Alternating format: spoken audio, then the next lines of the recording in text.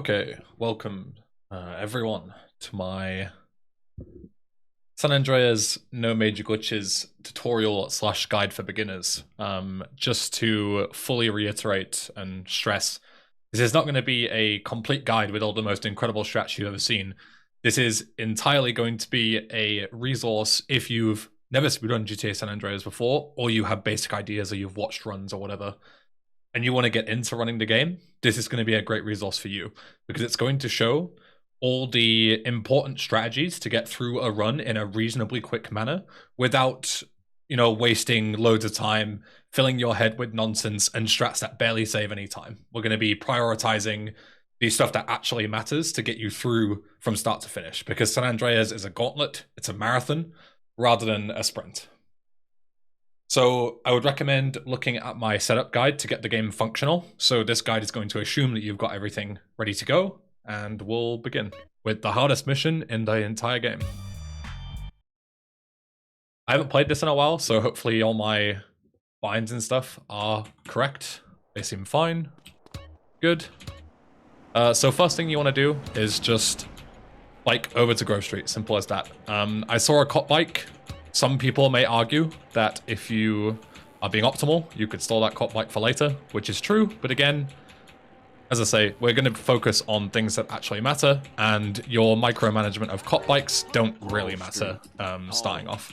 So the only thing that matters is just getting over to Grove Street as soon as possible.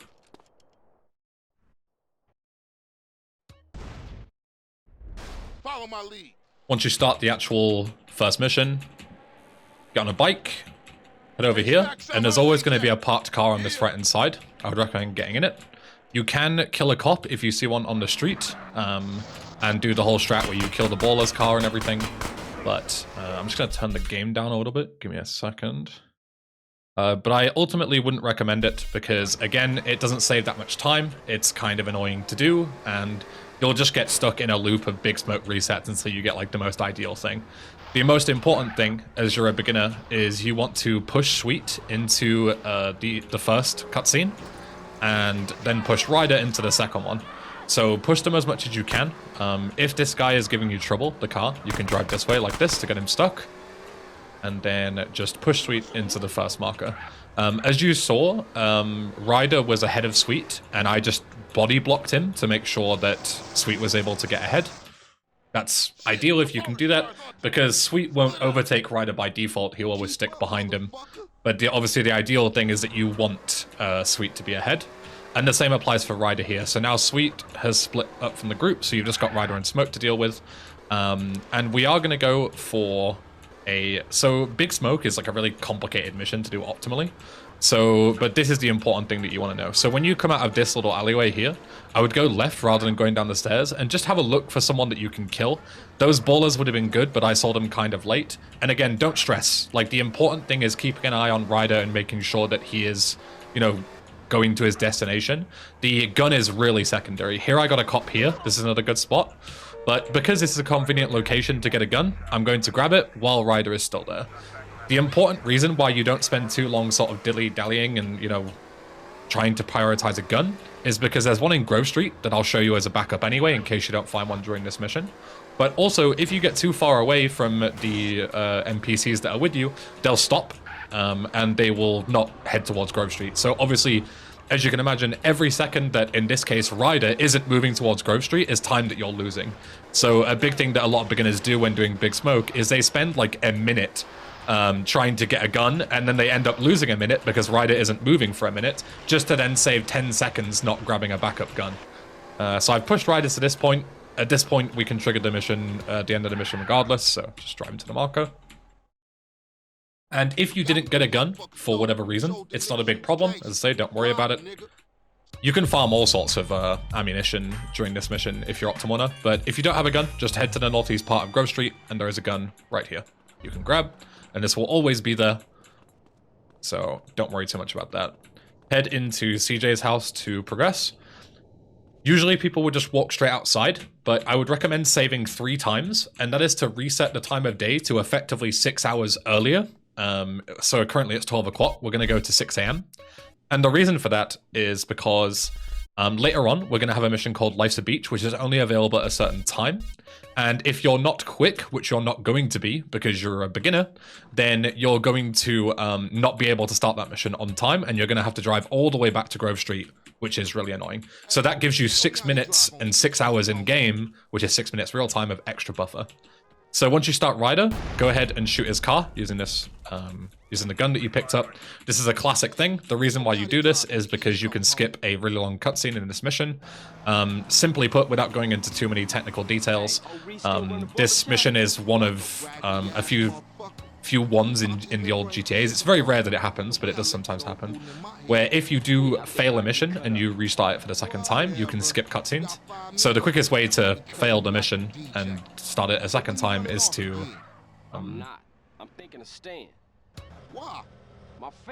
go ahead and fail the mission by shooting the gas tank.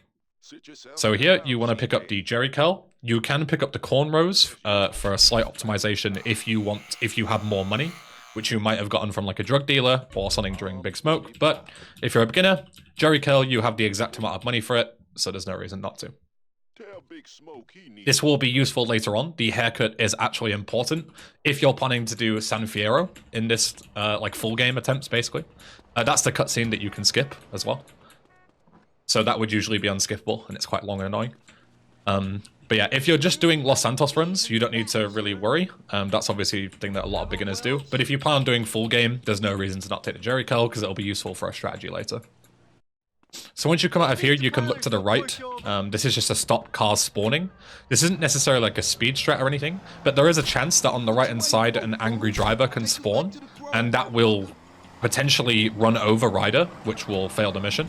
So there's no reason not to. If you look at right, no cars will likely spawn, because this game is programmed to not spawn things right in front of you. So it's just a little thing that you can do to avoid failing the mission sometimes. Better drop by and see Sweet. He's been yapping on about that graffiti too. Later, homie. The next mission has a couple of strategies. Some major, some minor. As I say, I won't be talking about the minor ones. In this one, you can use a replay to skip a couple of animations and stuff like that. But again, I'm not going to talk about replays until later on, when A, I have a little bit more time to explain it, and B, they're actually relevant and save a lot of time, because we're talking like, you know, a matter of frames, a second here, a second there. The important thing is that you just, you know, do this mission as optimally as you can. I turned the car around there because we're going to be heading in that direction.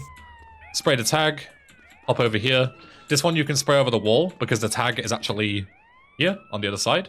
So if you're good enough and skilled enough, you can aim sort of here and just sort of walk a little bit. This police officer is hitting me through the fucking thing, which is not ideal, because he's also blocking the spray, so I can't do that. But yeah, if you saw the reference that I did, it's basically just, you walked behind this little garage bit and you spray here, and then just walk with WAS and D, and you should be able to get it. But yeah, unfortunate that there is a police car, a police bike, and an on-foot cop all here, even though I only have 1 star. But welcome to San Andreas speedrunning. If you don't like games with a lot of luck and a lot of random shit that can just kill your run for any reason at any time, then this is not the game for you. This hill, just be careful driving over it, because you can overshoot the marker, as you saw there. I did that. Just slow down a little more before you hit it. The cop has completely thrown me off. Spray this tag. If you want to be optimal, you can shoot this this baller here, like that, and you'll skip a cutscene, but that is very minor, so don't worry about it. That's one of those things that I would say, like, you know, give it a try, and if you don't get it reasonably, because you're still new to the game, then don't worry about it. This is the strat that you should be focusing on. Come over here. This is the climbing tutorial over there, but instead, head onto this little bit with the curb, and jump when you get to this line, and sort of look at this direction, and we're going to be jumping onto this roof. So you run here, hold sprint and jump, and you'll climb up. It's important to hold sprint even while jumping, because you actually jump, I don't know if it's like further or higher or what, but basically your jumps are better when you're holding the sprint key, rather than just pressing space. So head around, and you might think that we want to go to Grove Street that way, but it's not faster, so instead just turn around, do a 180, and then we'll drive towards the end. If you're coming from 3 and Vice City, you might think that you should be mashing Shift, which is my sprint key, as I am, to get infinite sprint, but that's not how it works in this game. This game has what is called super sprint, which is just you sprint faster than if you were to just hold it, but your stamina is still limited, but it does build up as you play through the game, because this game has like RPG elements into it. But yeah, so you want to be mashing sprint whenever anyway, so if you're familiar with 3 and Vice City runs, it's the same thing, it's just for a different reason. Start the next mission, cleaning the hood. This one is pretty simple. The gun will very much make this very good. There I left the door open for Ryder. Again, very minor thing, just by entering in the passenger side. If you can do a little micro-optimization here by just bailing out into the marker. And that's because you will then spawn on foot, because we're just going to be running across the street, rather than having to get out the car, but it's a very minor thing, again. Here you'll get a cutscene if you run too close to this guy, so you can just go ahead and shoot him from here instead. I shoot the fence there, because riders might get stuck on it otherwise. And then just have a look around, see if you can get anything decent in terms of cars. A saddler is really not good. A cop car is ideal. A cop bike or a cop car is really good, because you can kill these guys for ammo and stuff like that. And the cop car is obviously quite fast. The cop bike would have been ideal, but it's unlikely that you'll get it, so don't worry about it. But just take anything. Honestly, it doesn't matter as a beginner, but obviously as you get more and more used to the runs, you'll start optimizing and you'll start looking for better cars. But don't spend too long, because you're really not going that far. So in here, this is very simple. There's 3 guys that you have to shoot. The only thing to look out for is Ryder will die to 1 headshot, the same as the enemies will. So just make sure that you don't kill Ryder. So I kill him, basically going left to right. If you want to, in those sort of downtimes there, you can see that I'm shooting Ryder. That's to train your pistol skill, because it'll make you more accurate the more skill you have and things like that. But again, you don't have to worry too much about that. So if you're a beginner, I would just say just shoot those 3 guys. Don't worry about shooting Ryder, because you might accidentally kill him.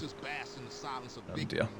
One other thing to mention that's relevant in that section if you do have cops, is if you hold your horn key to honk, even if you're in a vehicle that doesn't honk, the cops will likely not bust you. They will instead give you the middle finger instead. So you can avoid getting arrested in a lot of cases, which is really nice. Car you drive, smoke look like he gonna pass out. Drive-through is a mission that can go really badly if you don't, do the strategy properly. But the strategy isn't that complicated. You might just need to drill it a couple of times. You drive in here, and as soon as you gain control, go to the right here, and try and line up Sweet, who is in the back left side of the car. You see his gun is sticking out there. Line it up with the passenger side window like this, so he shoots. And he will kill I assume it's the passenger, I think it is. And then the other guy will get out the other side, which will stop the car. And then all you need to do is just either have Ryder kill him or run him over, or, just kill the other guy. And then once they're both dead, that's done. You skip the entire section of this mission where you have to, chase them and shoot them down and stuff. Which is really nice. Head back to Grove Street. Do a 180 because we're going to be dropping off smoke as well. Little optimizations like that anyone can do, you'll find to do as a beginner. And then go and drop off smoke at his house. That's drive-through. To say that might take a couple of tries. It's not the easiest thing. Obviously, God gamers like me make it look way easier than if you were to do it the first time. But yeah, just drill it a couple of times, get some saves from speedrun.com, and just give them a go. I'll also probably link saves in the description as well, so you can try every mission individually and just have a go at them. Drive back to Sweet. Usually in the route you would answer a phone call here, so just make sure you answer it. In no major glitches, when you answer phone calls doesn't really matter. Just make sure that you answer them when you have them, because some of them unlock missions and stuff. So you'll need to answer them. So if you keep ignoring them, eventually you'll get to a point where you have to answer them, and then you'll just be sat waiting for them for ages, which is obviously not ideal. So this is just a shooting tutorial. There isn't really anything to it. One thing that you can do, as I mentioned before, to optimize it, is you can shoot Smoke and Emmett in the waiting in between rounds while the dialogue and stuff is playing. Again, just to train your pistol skill to make you more accurate, which will make it easier. I should have spun the car around again there, because again, we're going the other way, but whatever. It's like a second, who cares? So here you can immediately crouch and shoot, or you can walk forward and shoot them, depending on how good your aim is, it doesn't matter. And then shoot Emmett. They have a lot of health, so you don't need to worry about killing them. I'm not sure if they're headshotable, so just in case if they are, just shoot them in the torso instead. So again, go ahead. 1, 2, 3. My aim's terrible, so excuse it. Shoot again. This one has 5, same thing. Then blow up the gas tank, same thing. If you're familiar with this mission, you can just skip forward because we're not doing anything interesting. Oh man, check out Special Agent Big Smoke. Mod friends, skip forward 2 minutes. You know how it is. Oh, you're making me so proud.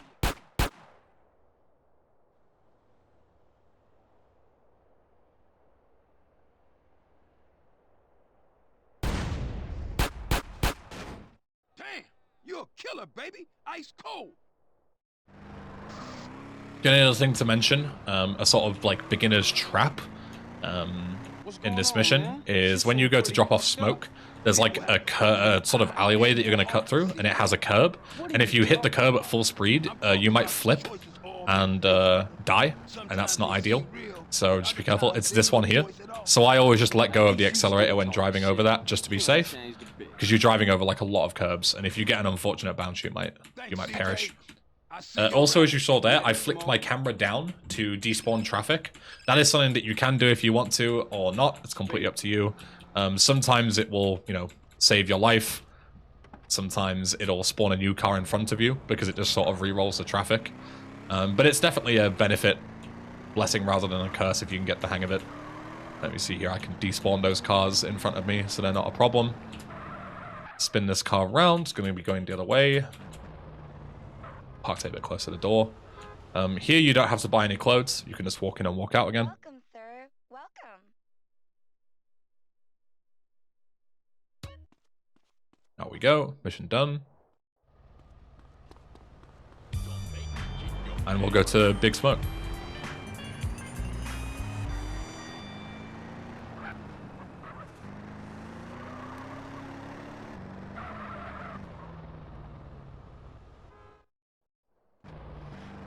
So here I want to take an immediate left, and then cut through this way.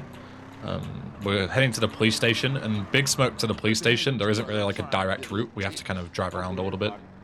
But it's not too bad. I'm going to despawn there to get rid of those guys on the intersection, because I was going to crash into them otherwise. Despawn these guys too, because again, they're right on the bit where I'm going to turn. So this mission does have a really big time saver, which I'd recommend anybody to do. And basically what it is you're going to kill Freddy before you're intended to. Usually you're intended to chase him all around the map and then eventually kill him at the basketball court. But that is very slow. It takes several minutes. So instead we're going to kill him before that. I'll show you the lineup where you would shoot him dead. But then I'm going to intentionally not shoot him dead so that I don't progress the mission too early, because there is also a secondary backup spot where if you miss the first one, you can do it in the second place. So I will intentionally shoot him in the second place so that you see both sides, basically.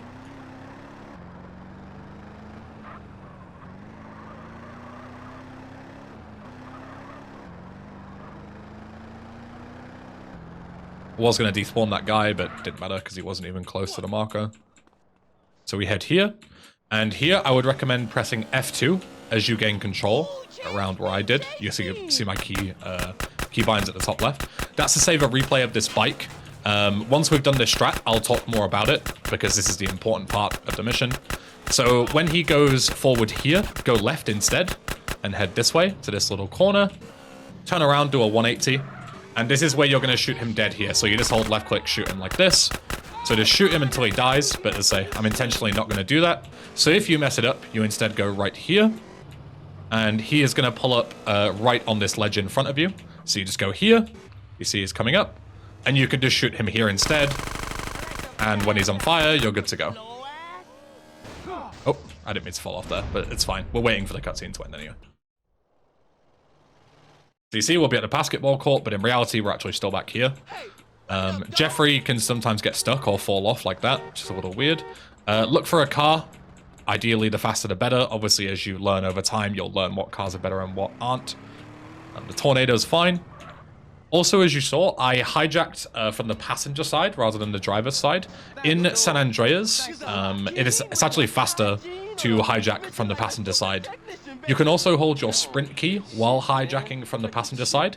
And if you do that while actually hijacking somebody, you will actually kill them as well, which is great. So you want to get onto the highway as soon as possible. Usually you would be on this road if you did it from the first spot, but obviously, you know, if you did the second spot, you'll need to drive to this bit, but you want to get on the highway as soon as possible. There might be a faster route from the second spot, but I'm not sure because I don't usually do the second spot.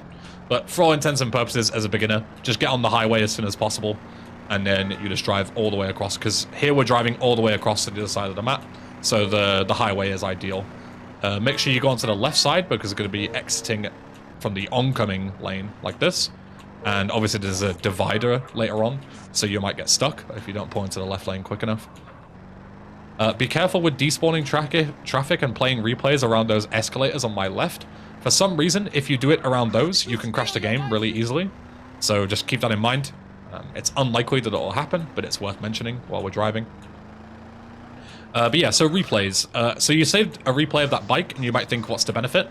Well, when you play that replay back with F3, bikes are likely going to spawn because the model will be loaded, and the game is more inclined to load a model if it's loaded. So when you get to this intersection, press F3, and you see it's playing back the replay of me having a bike, and that is going to increase the chances of me getting a bike for this next mission, which is going to be nice and fast. So have a look to your right here to see if you get a bike. I did, which is great.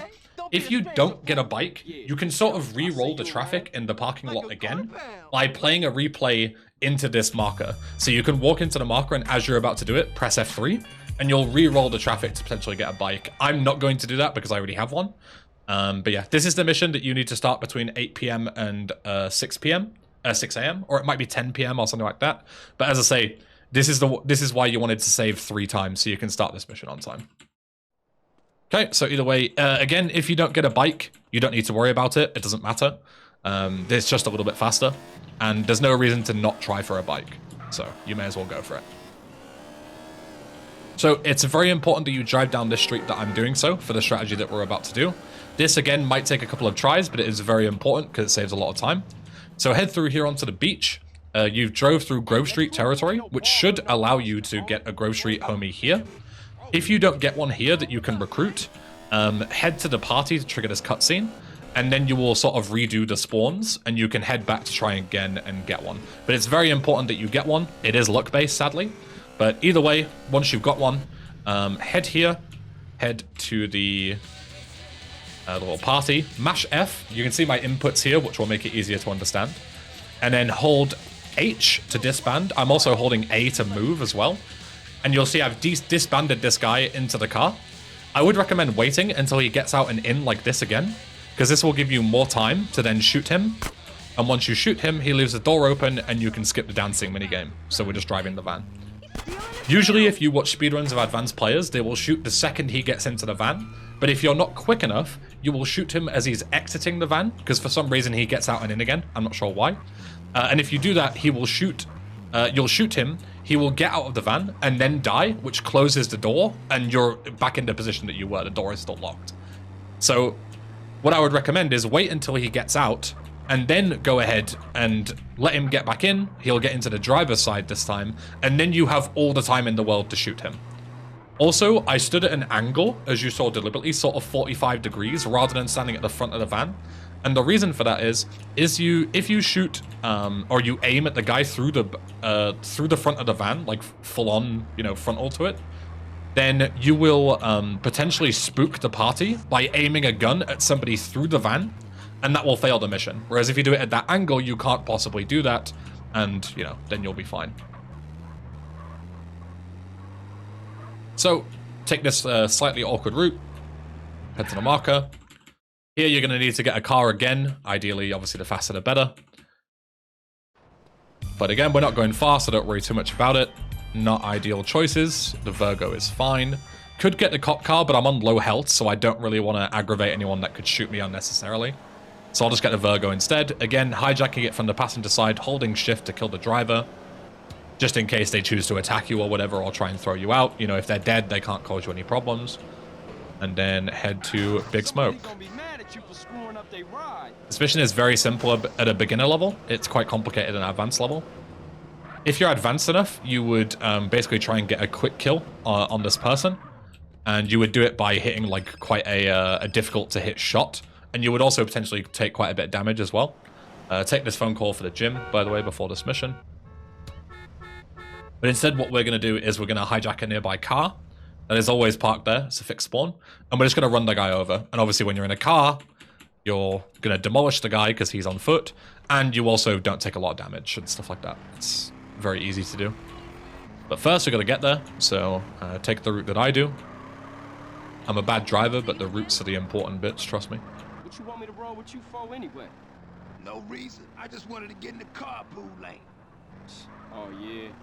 Yeah, man, just cool out, homie. Just chill. Your cousin coming here from Mexico. Yeah, me and her go way back. Way back. Ah, Smoke, you full of shit. So once you gain control, spin around to the right, and you'll see a car here. This Clover is always parked here. Grab it, whip it round 180 because we're going to be going north. And then we're going to turn the corner like this. Go left again here, and then right onto the intersection, and he will always be running here because his pattern is fixed. Run him over, mission done. Very simple. And then drive to Grove Street for the next sweet mission. This also gives you a car here as well, which is like a guaranteed car that you're in, to drive back to Grove Street, which is ideal. Obviously, if you do the running shot on foot, you're then at the mercy of traffic. And because you fired a gun, they might be chaotic traffic, which is also a problem. This is very... It's not that much slower, and it's very, nice and simple. Don't block me, homie. So, drive-by. You can use replays here again to skip certain dialogue lines, but as a beginner, I wouldn't recommend it. I would focus on the actual gameplay itself. You know something, matter of fact, you are chauffeur for this little gig. Come on. Gee, You can take this route here, which is a little bit faster. Just cut across this a little bit. But if you're not confident with your driving, you can always just literally take the street around. It's like, barely makes a difference.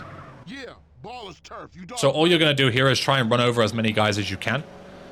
This second group that spawns, so this is the first group that you kill. If you're looking here, the second group doesn't spawn, so just look down and you'll spawn them in. Because again, the game won't spawn them if you're looking at them. So if you don't get them to spawn, you just need to turn around. Or turn away from them, sorry. Look down, look away, whatever. Run these guys over. As I say, your AI friends are very accurate, so they're actually very good for once. But you still want to run over as many people as you can, because running over is an instant kill. So, run over, that's good. These guys just have to clean up one more guy. Pull 180 once you've killed everyone. Turn this way. You'll see a really awkwardly spawning police car there. You remember how I said that the game doesn't spawn things unless if they're right in front of you?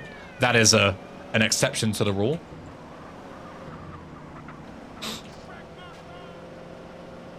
So here we're going to paint spray. And then we're actually going to regain our wanted level. So it's usually suspended, but I'm going to deliberately shoot my gun to get my wanted level back. And that's in order to manipulate a police bike spawn for this mission. There's a number of reasons. The number one reason is that if you take a bike to a gunfight in this game, compared to a car, if you take a car, the enemies have bugged accuracy, which makes them way more accurate, which will make this next mission very difficult. So while your wanted level is being suspended, just look out your window and drive by. You see, we gained our stars back, but the mission doesn't care. We can still go back as normal. Yeah, Grove is back, man. Grove is back. So once we head into this marker, there's going to be, again, this is most of the time, but sometimes it's randomly doesn't happen. That cop car might have screwed it over. I don't know. But you see, there's a cop car behind us that spawned into Grove Street, which is ideal. We're going to re-get our wanted level again by shooting the cop car. I'm going to deliberately shoot I'm actually just going to kill this cop, but usually you would shoot at the car to get the 1-star wanted level, and then shoot the guy out of the car to get 2 stars. Then we start the mission. Make sure to not take too much damage here. We're going to heal in a second, don't worry, if you do have low health. So once you spawn in, hold your look behind key, and keep running forward like this. And then when you look forward again, you will spawn in a cop bike. This is ideal. If you're doing just Los Santos runs, you can just take this bike and go. If you're doing full game runs, I'd recommend storing one and then grabbing one here. Again, hold my horn key so this guy doesn't screw me. So here, if you're risky, you can go and just go ahead and do the mission. Like, don't worry about it. But because we're low health, and this is also for beginners, I would recommend... I'm going the wrong way, excuse me. I would recommend going down here, going left, and grabbing this armor spawn here, because it essentially gives you, you know, another whole health bar. That's right here. And this can be used for any mission around Grove Street. If you're concerned and you want health, you can grab it here. I'm just going to quickly rebind my controls because my horn is not set to shift, which it should be. Vehicles, horn, there we go. I noticed I couldn't turn the siren off. There we go. And the siren is very annoying. So I like to turn it off as soon as possible. But you see, now we can hold the horn button, which is good. So here, I'd recommend getting out around here with the bike, switching to your pistol, because there's a good chance you might have increased accuracy with it compared to the SMG, and you want to conserve your SMG ammo as well. So kill these guys, kill this guy, and if you can, pick up these 2 SMG spawns, and then just get in the Greenwood. You want to be in a vehicle while this conversation is playing out, because if you're on foot, CJ will answer the phone and you can't, like, optimize it. You can get a cop car here instead, because cop cars are faster, so you'll save time on this drive back. But it's a little hectic trying to get the ammo, getting in a cop car within just, like, 5 seconds before you start getting the phone call to come through. So the most important priority is getting that ammo, and getting in a car. Doesn't matter which one. That Greenwood is fixed, so I'd recommend just getting in that. It's, by far the most important thing. If you don't grab that ammo, that's not a big deal. I'll show you a backup for that later on. So again, all of this stuff doesn't really matter, but why not try and do it while you're there? You did good back there. Hey, I'm a Johnson boy. Hey, I got unfinished business. Big love. So this next mission, wait a second before you skip the cutscene, and then skip it. If you skip it instantly, this bicycle won't spawn, and this is the vehicle of choice that we want to use for this specific drive. So instead, head this way, cut through, go left here, watch out for this fence. You might hit it if you're trying to, like, drive up to me and cut the corner, because it's kind of hard to see. Cut this corner, watch out for the traffic, try not to fall off. I tell you, I'm a terrible driver, so do as I say and not as I do, Go around this car. And we want to cut through here. You can shoot the fences to break them. There we go, and then bail off. Here, you want to grab 2 times nitrous for this little drive. This is also a very minor optimization. So if you have been spending money and you don't have the right amount of money for it, then don't worry about it. But $200 you should have, but you never know. Like, if you've been buying food and stuff, or guns because you're concerned, because beginners, don't worry too much about it, doesn't matter. The only thing that you use it for is to left-click here and activate nitrous to drive down this one road a little bit faster. It saves, like, I don't know, 5 seconds, let's say. The actual minigame itself, the lowrider minigame, there isn't really anything to say about it. The important thing that I am going to mention is that the actual... So, a lot of people have an issue in this game, in the PC version, where the arrows look like they're lagging. That is based on your CPU uptime and the last time you rebooted your PC. And when I mean rebooted, I mean actually physically press the restart button, not the last time you shut it down. So as you see, my arrows are quite laggy, but even if they are laggy, as long as you do it to the music, you're fine. So you can do this, not a problem. But yeah, there's no way to speed this up. This is an auto-scroller. You've just got to press the buttons to the beat. So again, if you want to skip forward, go for it. Go to the end of the mission. Once we finish the mission, start heading across to Unity Station over here. And just sprint across. We're waiting for a phone call for the next mission anyway. So you can use this time to just go ahead and sprint over. We're going to hop over the wall, and there's going to be a voodoo. And we're going to use that for the next mission. So this requires a lowrider vehicle. There's a voodoo and a blade. The voodoo is the better choice, because blades suck. Voodoo is right there. Blade is across the road. You can answer the phone, start the mission. Just hop down. grab the voodoo, start the mission. This is a race, there really isn't anything to it. It's all driving.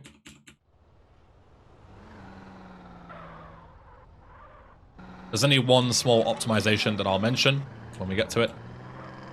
But again, if you're familiar with driving, you can skip forward if you want to. Really isn't a lot of optimization here. The only one optimization that does exist really here is if you see that you're like parallel to Caesar's car. For some reason, if you like push against it and stay parallel, you can actually like clip forward a little bit. I didn't get it there.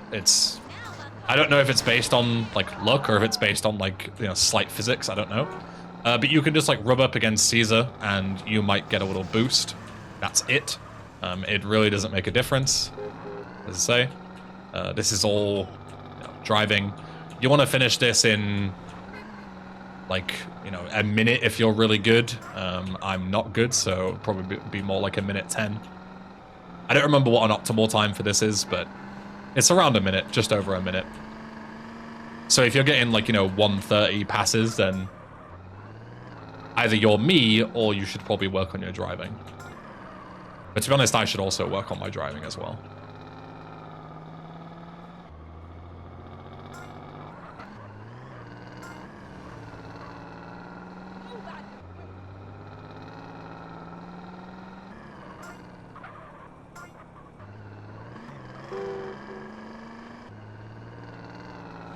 If you do have low health here, you can heal right after this mission. Pour 180. And there's a hot dog stand over there. The guy doesn't spawn unless you, again, look away. So just look down, spawn him in. Grab a hot dog. This will also help with your hunger timer as well. Because there is a hunger timer in this game. You will eventually starve to death if you don't eat. But you can also save the game to reset that timer, so it's not really a big problem. But it's worth keeping in mind if you haven't eaten or saved in a while, you might start to get hungry. And you'll start to lose health, which is not ideal. So next up is OG Loke, Mad Dog's Rhymes. This mission is pretty tricky. You're going to need to learn how to slide. If you want like a more in-depth tutorial, you can just look up like San Andreas sliding guide. There's lots that exist. I've also made one. But I'll give you like the long and short of it as we get to that point. But for now, if you got a bike, you can always take it for this mission. Again, like bikes are optimal, but it's unlikely that you'll get one. So instead, you can just take the voodoo like I did. Unless you get a bike right at the start, it's not worth switching to one at any point. We'll try and get one for the drive back, so we can use it for the next mission. But again, get it, doesn't matter. If you don't get it, sorry, doesn't matter. You can drive this car all the way up the hill if you get like a nice bounce and stuff. But if you get stuck, again, just you can run up. CJ can run straight up fucking vertical hills, so it doesn't make a difference. But if you do get the car up, slightly more optimal. You can drive all the way to the door pretty much. It's slightly faster than running. Head in here and don't press any buttons, because if you start holding W, you'll actually spin around 180 degrees. So instead, just skip the cutscene. Run at this guy and like walking slash him to sort of stun him and walk through to the next bit. This guy, you can just walk and then hop over here. Probably won't take any damage. This guy can mess you up, so just be careful. But the optimal strategy is to just jump past him like this. But as you can take a bit of damage here, especially if you don't have armor, can be careful. Here, run around the left side of the seat cushions. And then jump once you get towards this section to sort of avoid both of those guys. As soon as you grab this armor, you can actually start sprinting. So you can run through here. And now you have access to your weapons. I'm going to shoot this guy dead. Usually you wouldn't. But just to show you how to slide, because you have a spray can. And sliding with a spray can is very optimal. Is there a guy coming here? Yes, there is. Okay. I think we should be good now. So what you do if you want to slide is you crouch. You press W, shift, and right click. So walk forward. Sprint and then aim, and you see then you just hold W and right click and you're in this sort of animation that is faster than sprinting, but slower than sprinting but faster than jogging. But you can't sprint in interiors, so obviously it's ideal to do this in interiors where you can't sprint. Also with the spray can, if you left click, you can spray people, which stuns them like that. That guy won't be there usually. He's gonna absolutely fucking destroy me. Okay, that's great. I might have to redo this, but without, you know, explaining it. This guy, bump into him. Don't actually spray him. And this guy's in a really awkward place. Okay. There you go. We got him. Got out. Yeah, that mission will look a little differently. I'll re-record it and post it over to show how it usually looks. Once I'm finished with this sort of live segment. But yeah, the important bit is that you don't spray that second to last guy, because that will aggro the last guy and he'll shoot the shit out of you. So this is how it's supposed to look. This is Gi93, shoutouts to him. Head through, spray through everybody, and then bump into this guy. And then this will not aggro the final dude. You can spray him to stun him, and you'll barely take any damage going through. So here, you should play your replay of your bike that you still have. Hop down and try and get a bike. Again, if not, just take the mountain bike all the way back, but a motorbike is more ideal. And there's a good chance you'll get one on this settle section, because there's lots of ones that spawn in. You see there's a ton here. So I just bail off. Grab this PCJ, and we can use this for the next mission as well. And then just drive back. Nice and easy. Oops.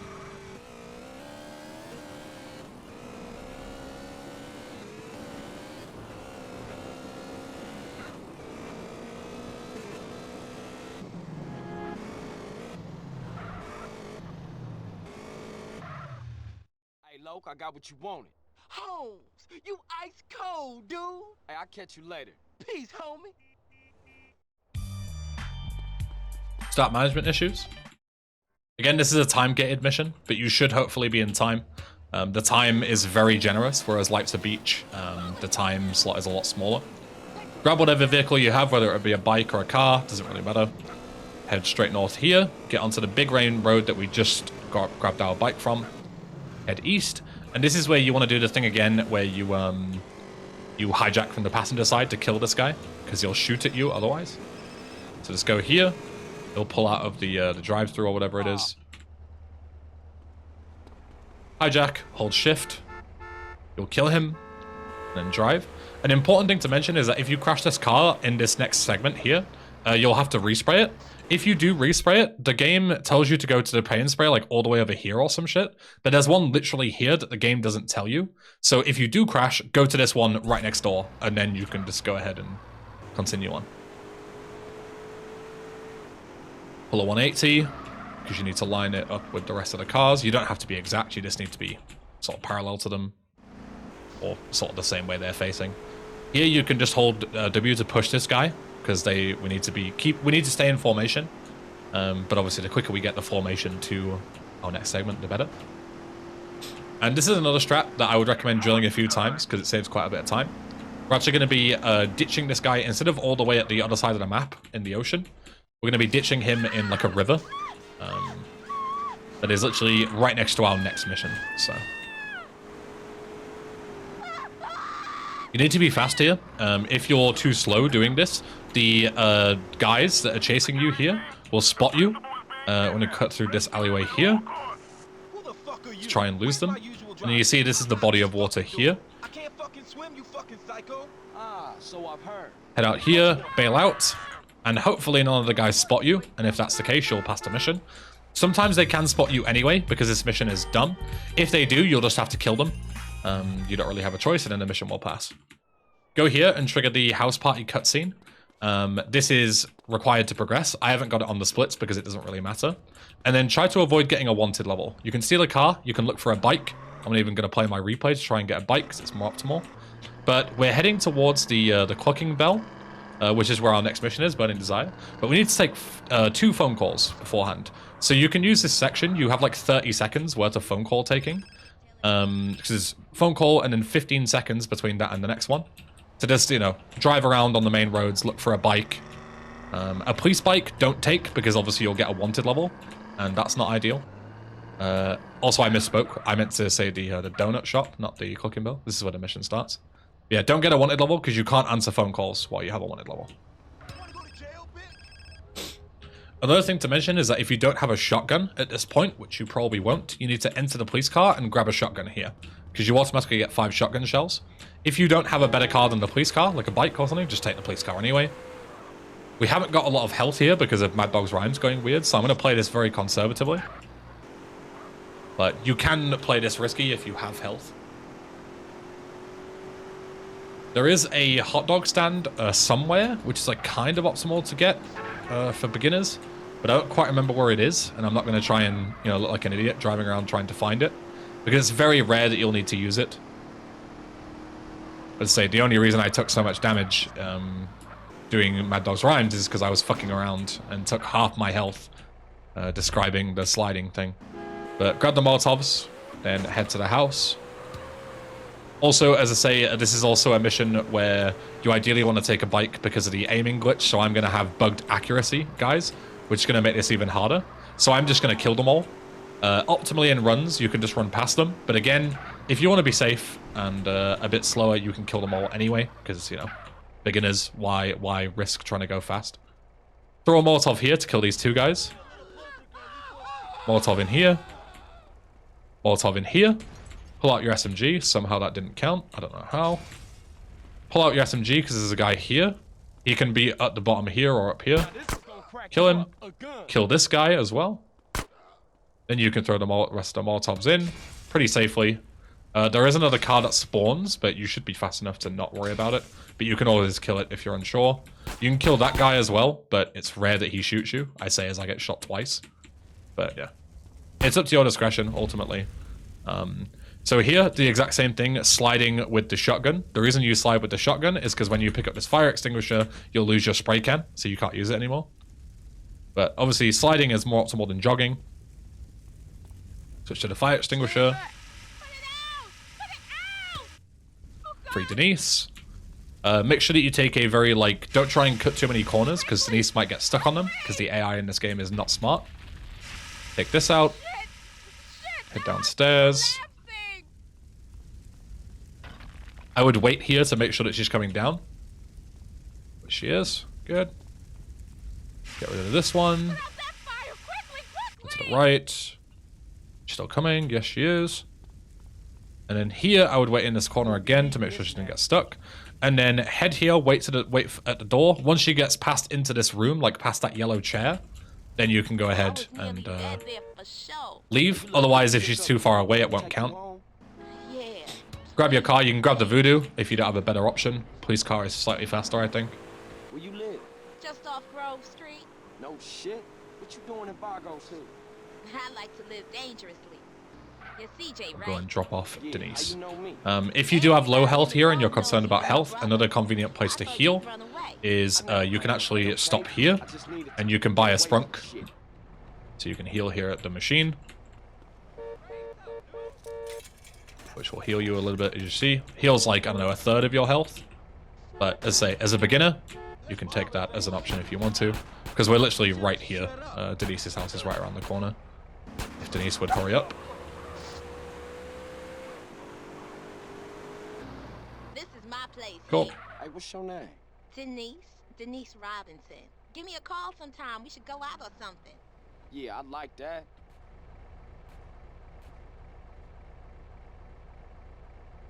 Okay, I'll catch you later, CJ.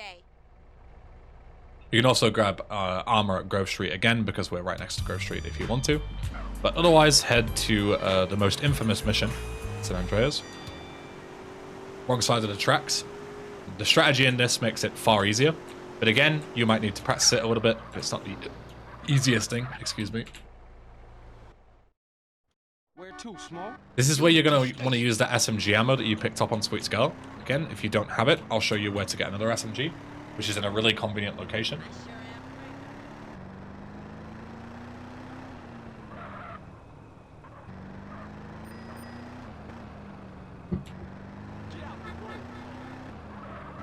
So if you don't have an SMG, you can go here, and there's one right here, as you can see. So you can literally just hop over, grab it. If you already have like around 100 SMG bullets, between 50 and 100, then you don't need to grab this. This is slightly more powerful, and you'll get more ammo. So you can choose to grab this if you want to be safe, in case you feel like you're going to waste too many bullets. But What we looking for, Smoke? if you have that ammo from Sweet Skull, you'll be fine. So for this strategy, what you want to do is you want to go ahead and pull to the left side of this train. Just go around it. And then as you turn this left side here, you want to pull up onto a nearby roof. So you want to go here, up on this thing, up over the little bridge support, and then here. And you want to line up with this lamppost across the street here. You see it? The one right in front of me. Back all the way up. And then once you see the first guy like this, hold W. And then just hold A little bit to spin yourself forward. You can turn while on the train, but only while you're doing a wheelie for some reason. You can't just press A and D. So if you land like 45 degrees, pull a wheelie and you can turn and face it. But yeah, as I say, that might take a little bit of doing. But the important thing to remember is you line up with the lamppost as I showed you on as we were doing the lineup. You back all the way up until your back tire is like just, you know, right on the edge of the roof. And then as soon as you see the first guy appear on your screen, hold W and you should land like perfectly to kill all 3 of them just by shooting them down on the train. Not the easiest thing to do. Definitely requires some practice. But again, doing that mission first try every time will be way quicker than failing it over and over again. And even if you fall off the train, you probably do enough damage to where you can then do the mission the intended way, but easily wrap up the last few kills that you have. So this mission, there isn't too much to it. It's basically a really long auto-scroller. The only important thing is that you need to clear out these rooms as quickly as possible. But if you spawn in and go here, kill this guy, Big Smoke will kill this guy. He's scripted to do that. I don't know why. Everything else is your discretion. Just focus on headshots, kill people. You can walk forward if you're confident with health. In hindsight, I'm not too much health, so this is probably not the best idea. This guy will die to 1 bullet. He doesn't need to be headshotted. You can kill him even with a shot to the body. And there is armor here, which I would very much recommend grabbing as a beginner, because, you know, health is always important.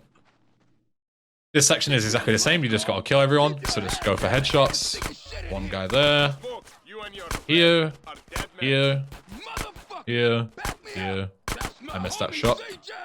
There you go. Everyone's dead. And now this is an auto-scroller. It's really hard to fail. If you are going to skip forward, because I'm not going to say anything during this, because there's literally nothing to it, meet me back at the cutscene where the truck explodes and you ramp over it, because there is an important strategy at the end. They after us on the bike, Smoke. Waste any motherfucker that follows us. Shit, man, they coming for us in the truck. Don't tell me about it. Take it off the road. The only other thing to mention is that if you shoot the truck, you can train your machine pistol skill. And eventually you'll see my crosshair will shrink, and that means that I've got gangster skill. Which again, just makes you a bit more accurate with weapons going forward. There's no reason to not do it. It doesn't take any time.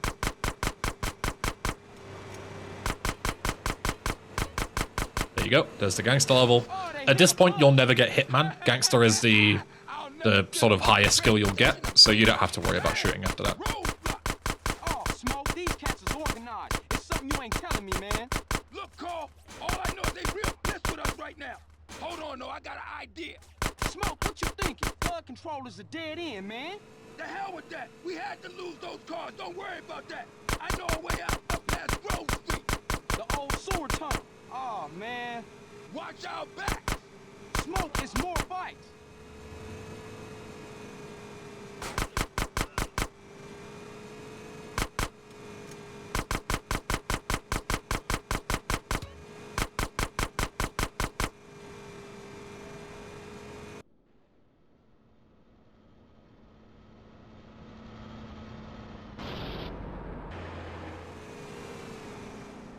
Oh shit, now the truck's found us again.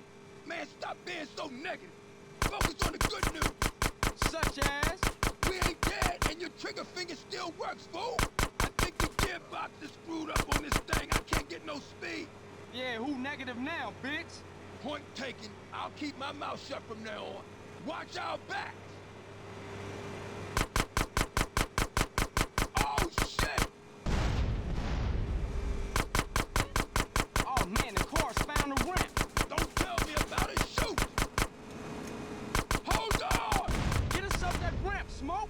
I'm on it, baby!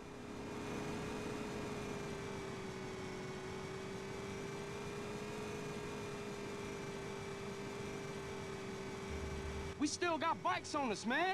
Man, quit bitching and shoot as many of them assholes that you So once can. you've killed this last set of bikers, this is where you should take your hands completely off the mouse and keyboard.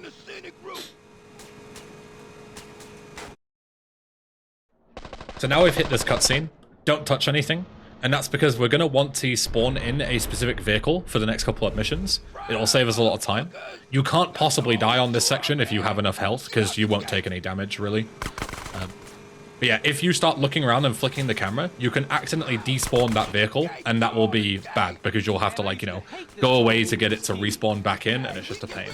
So the easiest way to do it is to just not touch anything, and you'll keep it spawned in every time.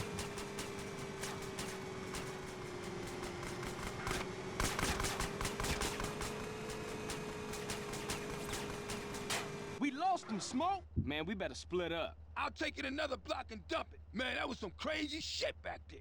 Yeah, for sure. Listen, we can't hang around here. I'll see you later, homie. Much love, baby. So we're going to head towards the multi-story car park on the right-hand side. The most important thing that we need is the NRG, and the other thing that we're going to want is some grenades. They're going to be very useful. We're going to grab the NRG, and the grenades are upstairs, but we can grab them through the ceiling. I'd recommend switching to your fists here, because then you'll be able to pick up the grenades through the wall, and you'll see that you've actually got them. There is also a sound cue, as you see there, to grab them. But the easiest way to know, take a phone call here as well, by the way, while we're heading towards Doberman. But yeah, the easiest way to know is if you switch to your fists, and then you pick up a new weapon that you didn't otherwise have, you'll switch to it. So as you saw, I had my fist, then I jumped up, and I knew I had the grenades because it switched to my grenades in the inventory. So obviously you can't switch to the grenades if you don't have them. Now we're just going to head all the way to the sweep marker. The reason why this NRG is so important is because it's the quickest land vehicle in the game. And obviously we're going to be driving quite a lot over these next segments, because we need to go all the way across the map twice. So NRG is very optimal. Come off the freeway here, right side. There can be a fire truck spawn there, so just watch out. That's like the fire station where it usually spawns, but sometimes it doesn't. But just be careful. If you try and cut that corner, you might hit the fire truck as it spawns in. Here, this is very easy to do, but you can lose your bike, so if you don't want to risk it, then don't worry. Just get off, and as soon as you start the mission, press F to get back on again, and you'll get in the bike in the cutscene. You can skip this. This one is unskippable. This mission has a lot of unskippable cutscenes. But say, if you don't want to potentially lose the bike, because it might despawn if you don't get back on it, then just park it a bit further up the road, out of the despawn radius, just like up on the next junction, and then start the mission, watch this cutscene, and then when you gain control, run and grab the bike, and continue on. But that really isn't that difficult. It's not difficult to time. You just wait until you see Doberman starting, like the fade out and everything, and then just press F. It's very simple. So here we're going to be using our grenades quite a bit, is where they become handy very quickly.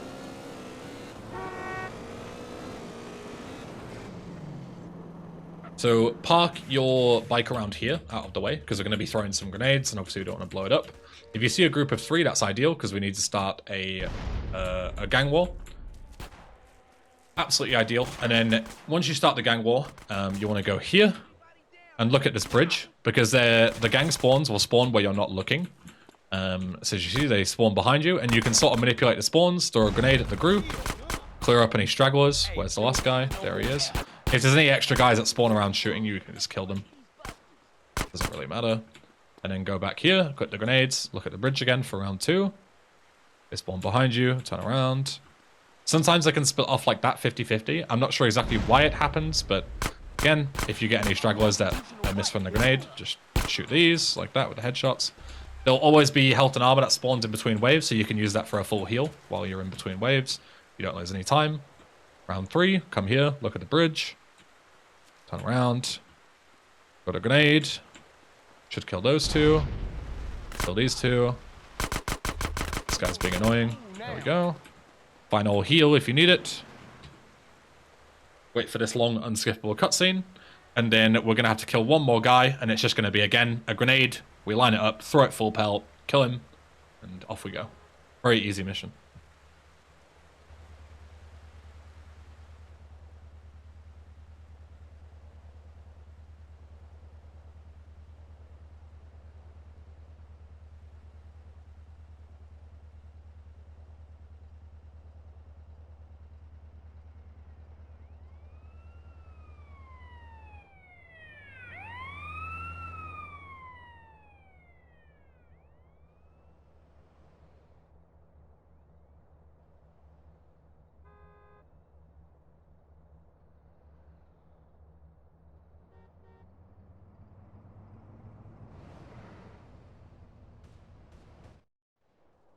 Tenpenny set me up.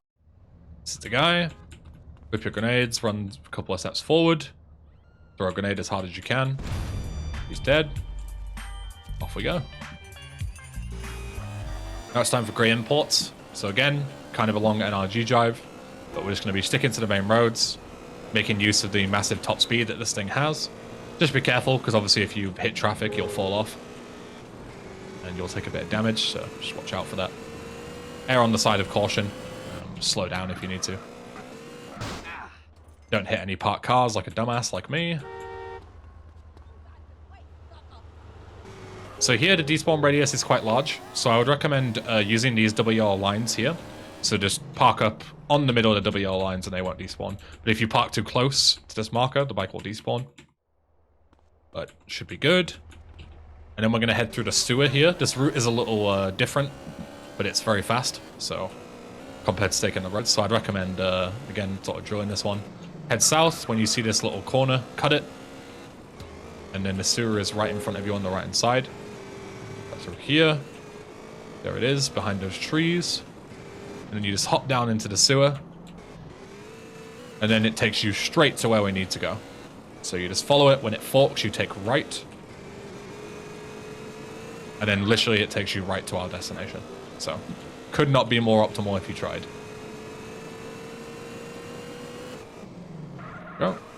This bike is also very useful here.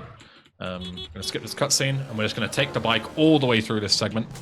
If you do get your tires popped for whatever reason, especially your back tire, because your back tire makes the thing pretty much undrivable. Hey look, my back tire just popped. Isn't that crazy how I just mentioned it and it happened? This is good though. So usually if you have a back tire popped, you would take it all the way through and run this guy over. But if you do have a back tire pop like this, you're not going to be able to get up the stairs. So instead, run through, go here. You would usually run him over in this room. But instead, there is a PCJ that spawns here that you're intended to use. And you can actually use this to run him over. So go here, and he'll start running through this section here, and you can just run him over, and you'll kill him instantly. But yeah, that was really funny, that as soon as I mentioned the problem that might happen, it immediately happened. Cut through the industrial bit. Again, I'll splice in a clip of what it's supposed to look like with the NRG. But it's good that we've covered both bases again, you know. If the bad shit happens, do this. If it doesn't, then do it the other way. So here's how it looks if you manage to get a PCJ through. Guy actually gets a front tire pop here, which means that he misses the quick kill. You would be able to run him over here if you had both your tires. But this is also good because it shows the backup. But if you don't lose your NRG, but you do get to a point where you can't do the ultra quick kill, then you can just head down the stairs and run him over here instead. So the most optimal way is to shoot him at the top, but otherwise shoot him there. Otherwise, use the PCJ. Very annoying mission. But yeah, aside from that, head back to Grove Street and place whatever bike you have, whether it be the NRG or the PCJ, into the garage, because you're going to use it later on.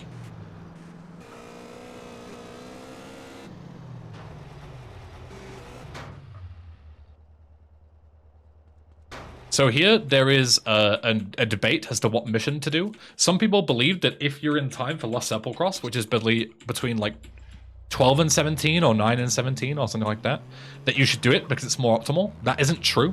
It legit doesn't make a difference whether you do Lost Sepulchre early or not. So I would recommend the much easier route and the same speed as the hard route, where you don't have to be, you know, in time for Lost Sepulchre, is to just do Home Invasion straight away. And this is between 12 and 20. But obviously you're at Grove Street, so if you're not there on time, then just save the game until you're there on time, and then do the missions in this order. It's way more beginner friendly, and it isn't even slower than doing the other route. So don't worry about that. If people tell you that you should do Lost Sepulchre early, call them an idiot and source this video. So here you're going to be using the shotgun and sliding again. Slide up. Grab this crate. Slide with the crate. You need to do the inputs a lot faster with the crate, otherwise CJ will drop it, but it's the same inputs, just faster.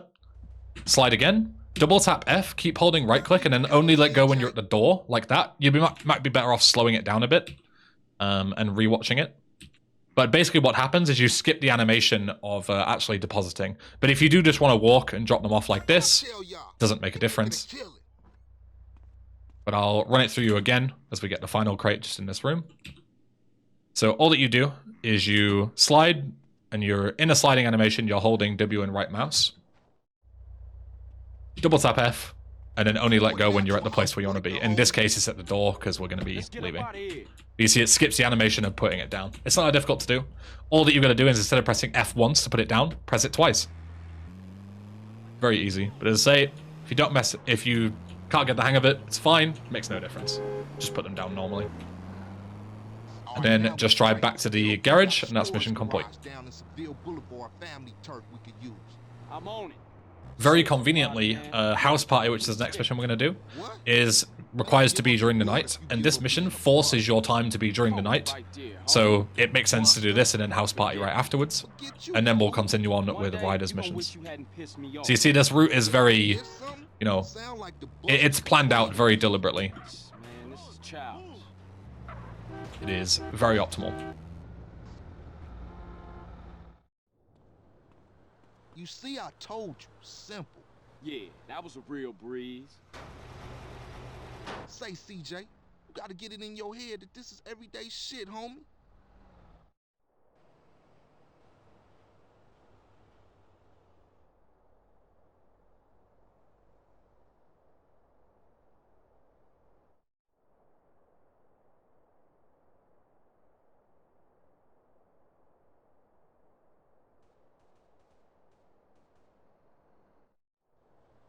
Okay, look, I'm tired. I'll see you later. All right, Holmes. Just think about what I said. Try and get a car here. Again, sometimes you don't always get the best choices. Primo is kind of shit, but it's better than the Perennial and the Bravuras and stuff that I was getting. A Blade there right in front of me, which would have been an ideal spawn, but spawned too late. It's not worth switching to now. As you saw there as well, when there is a passenger and a driver in a car, it is actually more efficient to hijack their car by shooting the driver through the windshield. He'll leave the door open, and then you can just hijack it. Technically speaking, it's the most efficient way if you can do it quickly to hijack any car, but it's way easier to just do it from the passenger side if they don't have a passenger. House Party, spawn in, equip your grenades, throw one at this car, one at this car. Clean up any stragglers with the SMG, exactly the same as what you did before. One of those guys isn't headshotable for some reason. These guys, you can pop with any one bullet. Doesn't matter if you headshot them or not. Run over here. We're going to be throwing some grenades this direction. Hurl one hard over here. Hurl one softly over there. Hurl one hard over here. There's going to be a spawn that you can't quite see here, but they'll spawn right there. They're dead. And then just clean up any stragglers with the SMG. Ideally, you kill them all with the grenades. As I say, this is a mission. This guy survived by like 1 HP. Otherwise, I would have been good. That's a mission that, again, if you do it fast, you'll save a ton of time over people who don't practice it. So that's a mission that I would recommend drilling a few times. Because you can do it in like less than a minute if you're sick at the game. Actually, more like just over a minute, but you get the point. Once you skip this cutscene, you can actually sprint, you see there, and you can gain control way faster. And while the mission is passing, you can run over to Catalyst to start it instantly. You drive, CJ, seeing as you missed the driver and all. Not your shit again. Don't give me a hard time about my This mission is very simple. We just need to avoid a few soft locks by going too fast. I'll point them out when they come through. But again, this is going to be grenade throw to take out a big group of people, clean up any stragglers with the SMG, rinse and repeat a million times. That's how you beat this game.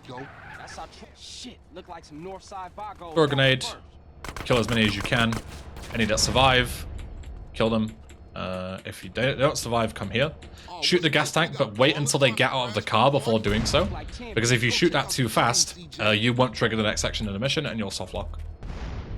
So wait for them to actually start the animation of exiting. Damn, what is that? Chill out, fool. We gonna be right behind you. Yeah, this is literally intended. Throw the crates. Just throw 10 of them to Ryder as quickly as you can. The quicker we get off this train, the better, because we're quicker than the train is. And we're going to drive to the paint spray and then drive back. Very simple. So again, skip to the end of the mission if you're familiar with this.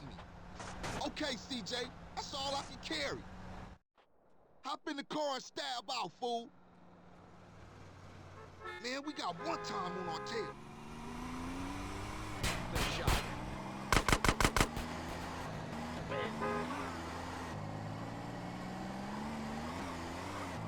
Bail on these pigs, boy. Do a 360 if you want for style points, but it's really unnecessary. I'm just flexing on you.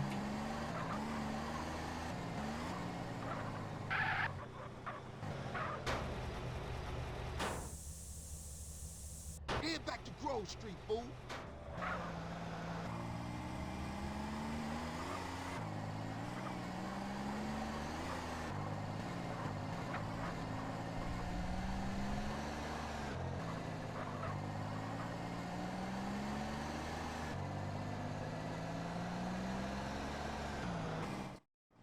Damn, homie, your stuff was tight. Yeah, you too, homie. LB's coming over to stash the shit.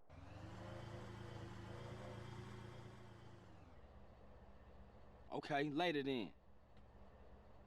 For life, CJ. For life, you heard? Start robbing Uncle Sam. This is one of those ones where the driving route, if you learn the speedrun route, is way quicker. So I'd recommend taking notes here. And we're going to do a little AI break. I'm not exactly sure how it works, I just know how to do it. Sometimes that's all you need to know. But it's a really cool little thing where if we throw a grenade and kill guys in a certain way, we can stop all of the enemies attacking us in this mission. Which is nice, because then we can just run through and get the crates as soon as possible. Yeah, the important thing is cutting through this little bit here, and then going this way. Unfortunate traffic, but... Yeah. Otherwise, you would have to go all the way around, and a lot of people don't realize that this is a bridge that takes you over. So they try and get onto like this lower bit, and then they're like, "Oh shit, we've got to go across the bridge, and we're going to drive back," and yeah, annoying.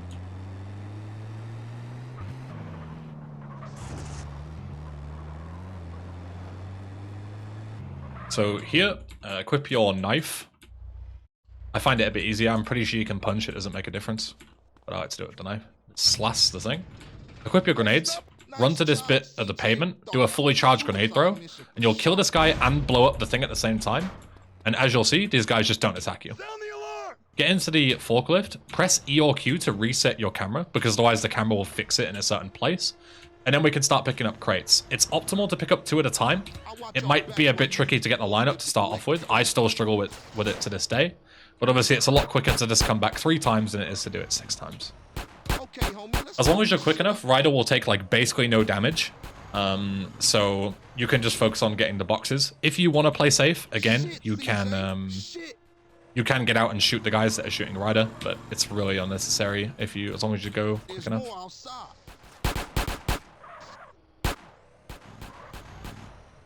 Again, a mission worth drilling a couple of times until you have an idea. If you're quick enough, Ryder will not kill this guy, who's always going to be there, so you just drive by him. And then these ones, it's really difficult to get 2 at the same time, so don't worry if you fail this, because I even failed this. I say I as though like I'm like an unreal San Andreas speedrunner, you know? Yeah, that's fine. But yeah, as you saw there, like, don't do what I do. Like, I'm wasting too much time to try and get 2, and I end up just picking up 1 anyway. Like, just go for it, and if you mess it up, the lineup, then just go back and pick up the second one. It's really not that big a deal. There we go. That's the boring part done.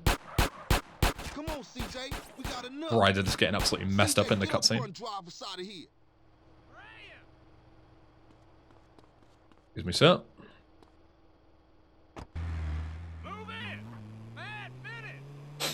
So here, 2 Patriots are going to be chasing you, and as you turn this corner again to go where we want to be after the bridge, they can like run into you because they're designed to just like drive you down basically. So just be very careful. Like, check if they're behind you, and if they're really close, like they're tailgating you, then just don't take this turn too tight. You see there, like they're fine, they're not behind me, but it is possible for them to ram into you as you turn, and because the van is like so top heavy, you'll flip over. Also, once you finish this mission, don't immediately flick your camera. Like, just give it a second, like this, and then turn around. If you flick your camera too fast, you'll crash the game. Again, I don't know why. Find a vehicle. Cop car is ideal. Cop bike is ideal, actually, but cop car is better. Oh, cop car is, like, secondary. Sorry. I keep saying all the wrong shit, so ignore me. Cop car is good. But again, we're only driving down the street back to Grove Street, so just take anything. Same principle applies here. If you want to get armor and be safe, you can get it down there. If you're not in time for the mission between 9 and 17, then save the game until you're between those times. But otherwise, go ahead and do it. We don't need some allies. You ever seen one of these? So recruit these guys. Show you down. Hop in. This car is locked and it doesn't move until these guys get in for some reason. But We go around back the left supper cross. and then take the freeway. Kane, ain't that I'm gonna take it all the way around this time. It's by far the quickest way to get to our destination.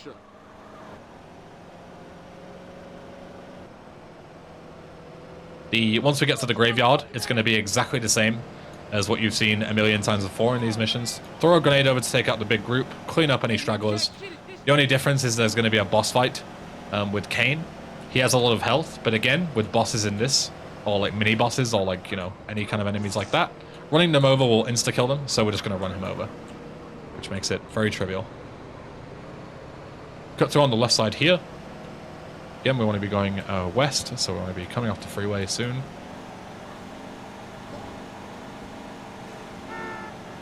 And you see, once we come off the freeway here, we're literally one street away from our destination, so it is very ideal.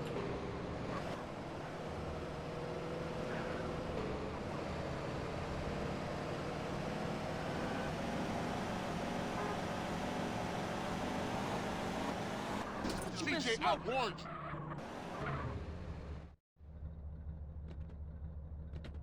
This is it.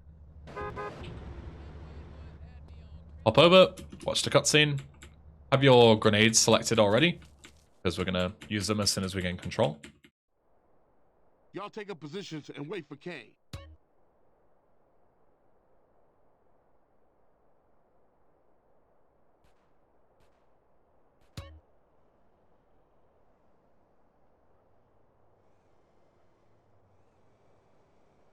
As soon as he says, here he comes, we can skip. Hop over here, look 45 degrees over this wall, throw a grenade as hard as you can, kill this guy. Hopefully you'll clear up a couple of the guys with the explosion. If not, again, just clean them up with the SMG. Run over any stragglers. Kane will sprint like this, just back up in the car. And you can just run him over like that, which skips the boss fight and the chase. Kill any stragglers again. Run over to the Admiral. Cops don't give a shit, even though we have 2 stars. And then just wait for Sweet to get in. Again, this is locked before Sweet gets in, as you can see. But once Sweet is in, you can open up the door and just drive back. CJ, you asshole. Get your stupid ass.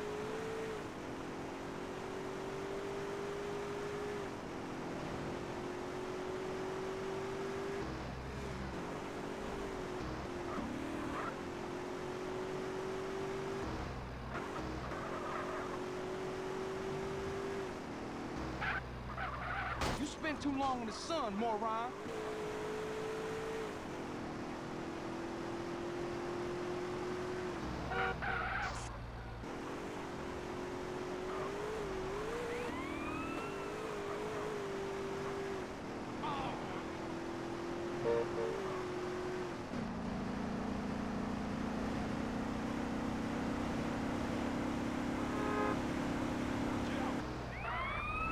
One time, CJ.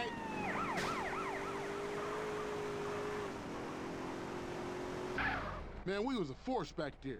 Everybody go home, stay low. We ain't seen each other all day. Copy? I'll catch you later, Carl. So, second to last mission, reuniting the families. Again, if you're low health or anything, I'd recommend healing for this, because this section, you can die pretty easily. In fact, in my any percent run, I actually die. Again, as you get more confident with this, you won't need to heal. But yeah, you can grab the armor here before or after starting the mission. Doesn't really matter. Don't worry about healing your health, because there is a sprunk machine right at our destination that we're going to be going to. So right before you need to heal, you can heal. If you do run out of stamina from running, you can just slide. Let's say it's still faster than jogging while you wait for your stamina to replenish. So yeah, you can grab armor. It isn't necessary, but it's better to be safe than sorry with these runs. if you can beat a mission first try, but you take a detour for armor, it's way better than dying and losing all your guns and stuff. So, always better to be safe than sorry, I think. Yeah, don't worry about getting health, because we'll grab that in just a second. Everything you do is a joke, Ryder. That ain't true. Ryder, just chill the fuck out, man. Remember, we're reuniting the family, so no bullshit. Stay cool. You know me, sweet. Cool as a shower. So as soon as you get in control, just head in. And there's a sprint machine literally right here, so you can heal. If you want to be extra optimal, when you actually start drinking, you can right-click to cancel the animation a little bit faster. But this is all going to be about sliding. Slide through. And the important thing to not take too much damage is to slide close to them. So these guys slide close. And then if you do take too much damage, you can just go ahead and pick up armor here. Some people skip the armor if you're good, but again, as a beginner, I wouldn't recommend it. Head like this, get nice and close to them, because they can't shoot you if you're like within melee range. Go here. Shoot these guys. If you do have low health here, don't worry, because this section will heal you.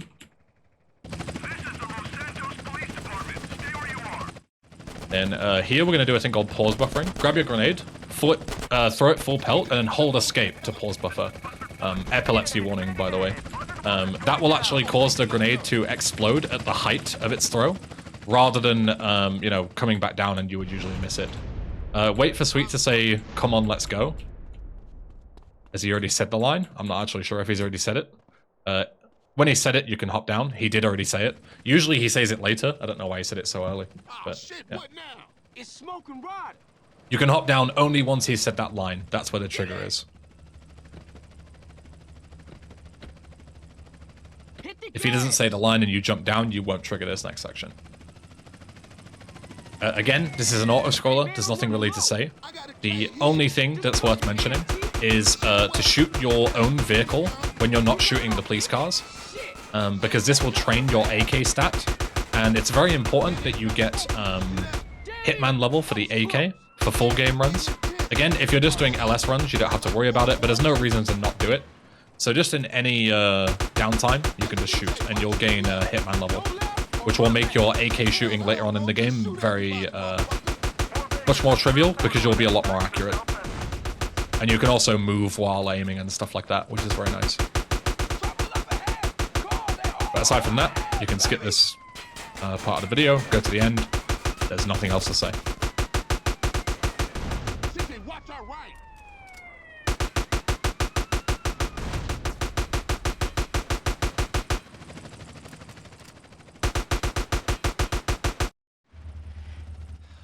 Waste of good donuts.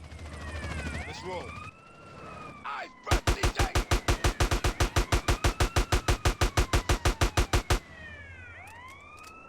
Surprise, homeboy! Holy shit! Look at that! Now we should have stayed home and watched the fucking game. Car behind us! Behind us! Put up your window! Smoke, what the fuck are you doing? Damn it, Smoke! I got soap in my eye! Smoke, you're insane! I like things clean! Hey, CJ, watch to the left. Hey, ain't we been here before? Hey, I'm taking what options I have, all right? Maybe if you have a nice word with these officers, they'll let us on our way. Heads up, brother. Hey, man, some idiot hanging off the back of the car. Somebody shoot him. Oh, shit! All I got in my rear view is bad guys. CJ, cover the rear!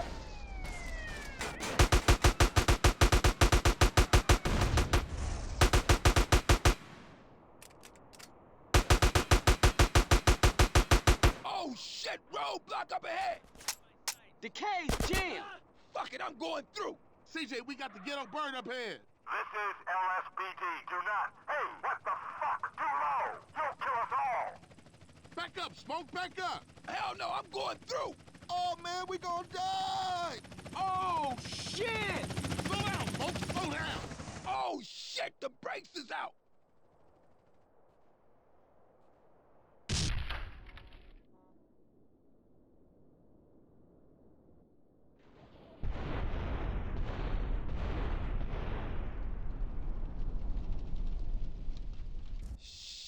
That's gonna be a hell of a story to tell when we pass in the blunt. Damn, that was some serious shit. Woo! Fuck this. We gotta get out of here. Ryder's right. Everybody split up. We'll meet up later.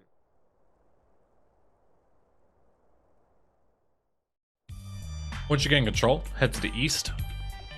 Hop over, get a car. Again, what you get doesn't really matter. Police bike is very ideal though. So I'm gonna take that. Very rare that you'll get this though. But yeah, we're only heading down to Grove Street, so it doesn't really matter.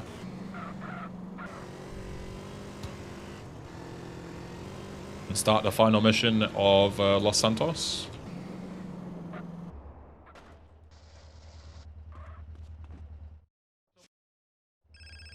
So here, you're going to grab a bike from your garage. Hopefully you still have 2, if not at least 1. Both for full game runs and in LS ones. You're going to be wanting to take the fastest bike here.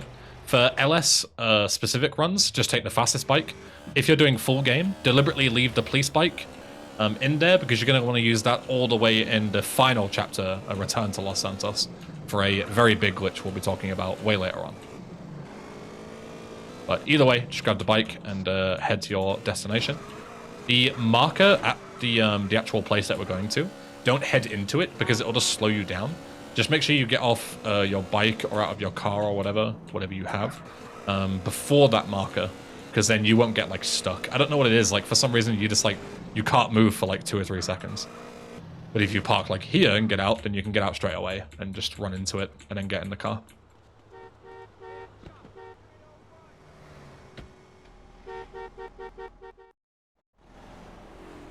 Hop out, get back on your bike, go and save sweet.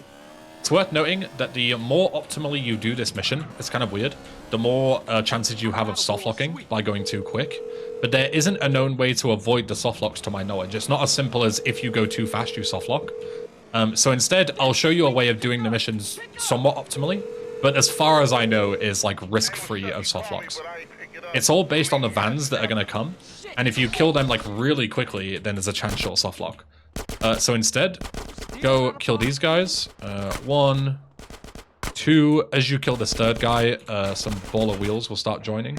4, 5, and then instead of killing these guys instantly, just wait for them to like stop, and then just throw a grenade at them. It's also way easier to kill them if you do it this way. And then more baller wheels are joining in, do the same thing.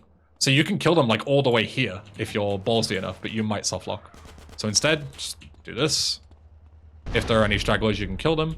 More baller wheels, I'd recommend just crouching, and just shooting the guys. You can also shoot the gas tank, but they all die in like 1 bullet to the head, possibly to the bullet to the body as well. I'm not sure. But yeah, just kill them with their SMG. You can throw a grenade if you want, but they're moving, so it's more difficult. Just shoot them down. Take cover if you need to, if you're on low health. Yeah, that's Los Santos. You're all done. If you do want to continue on with the full game, then come here and make a save. And then load the game. And I'll see you for the next segment.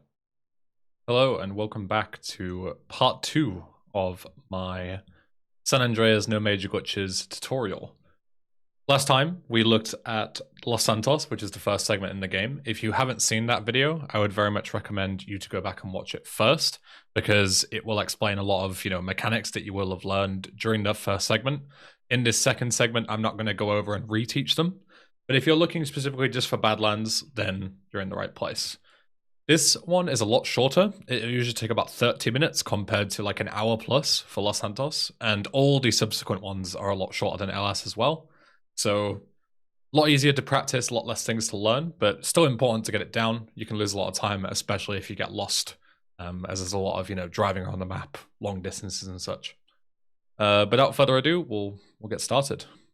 So I'm going to be loading a save here because obviously we're not starting a new game because we're not doing the first segment. When you're doing practice, you can just start the timer once you've loaded the save. First mission spawns right here. So we'll go. If you're coming from a Los Santos run, I would recommend you to save and load to get this bike to spawn. And also, if you are a beginner, I would recommend grabbing this spawn right here. This is a micro SMG, and this will come quite in handy. It's not mandatory, but I would recommend using it. Let me go out this way. Getting a little confused because I'm not used to picking up the gun.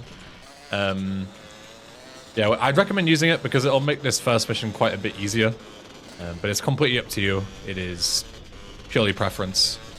For now, we just need to head up the hill, and once we get to the top, we're going to make a replay. If you're familiar with the PCJ replay that we made during LS, then it's exactly the same idea as that. But if you're not familiar, I'll give you a quick TLDR. So the idea is that we're going to make a replay of this bike to Sanchez. And the hope is that when we play that replay later on, it will make it more likely for the bike to spawn, as it will load it into the game's memory.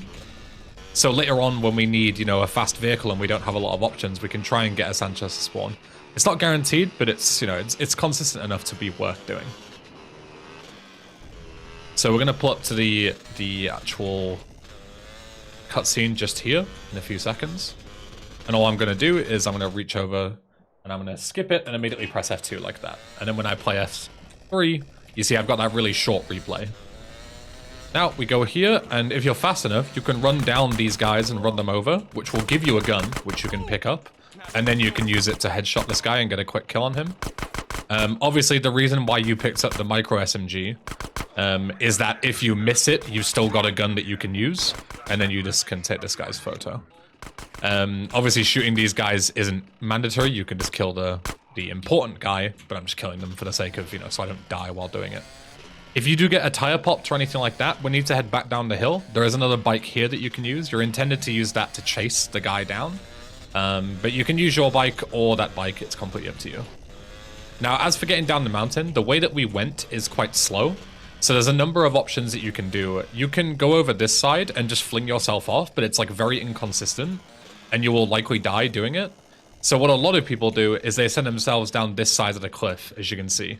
If you try and do it really slow, you'll likely fall off because you'll hit that like the little path below you. But if you go fast enough, you can line onto this bit and then just sort of hit the brakes as you go down to go down nice and slowly. The important thing is to get down as quickly as possible, because the less time you spend, you know, messing about on the mountain and the more time you spend on ground level accelerating towards the end of the mission, the better. But however you get down, it's up to you. You can be slow and safe if you want to. But trust me, that isn't like difficult at all. It is very easy to do. But either way, you pull in here and this is mission done once we get to the marker. You can't trigger it on the bike, so just hop off, go here, and then we can just grab this next bike that's waiting for us. So now, as you can see, we don't have any mission markers on the map. So we're gonna be driving quite a distance. So it's important to keep an eye on this route, especially this route, because you'll be using it quite a lot throughout Badlands. We're also gonna make use of a busted warp teleport, which is slightly inconsistent. But if you don't get it, it doesn't lose a lot of time. The important thing to remember is that if you don't get a cop car on a certain bit of the bridge, which I'll tell you in a second, just drive to the end of your next destination. It really isn't that far. And if you ever get lost at any of these points, you can always just wait for a phone call. So you can get off here, your phone will ring, you can answer it, and you see the marker has now spawned on the map. So we're going to be going onto this road here, and then once we get to this bridge, we're going to be looking for a cop car spawn on this road. If we get one, we're going to get busted, which will teleport us right to where we need to be, which is over here. If you don't get one, it isn't that far to drive, and I will show you the driving route as well, so you know what to do. But a lot of beginners especially, they think that if they don't get a cop car, they need to drive up and down this road until they get one. It isn't necessary. You lose like less than a minute, and you could spend, you know, 3 or 4 minutes waiting for a car. It's luck. You know, we can't really influence the spawns. It is quite consistent, but sometimes you just get unlucky. It's the way it is, you know. So if you get a spawn here, it's too early, so don't worry about it. There's a certain point where, like, the cop car becomes relevant. Because if you busted a warp here, you'll get sent back to Angel Pine, which is not good. Or something like that. You get teleported, like, the wrong way, basically. But as soon as you get past this little bridge section here, this is where you can get a cop car and you can use it. So there's a cop car here. All that you would do is just shoot at it, and they would get out. You can get in the car, and they'll bust you. And it will teleport you to our destination. But let's say, hypothetically, you don't get a cop car. All you need to do is follow this route.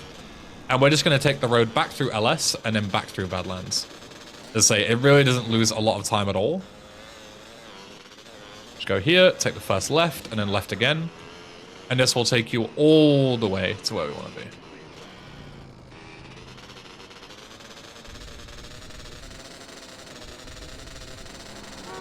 Keep on straight here.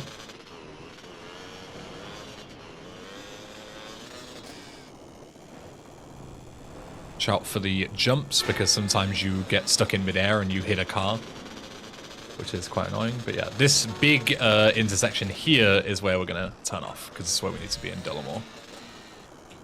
And then usually, after you would get busted warped, this is where you would answer the call. Or obviously, you know, if you've driven, you can answer it here, but we've already taken it. So I'm going to cancel this call. You wouldn't need to usually do this. But we'll take that call later, so don't worry about it. So the important bit now, once you spawn in Catalina, is get on get in a vehicle as soon as possible, because the dialogue only continues here when you're in a vehicle, and we need the dialogue to finish before we can unlock the next few missions. And then we're just going to park up here, because this is where the gas station target is going to be. See, it'll be the last one that comes up. There we go. Let's skip this cutscene, and I'm going to run, and I'm going to punch Catalina. Actually, no, I'm not. I'm going to have my gun out, but I'm going to punch her, which causes her to aggro me. It seems a little sketchy, but the only reason why is you do that is because if you were to usually have her run towards the thing, you might accidentally run her over while you're backing in to pick up the trailer, basically. So you don't have to do that, but yeah, just make sure you have your fists out so you don't accidentally shoot her like I did. Yeah, these guys are absolutely no threat. You don't need to worry about them. And just drive to the destination. It looks like you probably should go south here, but west and then south is better. It's more direct. Keep her steady so I can get a good shot. We'll get ourselves killed. Cut this corner.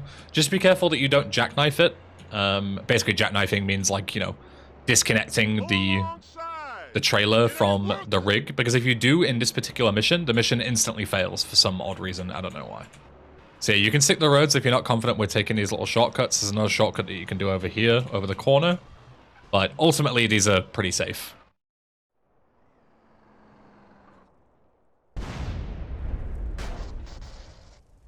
Once the mission finishes, just get anything you can, because we're not going to be going very far. So just any car. Yes, I'll take this. Oh, I'll take this. Your choice of traffic vehicles is usually quite terrible, but as I say, we're not going very far, so it doesn't matter. We're going to head straight west, and we're going to go on this path, and we're going to do a death warp here. This death warp you should absolutely do no matter what, because it doesn't require, like, luck with, like, a police vehicle or anything. And it teleports you all the way to Angel Pine, which is very far away. Driving would take a very long time here.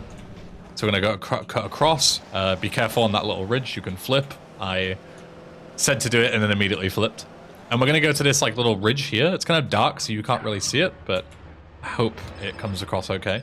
We're going to answer one phone call, because we need to answer two, so we're going to do it right now. We're going to run up here, and we're just going to jump off at the top. It's important to not like run and jump off, but just like drop off.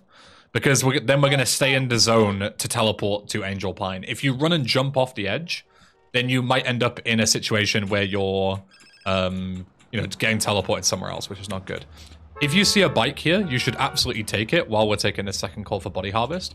Having a bike here on Body Harvest is great. It is really good to have. This is an example of where you can also use your Sanchez replay. If you don't get a bike, you can play the Sanchez replay in a hope that you'll get a Sanchez here, which is like the ideal bike. But either way, whether you have a bike or a car, ultimately it doesn't matter. Don't spend too long trying to get a bike. Just take a car. It's just a little more annoying. The big reason why the bike is so important is because of the accuracy glitch that we mentioned back in LS. Basically, that if you take a car to certain missions in certain scenarios, the enemies will be way more accurate. And these guys have country rifles that do a ton of damage per shot, and they will just absolutely blast you if you take a car. So try and get a bike as much as you can, but don't spend 10 minutes waiting around. It isn't worth it, you know? So up this hill is a little tricky to get up. I would always recommend going up the left side, because you can see it's a lot less steep. So go up this little bit here, and you should be able to get a nice direct route up. If you're taking a car, you can just take the trail, but it's a little bit slower. Gonna hit this marker, skip the cutscene, and then we're gonna head all the way through, ignoring all the tractors and stuff. A few of them are gonna spawn, so I'd recommend hugging the right-hand side like this, so then as you see they don't hit you. And then I'm going to intentionally fling myself over here. Hopefully this guy shoots me. Perfect. You want to take at least 1 point of damage for a reason that I'll mention later. Then here, I don't know if I mentioned this in the LS video, so I'm going to explain it really quick because it's quick. You need to be fast here.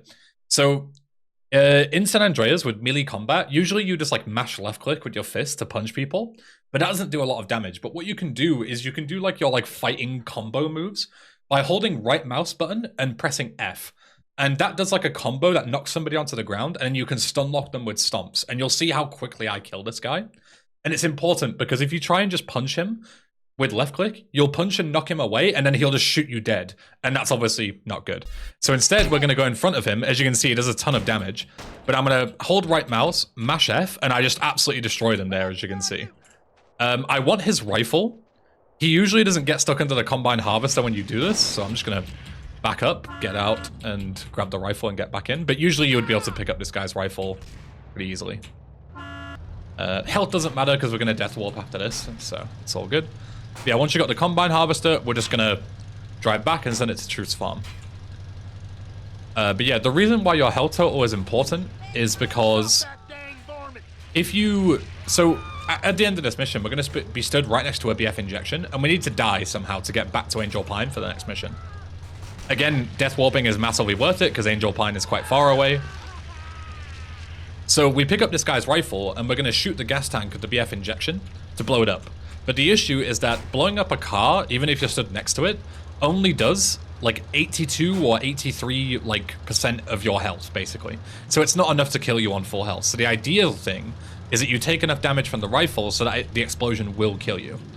Now, if the explosion doesn't kill you, there is a chance that you'll be fine.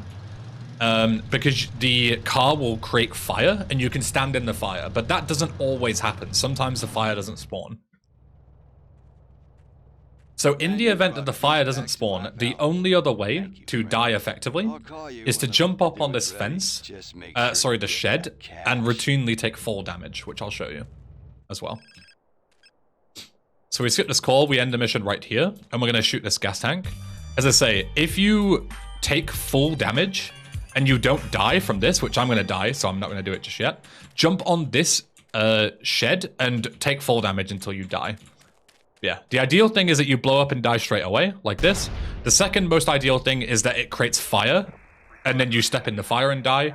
But if that doesn't happen, then just grab the shed and jump off until you die. So here you can look out with a good vehicle if you want to try it, but I would always recommend just grabbing the ambulance, because the ambulance is a fast, consistent vehicle, and we're literally driving down the street to this mission, so we don't need to go very far. Excuse my terrible driving. So this is just a cutscene mission. There's really nothing to it. King in Exile, go into it, answer the phone call, and then we're just going to be doing the same route back to where we were before, and exactly the same thing. Exactly the same route, same busted warp idea. Again, if you don't get the busted warp, just drive to the Catalina marker. It's exactly the same, except the only difference is that we're going to be going to Catalina's hideout rather than Dillamore. So if you get busted warp, you spawn as Dillamore and we'll drive there. I'll show you that. Or if you don't, you just drive, and instead of turning right to Dillamore, you just go across the bridge and then turn right to Catalina's place. That's all. It's the only difference. But this time, hopefully, I'll get a busted warp. If I do, I'll show you it. If not, then we'll just drive. Obviously, it's kind of difficult to show busted warps when it requires luck. You know, I could keep, like, driving up and down, but it's, you know, it's silly and a waste of time. So we'll just drive if we don't get one.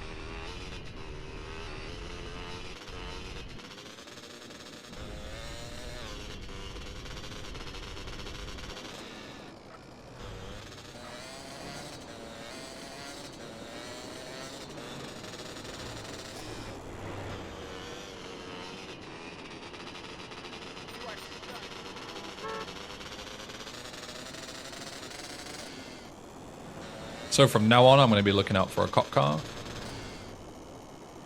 It's very dark, so it's kind of difficult to see, and I have terrible vision as it is. There's one. So all I'm going to do is I'm going to ram into it. That should have given me a star, but it didn't. If it doesn't, instead just, you know, punch it. And I'm just going to get in and let him bust me. Well, we got you in the end. Shut up. You see we spawn in Dillamore. This is where you would be. Ideally, you get a bike here. Again, you can use your Sanchez replay here. But I looked out anyway and got one. And now we're just going to head northwest towards the bridge because we could go straight northeast here, but there's a big thing of water that we need to get around, so. We need to go across this bridge, and then we're going to go to Catalina's. So it's unlikely that you'll get a Sanchez here. This is very lucky. You're more likely to get, like, you know, a kind of terrible vehicle like a Clover, an Esperanto or something. But just take whatever you can get. It's not a very long drive. You know, you can't be too picky in the Badlands. The vehicles are usually quite bad. And then we'll start next Catalina mission. So she has a Buffalo. You should, like, always use this because it is extremely good. It's an extremely fast car. And we're going to be going to the bank first. The order doesn't really matter of what missions you do in terms of, like, playing casually because it's, like, non-linear. But for the speedrun, it is important to do it in the order that I'm going to show you, because Catalina's dialogue at the end of the missions is different depending on the, you know, the ones that you do to, you know, reflect what you've already done and what you've still got to do left. Or what you still have to do left, excuse me. So if you do it in this order, Catalina has the shortest amount of dialogue, which is the reason that we do it this way. That's the only reason. So we're going to go here. We need to keep these guys' hands up, but we can just shoot this guy and immediately fail it and grab his gun. You're going to fail it anyway eventually. It's like, you know, it's like intended to happen. So instead we just fail it straight away because we're going to fail it no matter what anyway. So we're going to blow these things up with a shotgun. You can do a crouch cancel here where you just shoot and then double tap your crouch button to save cocking the shotgun. It's a little bit faster. You can shoot this door before Catalina does to go out. If you do that on Definitive Edition, you'll soft lock. Fun fact for you. And now these guys' spawns are random. They're not always in the same place, but just do your best to just sort of go along, kill them. If Catalina's like dealing with them, she's usually pretty good, as you can see with hitting them, because she has a shotgun. Kill a couple of guys, kill these here. And obviously you do need to kind of kill everyone as you go, because otherwise Catalina will stop and kill them, and the less she stops, the better. We'll kill this guy. And then once you've cleared out most of them, head down this alleyway. And we're going to go to ammunition, we're going to grab a couple of things. Because we just busted warped, we have nothing right now besides what we just picked up. But we're going to need a couple of things. So I would usually, the absolute like minimum thing that you get if you're like a world record holder is a rifle for a couple of strategies later. So always get the rifle. These next two things are optional, but I would recommend getting them if you're a beginner. Armor, just for safety, get a bit more health, why not? And I would also recommend getting a SMG of some kind, like a Tech 9. And the reason for that is because it's going to be quite a tricky strategy later that involves using that rifle. And if you mess it up and you don't have a backup, then you're in trouble. So instead, I would recommend getting the SMG, which sort of acts as like a safety precaution, basically. Either way, Catalina should have cleared out the rest of them. Run here, you'll trigger the section. Just be careful, because these guys, one of them has a shotgun, I think. So just make sure that you kill that guy on the right-hand side, because he can do a lot of damage to you otherwise. So Catalina asked you to follow her. We're not going to do that. We're going to go this way instead, as it is faster. We need to get to our end destination. Be careful over this bridge. There's a little bit of invisible geometry sticking out. If you go the way that I did, you won't hit it. But if you go like over like the center of the bridge, there's a good chance you might hit it and flip or fall off or lose your bike or something. So just be careful with that. Okay, we're going to be going here. This is where Catalina gets like trapped by the police. And what we're going to do is, this is also optional, but I'd recommend doing it. We're going to go here and we're going to pick up these satchels. We're going to grab these again later, but 2 spawns is way better than 1. And the more satchels you have later, the more you can make mistakes later on. I'm going to hold the horn here, which is going to stop the cops from busting me. As we talked about during LS, if you're holding the horn, they won't arrest you most of the time. While we wait for Catalina to get on. And then we just take her back, and we're done with this mission. We sleep with men, we're We're frigid bitches. Who you calling Once little man? you pass this mission, park the bike a little further away before you start the next mission, because we're gonna use it. So I'm gonna put it like here, and you can optionally save here as well to get any health back that you may have lost. It doesn't really matter. There are like micro adjustments that you can make to have like optimal time of day during the races so that you have less traffic. But I wouldn't worry about that kind of micromanagement until you're a bit more, you know, confident with the game. So instead, we're going to go west here to local liquor store, which is our second option. And this is the difficult one with like the strategy, basically the one that involves like a difficult strategy. I don't know why I went this way. I'm talking and doing it at the same time. Go this way. This is correct. So here, I'll kind of talk you through it before we start, because like as soon as you hit this marker, we're going to be in the zone, like we need to get going.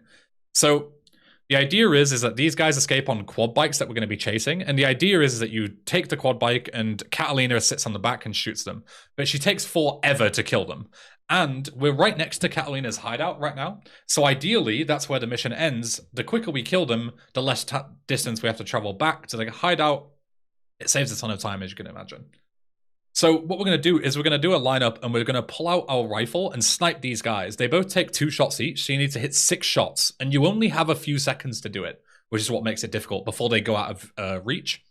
But as a beginner, try and do as much damage as you can with the rifle. Obviously, practice it. Ideally, you get it, but if you don't, I'll show you what you can do with the Tech 9 instead, which is the contingency plan. Okay, so we're going to hit this marker. We're going to skip the cutscene, and we're going to immediately get off the quad bike because our bike is actually behind us and our bike is faster. You can ditch Catalina or bring her with you. It doesn't really matter. I personally like to bring her with me. And I go here, and then I'm going to line up, and this is where you hit the shots, as you can see. But with San Andreas' terrible grid aiming, it is quite difficult to hit these shots. Also, sometimes Catalina trolls you, as you can see. So that's 5 shots there, I'm pretty sure. So I killed 2 of them, and the other guy is on 1 health. Catalina, I don't know what you're doing. But obviously, I could have finished them off there, but I'm going to show you what happens if you miss the shots. So if you miss the shots, don't worry. Just chase them down, and this is what we've got our trusty Tech 9 for.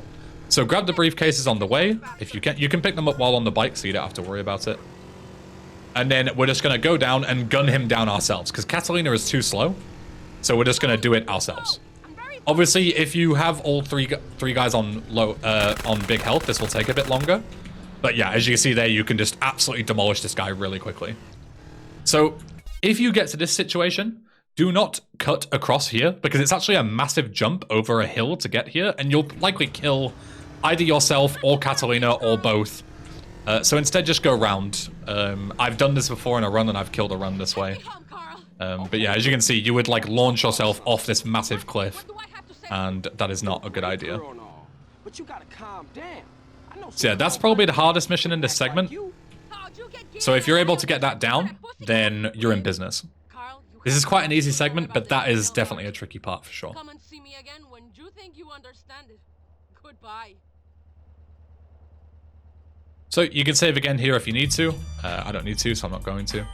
And don't worry about the bike. We don't need it anymore. We can take the Buffalo instead. Like a woman reborn.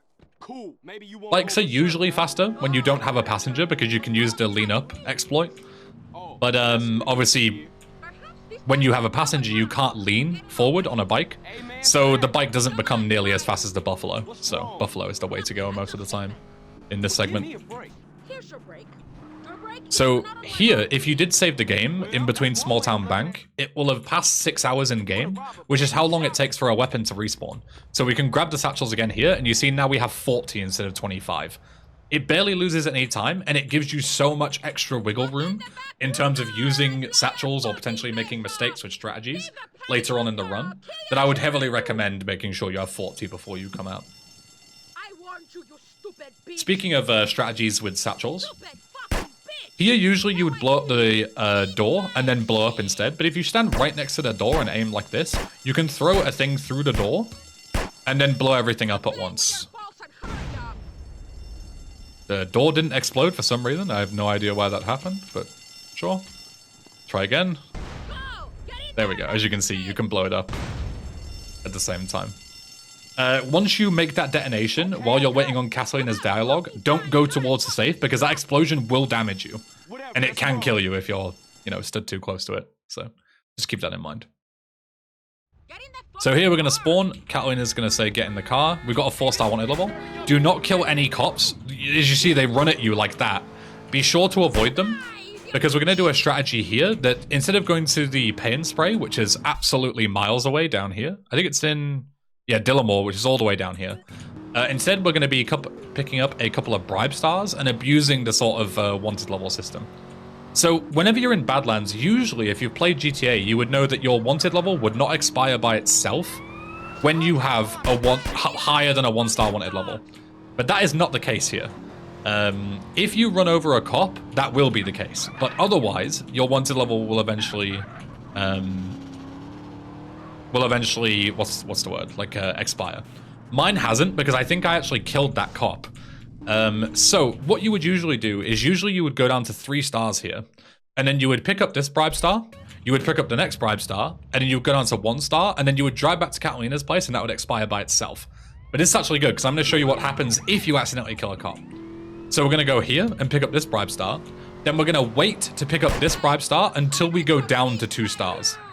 It will eventually happen, it will take a little while, but if you pick up this bribe star now, you won't go down from 2 stars.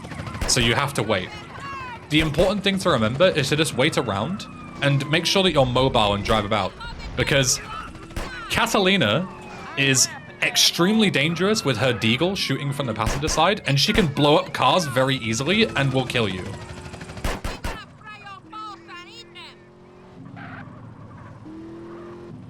This wanted level is taking forever to expire. There we go. I don't know why it took that long, but that's just the way it is. But yeah, so this is the backup if you do accidentally create a bit of chaos. I don't know how I killed that cop, but I guess I did. That's the only reason I can think of why that happened. But yeah, so that's the backup. Otherwise, just pick up the bribes and go straight back to Catalina's place. But if you do accidentally not lose your wanted level like I did there, then there you go. There's the backup for you. To impress me, Carl Johnson. This is all of Catalina's stuff done. There's only 3 missions left to go, and 2 of them are very easy races. So what we're going to do is we're going to keep this Buffalo, and we're going to head straight to the east. This is exactly the same. It's a straight drive down to where our next mission is going to be. But if you do get lost, you can get out and answer the call to know where you're going. But obviously, you've got a video here that you can follow. We're literally just going straight. Excuse me. This guy is blocking me. And we're just going right here, and this is where the race is going to start. With this race, you can start it with any vehicle. Obviously, Catalina's Buffalo is extremely fast, so it makes sense to use it. See, the car is right here. We need a car. We've got one. And we can just get in the car and the mission will start right away. So these races are quite simple. It's the same track the second time, you just do it backwards. Obviously, these guys have quite shit tier cars, so the only sort of like danger is potentially doing what that stallion just did and sinking. So just be very careful with it. I'm not the best driver. I'm going to keep it real with you. Anyone who has like a world record in these like racing levels will probably cringe watching me drive. But I always prefer to take it safe because, why risk it so deep into a run at this point, trying to like save seconds unless you're going for like a world record. Like you can floor it over this little bump, but it's too scary for me. And obviously you're a beginner, so it should be too scary for you as well. So just take it nice and chill.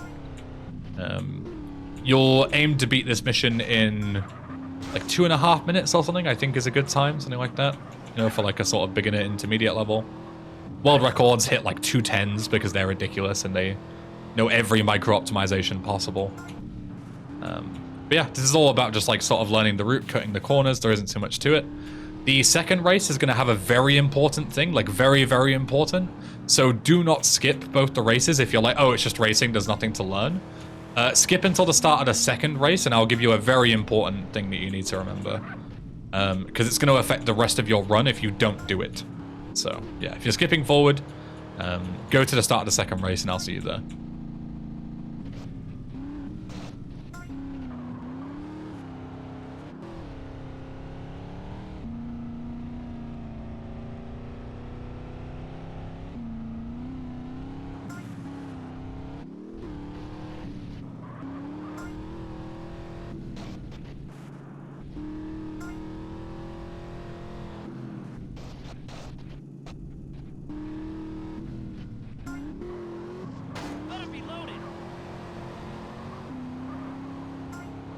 So a little shortcut here you can take to skip the corner. And also on this one coming up on the next hill, there's sort of like, I don't know how to describe it, but you'll know it. You'll know what I'm talking about when you see it. There's a like an awkward like ridge which you like can either drive around or drive over, but you don't actually have to do either. You can just go alongside it and the marker will still count. It's right here. You can see here, you can either go round this little awkward bump, but you can just go straight past it and cut the corner even better. And then once we're here, this is mission done. So this is where it's very important to keep an eye. We're going to drive right here because this is where the next mission is going to start. We're just going to wait here. Oh, slightly missed a marker. So here, as soon as the race starts and you gain control, make a replay. So F2 right now.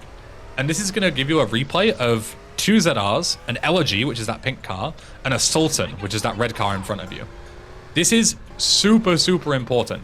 Because later on, we're going to get to a section where we're going to need like fast cars throughout all of San Fierro and all of Las Venturas.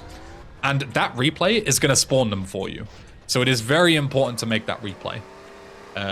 In pretty much any category, you'll be using that replay until the end of the run. Because it is so good with the amount of time it can save. So yeah, very important to do that. Very, very important. If you're now just going, oh, is the rest of it just a race? Yes, this is, as I say, this is the same thing backwards. So feel free to skip ahead until the final mission of Badlands. But otherwise, just enjoy my terrible driving.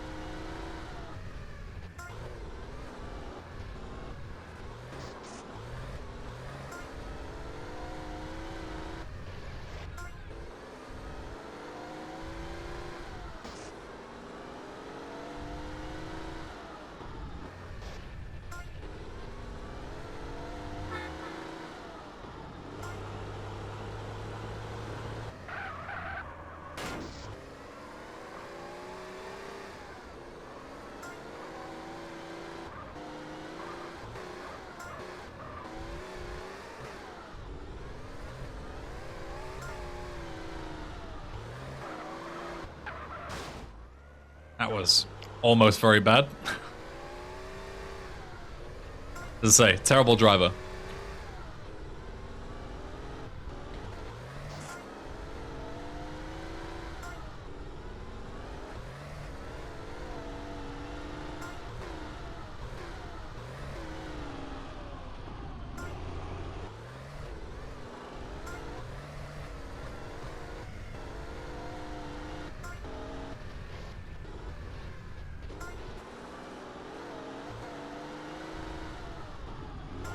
Alright, that's the final race done. What you do here doesn't matter while you're waiting for the mission to end, because it'll reset you back anyway. You can technically, if you want to be hyper efficient, you can drive like I am to increase your driving skill, but it really doesn't matter. So now we're going to be heading all the way down to Angel Pine. We're going to be taking this road and then all the way south, all the way down here. Sadly, driving is the fastest way. We could like death warp and stuff, but losing all our guns loses too much time. And the same principle applies here. If you get lost, get out, answer the call from the truth, and he will show you where his farm is. But if not, I will show you. We'll be heading straight down here, then we're going south across the bridge. If for whatever reason you do like trash your car like I am, we are next to Catalina's place. Oh my god, this guy's getting out and is trying to threaten me with a baseball bat. But yeah, we are right next to Catalina's place, so you can get her buffalo maybe, but it shouldn't be a problem. Say, I am a really awful driver. So, and even then it's rare that I trash my car on this drive. So we're going to go south across the bridge. We're going to go past this little thing. I am really demolishing this car. I do apologize. But yeah, we're going to go across here. And then this little bit here, we can actually just straight up cut across it. And it's not too bad to drive across. So we're going to jump down here.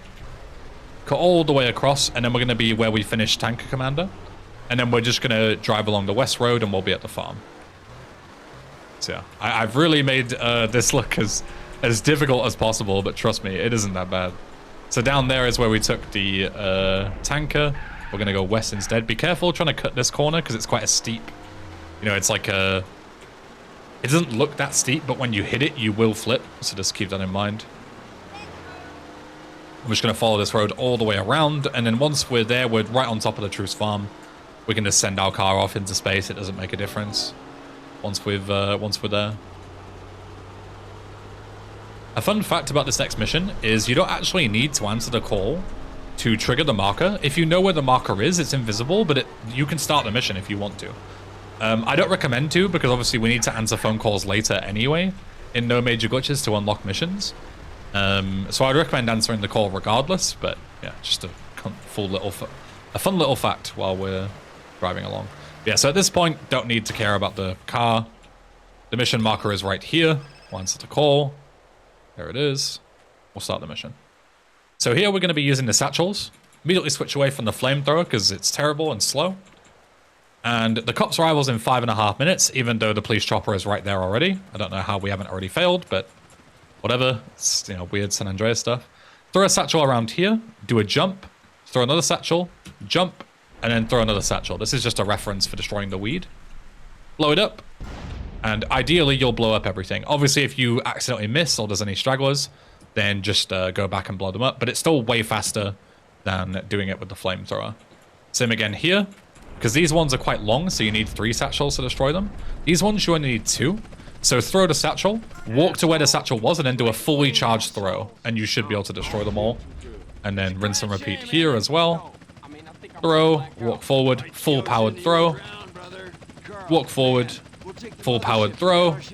Should destroy it all. I missed one because I didn't quite throw it far enough there. There we go, that should be good. That should be good. Go to the truth. Skip the cutscene, you get a rocket launch, you gotta destroy the helicopter. It should be right above you, so it's not too hard to hit. Immediately run away, because this helicopter explodes like 1,000,000 times. Sometimes, as you can see, it's just like blowing up over and over again. So make sure you don't get caught by it, because obviously it'll do a ton of damage to you. Every explosion is 80% of your health, so keep that in mind. Truth will be trying to drive away to the east, but he's dumb and not fast like we are. We're gonna be going west instead. We're going to be hugging near these trees, and then we're going to be going onto this road, and then it's all roads up to San Fierro. And then we're pretty much done. We're at the final stretch. So if you made it this far, again, congrats. You are officially a third of the way through learning segments, as we're at 2 out of 6. LS and Badlands are done. Next up, San Fierro, Desert, Las Venturas, and Return to Los Santos. But as I say, all the later ones are a lot shorter. San Fierro is probably the longest, but it's not as long as Los Santos. So here you can drive over this little thing here and just sort of fling yourself off. It's very difficult to flip the mothership. You can do it, but it's very rare. And you can also use your directional keys in midair to, you know, sort of control the car to make sure that you don't land super awkwardly. If you don't want to risk that, you can just drive along until you get to the path and cut across. And then we're going to cut across here onto the train tracks. And then up onto this road, and then we're straight to Doherty, which is where our marker is. It's in Doherty, on the east side of Fierro, between Garcia and Easter Basin. As soon as True tells you the destination, we're already there, pretty much. And we are done. So congratulations. Thank you for joining. Hope you learned something. Obviously, any questions, post them in the comments or send me a message on Discord or Twitter or something. And yeah, we'll make a save, and I will see you for the next segment, which will be San Fierro. Take care. Hello and welcome to part 3 of my GTA San Andreas No Major Glitches beginner's tutorial. Same as before, if you haven't seen parts 1 and 2, which is Los Santos and the Badlands, I would recommend checking them out purely because they're going to explain, you know, basic principles that you might not be familiar with, and we're not going to go through them in this video because in theory you should have learned them from the previous sections. But if you're just here to learn San Fierro, then you're in the right place. Let's get started, not waste any more time. I'm going to load a different save here because I accidentally overwrote my last one from a couple of weeks ago when I last recorded the Badlands segment. But it's the same idea. It's the same, you know, functionally the same. Also, my splits on the right-hand side, as you can see, rather than being specific for San Fierro, they're instead for the entire game. But it's functionally the same again. I'm just going to skip down to the San Fierro segment. Give me 1 second. Because the segment splits that I had just for San Fierro had dupes in them. And obviously we're not doing any dupes, so best to keep accurate splits that you can use. So you can learn the mission order and stuff. This first mission isn't particularly interesting. It's not particularly difficult. It's an introduction to San Fierro. Where you can, you know, learn where everything is, the police station, the hospital, things like that. We're gonna go and pick up a bunch of people for law reasons that don't really make a ton of sense, and we're just gonna drive around San Fierro basically in a kind of a shit car. I don't like the Emperor. But yeah, so all that matters really here is your route. We can take the train tracks there to skip going around this way, and then we're gonna head to the hospital, then to the police station, then we're gonna go and pick up Zero. We pick up Dwayne at some point. There's all sorts of driving going on here. But yeah, if you're familiar with this route, feel free to skip forward, because there isn't really a lot to say until we get to the next mission.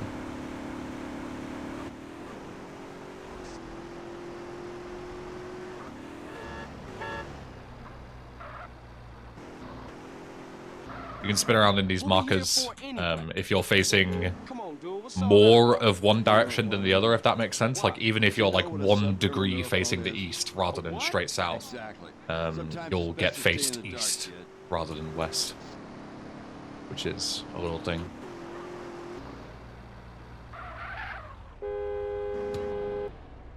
Dude, Dwayne, man, how's the hot dog business?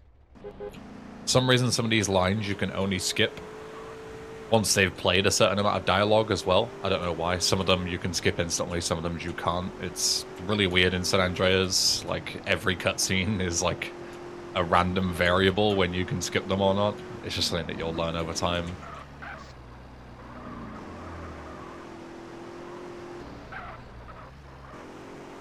Like, this one is completely different. You literally just go into it and you can skip it immediately. Whereas the other one, you had to have one dialogue line where he says, "How's the hot dog business?" Then you can skip it on the second line. Doesn't make any sense. Stupid mission. 45 years was because snake-headed aliens run the oil business.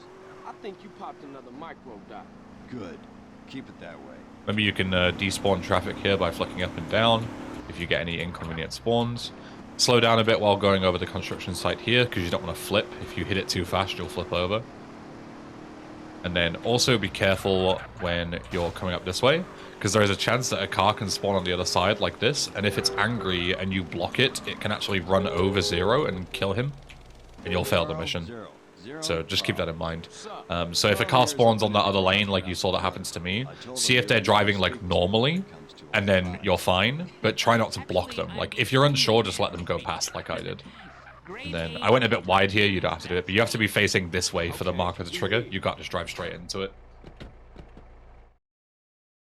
That's the first mission done. So next up is 555. This is where things get interesting. The first thing you want to do is you want to take any vehicle that isn't an emergency or like service vehicle. So police cars are a big no-no. Taxis are a big no-no because they're like a service as well. But like a Stratum, a Blister, Elegy, anything like that is fine.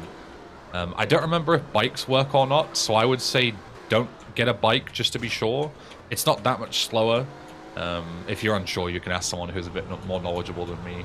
But we're going to do quite a lot of like manipulation of this mission to speed it up quite considerably. This mission is very slow without this manipulation, so I'd recommend learning it. And it's not too difficult to do. So we're going to hit this marker. We're going to spawn back in again after skipping this cutscene. Then we're going to push these 2 valets right to the back wall. Don't hit them too hard, because you'll run them over and like fail the mission. But you just want to like shove them like this into the back wall.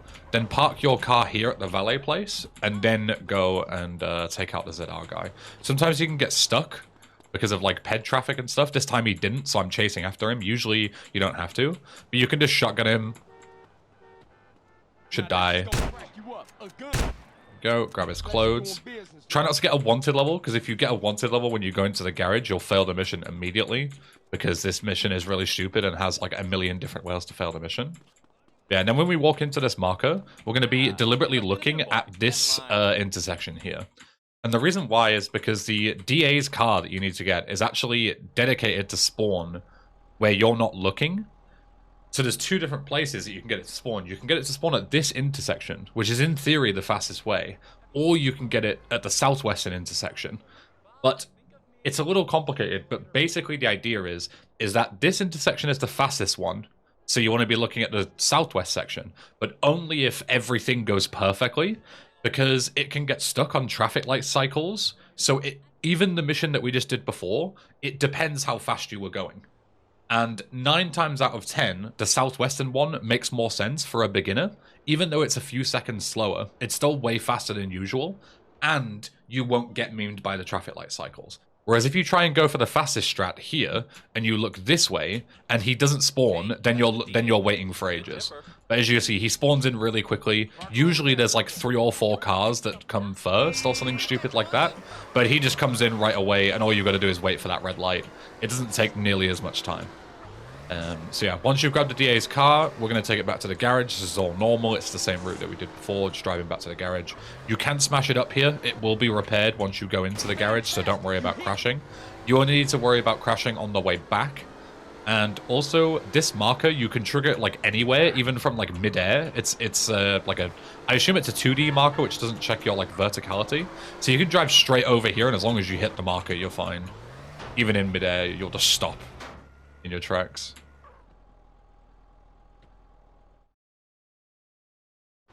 So once you come out, now you need to worry about not crashing it. If you crash it early, you can just take it back to the garage and you will repair it and have enough time. But just bear in mind, because you only have 1.5 minutes, it's not a lot of time to get back, especially if you have to backtrack to the garage again.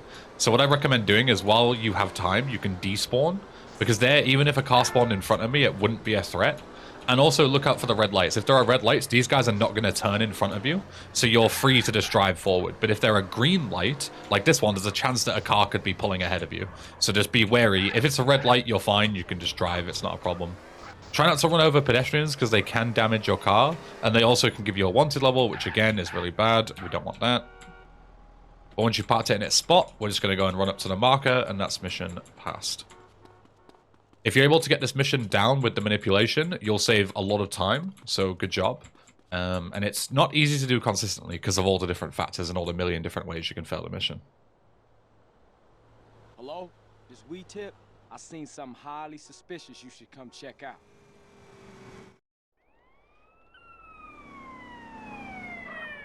Police, don't move! Get out of the car with your hands in the air! Do you know who you're fucking with here? I'll have your badge, you moron. Shut up! You find anything back there? Found anything? He's got half of Mexico in here. Must be 2 tons of Mary here. What? But I've never seen. How could it be? Hell of a defense you got there, buddy!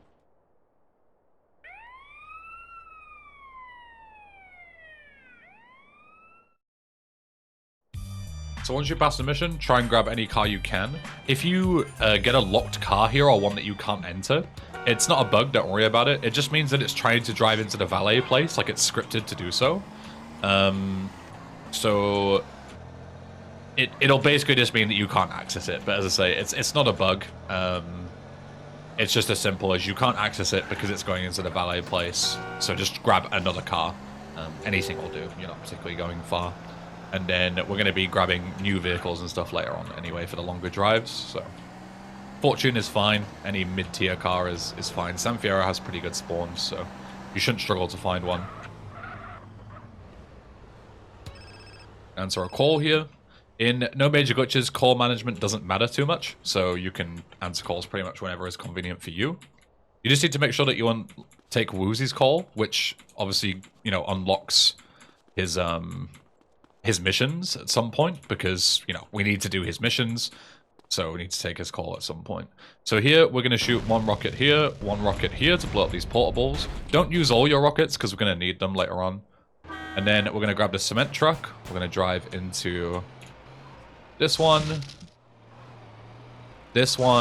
and this one. And then we're going to get out and grab our rifle that we got during the Badlands segment and shoot these barrels. Watch out for this guy. He can run you over. He's pretty annoying. You can kill him if you want to be safe. Just like headshot him with a pistol so he doesn't come after you. Now we're going to do a cool little trick. It's pretty easy to do, so I'd recommend learning it even if you're a beginner. Watch for these guys throwing you out. We're going to park our cement truck in the right place where it's supposed to be already ahead of time. We need to park it basically like in front of the pit here so we can trigger it later on. And then we're going to grab these satchels and we're going to look so our hand is basically right in the middle of it like this. We're going to just throw 3 satchels. We're going to take a step back and then we're going to launch the porta potty into it with the satchel charges. Then we just get in the cement truck and that's mission passed. It's a really cool strat that was found by Patrick like 7 years ago now. But yeah, it saves you driving it and trying to push it in with like the cement truck or the bulldozer or anything. Yeah, really cool strat. And really easy to do. Say, just throw 3 satchels right in the middle of the porta potty and you'll get it every time. The only thing you need to watch out for is don't park the cement truck too far to the right, because then the thing can bounce off the cement truck as you launch it. So just keep that in mind. So next up is photo opportunity. We want to make sure we have a really specific time of day here. And that's because we're going to need a golf caddy, which sounds weird, I know. But we're going to need a golf caddy after this mission for reasons I'll get to later.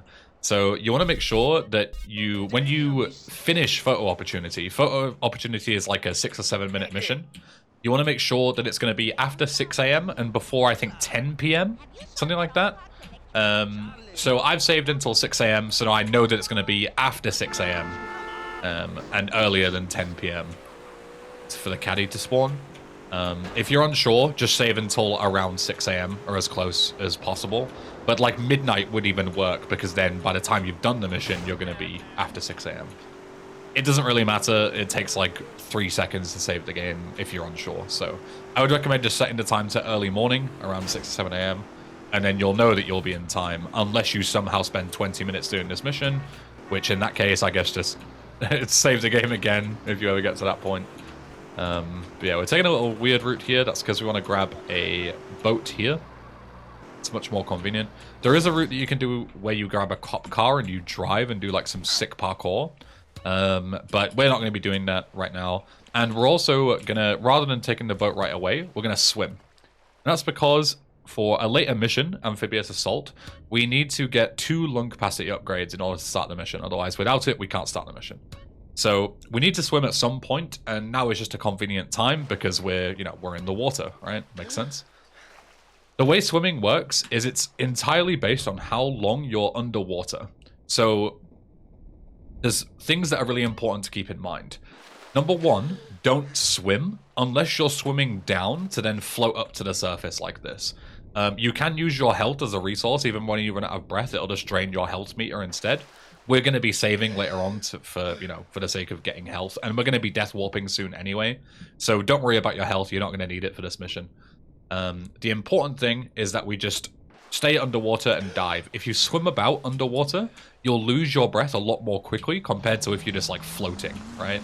And the important thing is to spend as much time in underwater as possible to get the lung capacity upgrade. So that's why I'm saying to you it makes sense to not swim, because you'll just lose more breath and you'll die quickly. So what you can do is if you're out of breath and you're worried about your health, you can take the boat a bit further and you'll regenerate your breath meter, and then we can just once again chill here.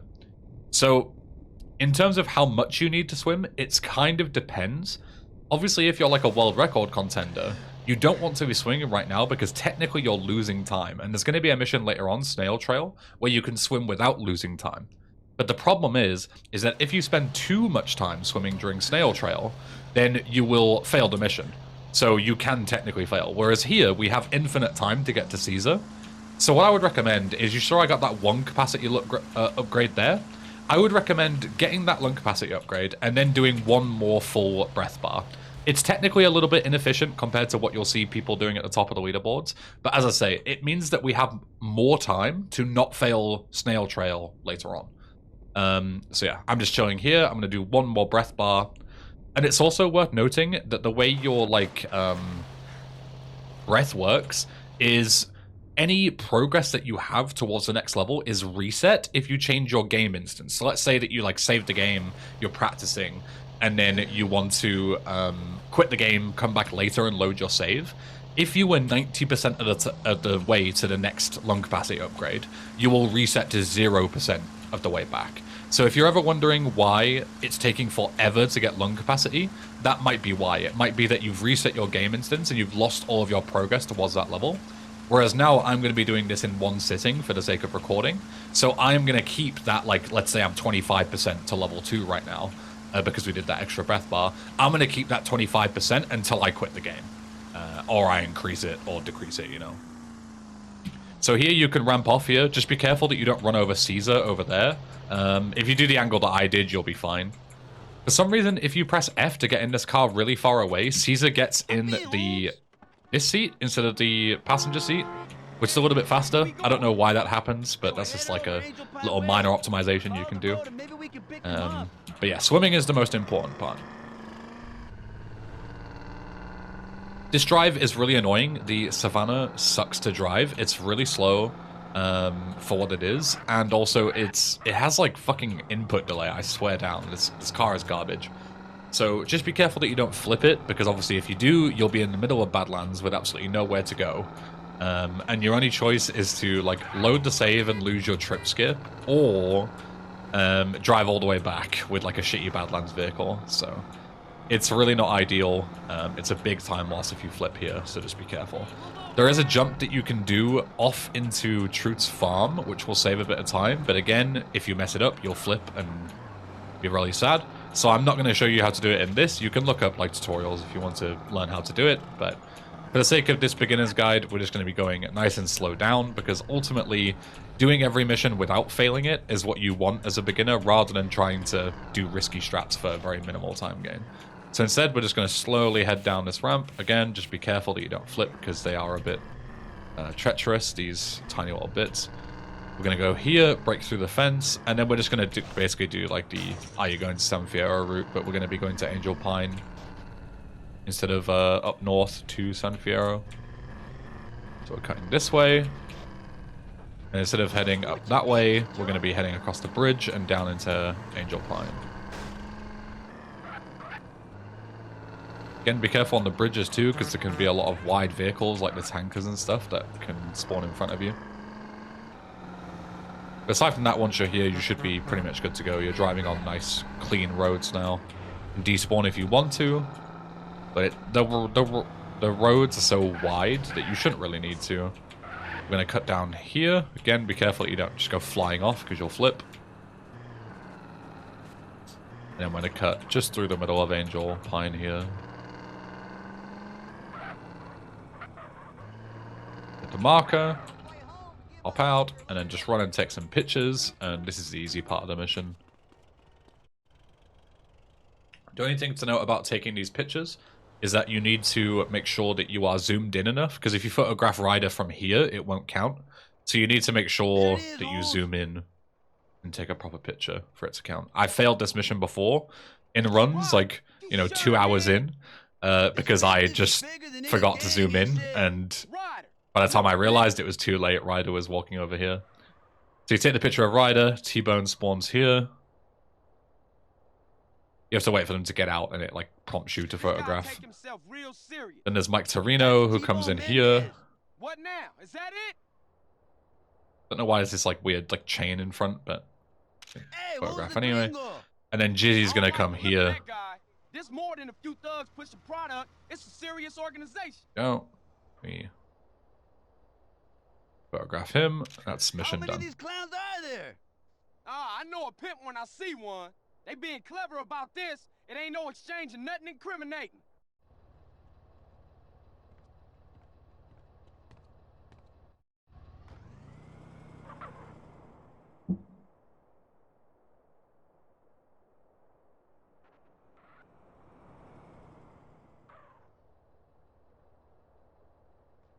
That was some heavy shit.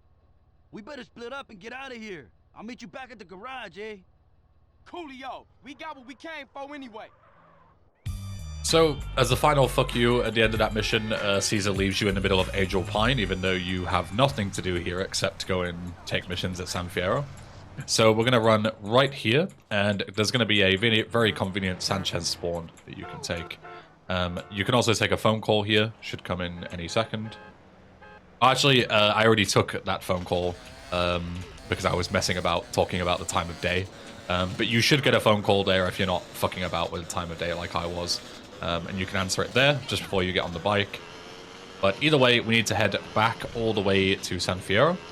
And the reason why I prompted you to get the correct time of day for a golf caddy is because the golf caddy is a sexy vehicle in this game, okay? And all of the stuff, like the haircut that we did all the way back in the second mission, all the way back at the start of LS, and the sexy vehicle that we're about to choose, is all to be able to date Katie, who is one of the girlfriends that you can date in this game.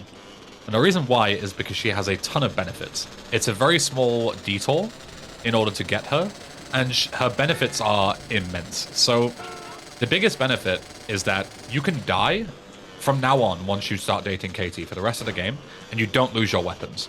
So not only is it big in terms of, like, you know, what am I trying to say? Like, not only is it big in terms of, oh, like, I can make mistakes and not get massively punished, but also it means that we can death warp all around for the rest of the game. There's a number of other benefits that you'll see later in San Fierro. Like, instead of spawning at the hospital, you can spawn at her house instead, which is really convenient for some death warps. But yeah, the important part is that we can't date her right now because we need a sexy vehicle to be sexy enough. If we come here and we look down and spawn one in, we can actually spawn in a caddy. Just make sure you don't damage it by crashing it into anything, like the bike or whatever. Park it nearby and go up to Katie. And all things going well, she should say, would you want to go on a date? Press Y. Now we're officially dating her. Perfect. Get back on your bike. And now she is going to be your girlfriend for the rest of the game. And you get all the benefits that we just discussed. So let's make use of those benefits immediately, shall we? We're going to go and store this bike because we're going to need it for later. And then we're going to do the Jizzy cutscene mission, which is right here, where you get introduced to go and start working for Jizzy. And then we need to go all the way to the other side of the map. Luckily, we can die and we'll spawn right at Katie's house. And she lives right next door to the Pleasure Dome, which is where we need to be going. So it's perfect. So we're going to go ahead and start Jizzy. That's that. Now we need to go to Jizzy's club. So here, you can use 2 satchels to blow yourself up depending on your health total. But you can also use a car to save a bit of ammo. So you can set the car on fire like this and die. And as you die, I want you to play that replay that we made at the end of Badlands, just like this. And that is going to spawn a bunch of great cars. Hopefully, it doesn't always do it. But it will spawn a nice sexy car that you can use. The blade is ideal. The blade is fine. Buffalo is ideal is what I meant to say. But you'll get like Buffaloes, LGs, ZRs, that kind of thing. And those are really good because you spawn right next to the mission where we're going.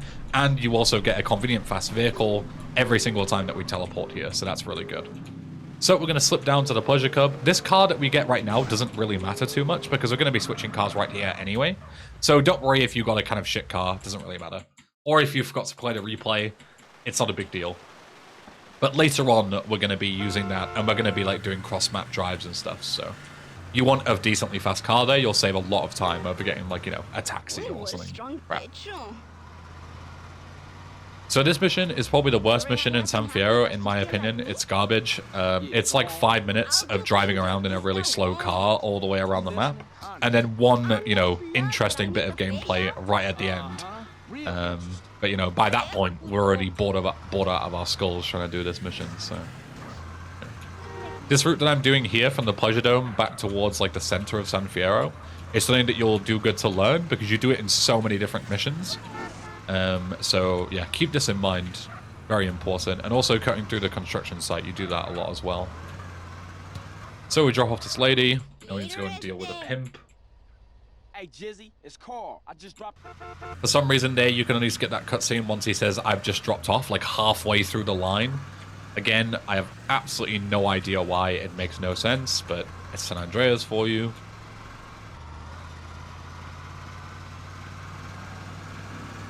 Here, we're going to cut across the construction site. Same thing, just slow down a bit, take your foot off the accelerator. Just so you don't flip over, because if you lose this vehicle, you'll fail the mission, and it's a really long and annoying mission to fail. Cut through the little, what is this, like a park or a baseball field or something? I don't know. Cut through whatever it is, and then we're going to go and deal with the pimp. Be careful with dealing with the pimp, because you can run him over, but you can also run the girl over, because he's, like, circling her. I swear they did that on purpose, to make it, like, more annoying. And if you run the girl over, you fail the mission. So what I'd recommend doing is just slowing down and drive-buying like that. It's way safer, in my opinion. You can line up a proper shot, rather than just trying to run him down and potentially, you know, making a split-second decision and losing 3 minutes. It's better this way. So here we're going to cut down the freeway into oncoming traffic, so just be careful, you can crash. And then we're going to head down here. Excuse me, officer. And then we're going to go this way and cut underneath, because she's actually underneath the bridge. Here, if you're an absolute legend, you can just slide in and push this car and knock the other guy over, because this lady can't be hit because she's on the ground already. But if you just miss like I did, you can just kill one guy and then shoot the other dude. Now we're heading back towards the north. Our objective will come up in a second. There you go. But you can drive north in the meantime, because we know where we're going. And then we're just going to cut through. Instead of heading back on the highway, we're just going to cut across the train tracks. Back onto the street here. And then this is the final bit of driving that we're going to do. That lady was not in my way at all, but deliberately made a choice to get herself killed. Good job, lady. Classic Saints Row insurance fraud in San Andreas. Yeah, so this is where you need to be a little bit quick. So just keep this in mind. We're going to hit this next section, and then we're going to have to kill a very beefy limo and a bunch of his guards. So there's a number of ways you can do it. You can do it with like rocket launchers, but I'd rather use those rockets later on. So instead, I'd recommend watching this before you do it. Like, don't try and do this at the same time. What I would recommend doing is heading straight down past them. Don't shoot them, because you'll aggro them, and that will make them drive away really quick. Park down here at this intersection, pull your SMG out, and just shoot the driver. It's not the easiest shot in the world, but you should be able to do it if you're quick enough. And you shoot the driver, then you can shoot the guy in the back, shoot the two dudes here, and then you're good. That's everything killed. And then we get back in the Pimpmobile, and that's mission done. So now I've got 3 stars, and we need to death warp again. So I'm going to throw 2 satchels at this car, blow it up, I'm going to die, and we're going to respawn back at Katie's house. I'm going to play the replay again, because I want to get a fast car. So we lose our wanted level, we spawn back at Katie's place, hopefully get a decent car. That ZR is ideal.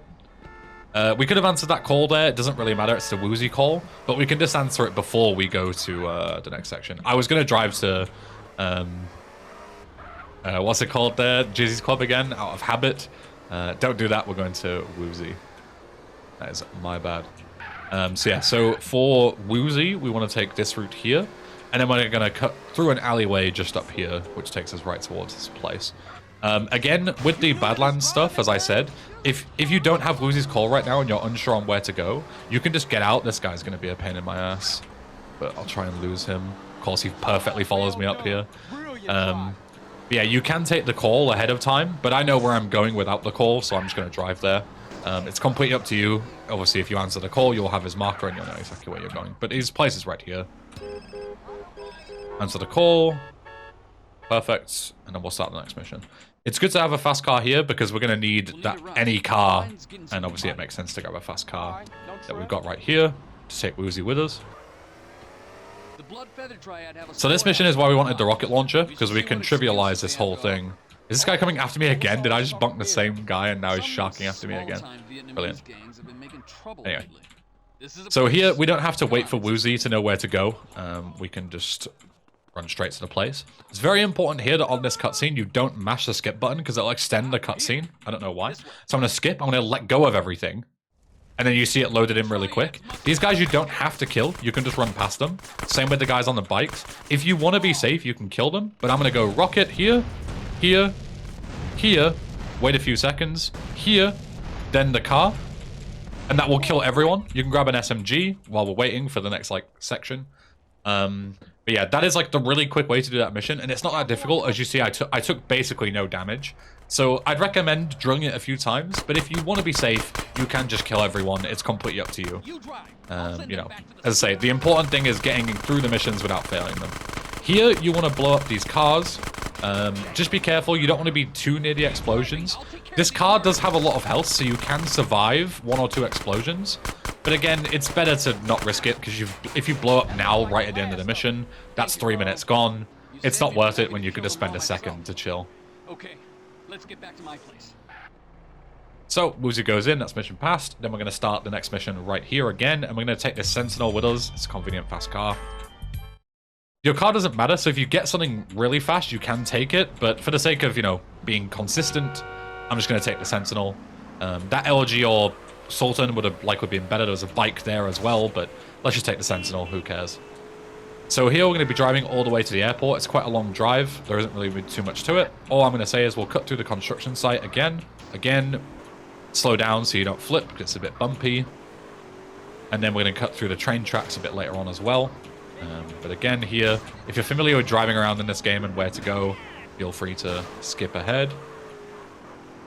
This mission is basically just drive to the airport, get a shit car, and drive it all the way back. So feel free to skip the whole thing if you're not particularly interested. So this mission is not interesting in the slightest.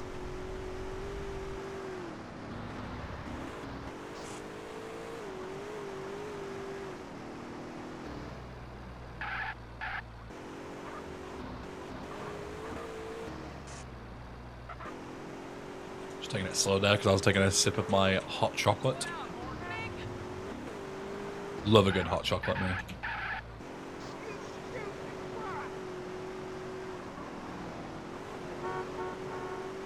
So we're headed into the back. We're not actually going into the airport itself. We're just going into the parking lot, so we're going around this way.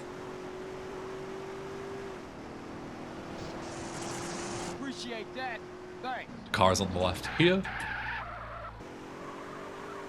As soon as you get in, you're going to trigger a lot of guys to be angry at you and try and trap you in, but you can just drive right past them. And, you know, assuming that you don't flip the car or anything, you'll be completely safe. The only issue is it's a slow and shit car. So now we've got to drive it all the way back to the garage, which is...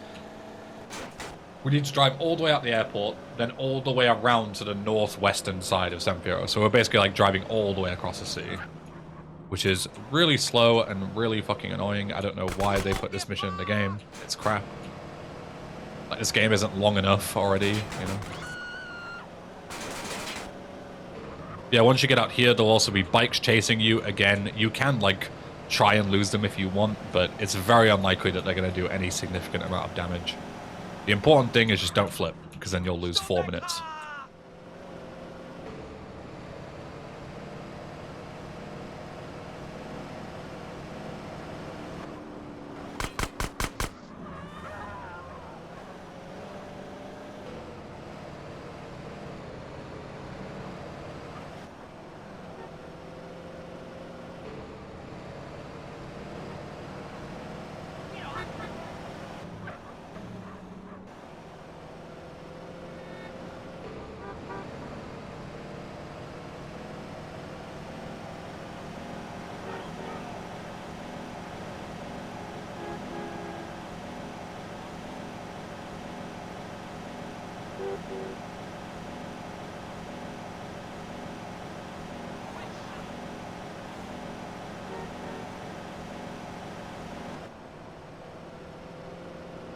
Gonna be a guy in like a Walton or something that comes at you here, but again, no threat as long as you dodge him. I think it's a Bobcat actually, or a Saddler. I don't know. So many cars in this game.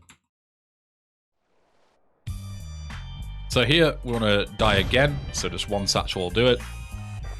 I'll play the replay, and now we're going to be going and doing a T-Bone Mendez at the Pudge Dome. ZR is perfect. Love a good ZR. It's a great vehicle to get. Gonna hop down here again. Convenient way to the pleasure domes. Just make sure you don't flip, go too fast. And here it's more important, as I say, to get a good car because we're going to be taking it all the way to our destination. So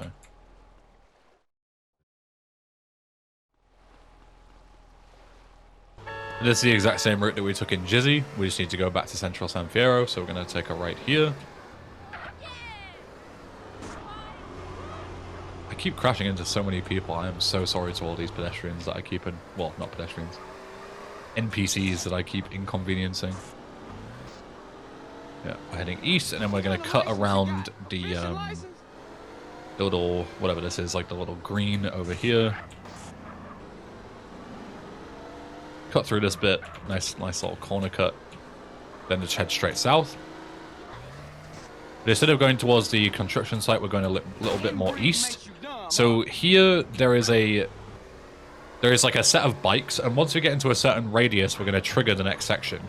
But the issue is that those bikes kind of drive around like aimlessly, and it's really annoying to have to chase them down. So what we're going to do is we're going to go and kill them ahead of time instead. So I'm going to hop onto this. You can send the car off, doesn't matter. And I'm going to get my rifle, and we're going to kill them ahead of time. So this is really particular. You need to hit their head. If you hit them anywhere else, you will trigger the next section without killing them. And if you crouch like this, which you think might be better because it makes you more accurate, it's really difficult with this like a weird grid aiming to compensate and get good headshots. And if you try and use WASD, you just roll. So what I'd instead recommend is standing and then get sort of close to where you think the head's going to be, and then make micro adjustments with WASD. That should be good. Perfect. You see it didn't trigger. That should be good. Number 2, for some reason it triggered. That happens sometimes. I don't know why. I might have been too close, but this is good because I can show you what happens if you do accidentally trigger. This guy comes right towards you, so you don't lose any real time. You just grab his thing. I missed it. I was like a frame off getting it.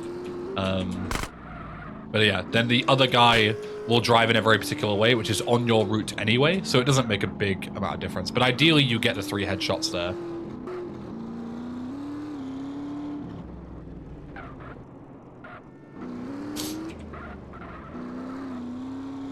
I say that, and then this guy is just driving in a complete fucking weird direction. He's usually on your route, I promise you.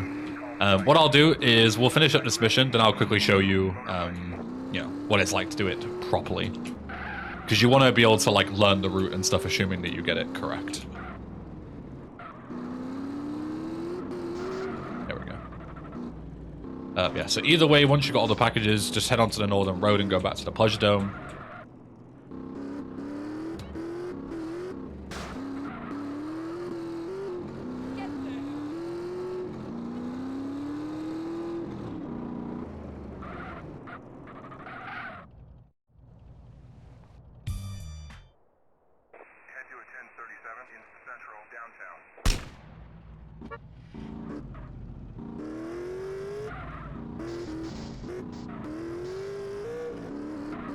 So once you've grabbed all, once you've hit all 3 headshots, you can either get off and get on the final bike and then grab them all, or you can drive on the same bike as I did and grab them all that way. It doesn't really matter. But yeah, the important part is that this guy will be driving away from you on the path, as you can see, and then you can just grab it on the way, and then just drive back to the Pleasure Domes this way. So we cut back through the green like we always do.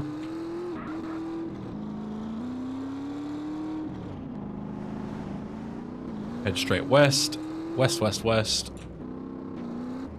And then cut through the trees here. And that is how the mission should go. If you don't beef the headshots like I do sometimes. It happens. I'm blind, okay? Leave me alone. Head straight into the next marker. I'm going to use the bike, but we're going to use it right now. I'm going to get in the car. Just go to the next section.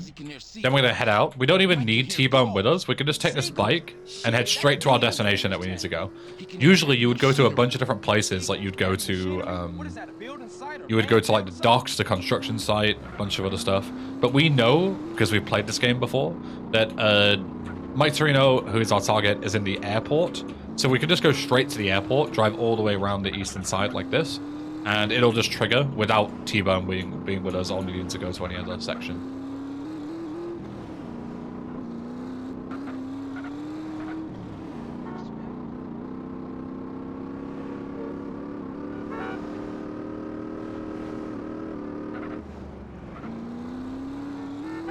So there's a number of ways to complete the next section. The one that I'm going to show you is the second fastest route to my knowledge. There is a faster one, which involves taking the helicopter and paint spraying it, which you might think, how on earth do you fly a helicopter into a paint spray?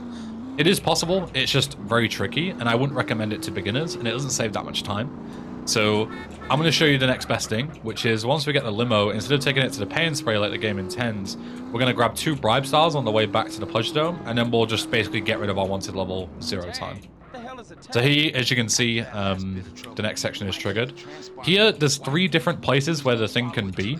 So what I do is I head right, and I got the good pattern here. If the signal goes lower, then you know that he's left, and just drive towards the signal. But the 3 patterns can be here at the south, at the northern side, and then all the way at the east at the end of the runway as well. That's like the worst pattern, because it's the longest one to trigger, basically. So here, just keep your distance. You have to wait for them to stop anyway. Eventually they'll stop and we can just get off and kill them. There you go.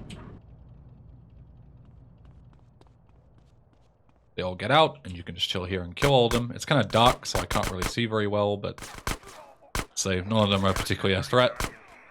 This guy's just chilling over there for some reason.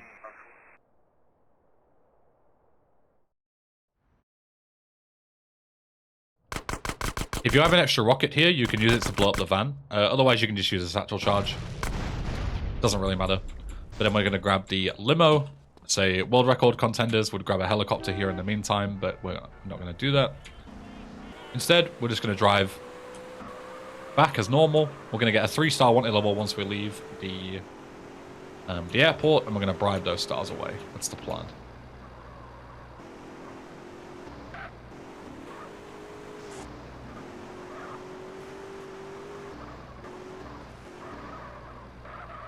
Oops. Depending on where you are in the airport, you can take this over road and ramp off here as well. It depends on your position. It might be faster to go one way than the other. But either way, we're going to head straight here, then go under the highway. There's a bribe star here. You might have seen it when we were doing Jizzy and stuff earlier. That takes us down to 2 stars. And then we only need 1 more bribe, because once we get a 1-star wanted level, as you might know in GTA, it'll eventually go away on its own as long as we don't commit any crimes. So we're going to head up here. We're going to go north, north, north, skip past the pay and spray. And there are bribe stars nearby. There's one on this road, actually. But it's slightly in an inconvenient place. And we don't need to lose our wanted level right away. You can see the bribe stars there, but it's kind of just got to get to, especially with a limo. There's a much more convenient one up to the north. And as I say, we need to drive back to the Pleasure Dome anyway. So losing our wanted level here, we'd still have to drive back the same. So it doesn't matter when you lose your wanted level, as long as you lose it before you get to the Pleasure Domes, you don't lose any time. So instead of going left here, which would technically be the most convenient way, we're going to go right. And then inside that alleyway there, if you would excuse my shit driving, inside that alleyway, there's a bribe. Try not to run over anyone, because you don't want to gain too much police attention. We need to be getting rid of it, not gaining it. Especially here, once you come out, make sure you don't run anyone over. Because we want this wanted level to go away, and if we start committing crimes like running people over, it will stay for longer, and we'll be sat at the Pleasure Domes like an idiot waiting for it to expire. But all goes well, if you don't kill anyone, it should expire pretty much any second once you get back. And just wait, perfect, right there. Johnson, you did good today. Man, now shake the spot. We got shit to talk about. You can switch here if you want. The limo's kind of shit, and we need to be driving back to Woozy's place. So you can always switch back to the Premier, or try and get something better. It's up to you. But Premier's going to be there. Nice and consistent, decent vehicle. Try not to flip it like an idiot, like me. I just can't help myself. I need to be a shit driver as much as possible.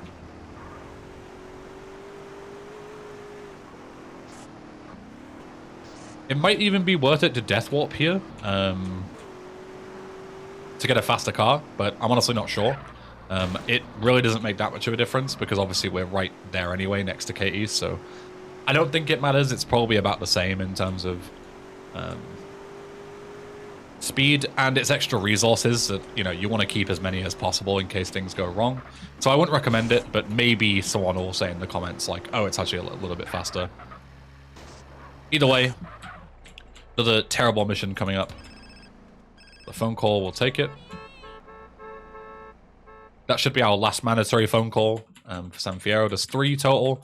There's a 0 call, which unlocks his asset to be purchased. There is the Woozy call, which we discussed before, to unlock his missions. And then there is the Jethro call, which unlocks driving school. Driving school is not mandatory, but you need to answer the call at some point in order to... because otherwise it'll like block phone calls later on. Well, it'll take priority over the phone calls later on.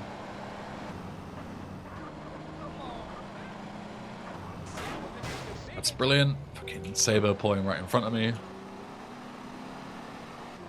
So here we need to head to the eastern side. It might look like it might be more convenient to drive directly south, but we need to head across a bridge. There is a really cool jump that you can do if you're an absolute legend, that will send this all the way across a gap that I'll show you in a second, and it skips having to actually take the bridge that we're going to take. It's a little inconvenient to take the bridge, but it is risky and it only saves like a couple of seconds. So again, I wouldn't recommend it if you're a beginner. I would recommend just being nice and safe, taking the eastern path, driving around and taking the bridge.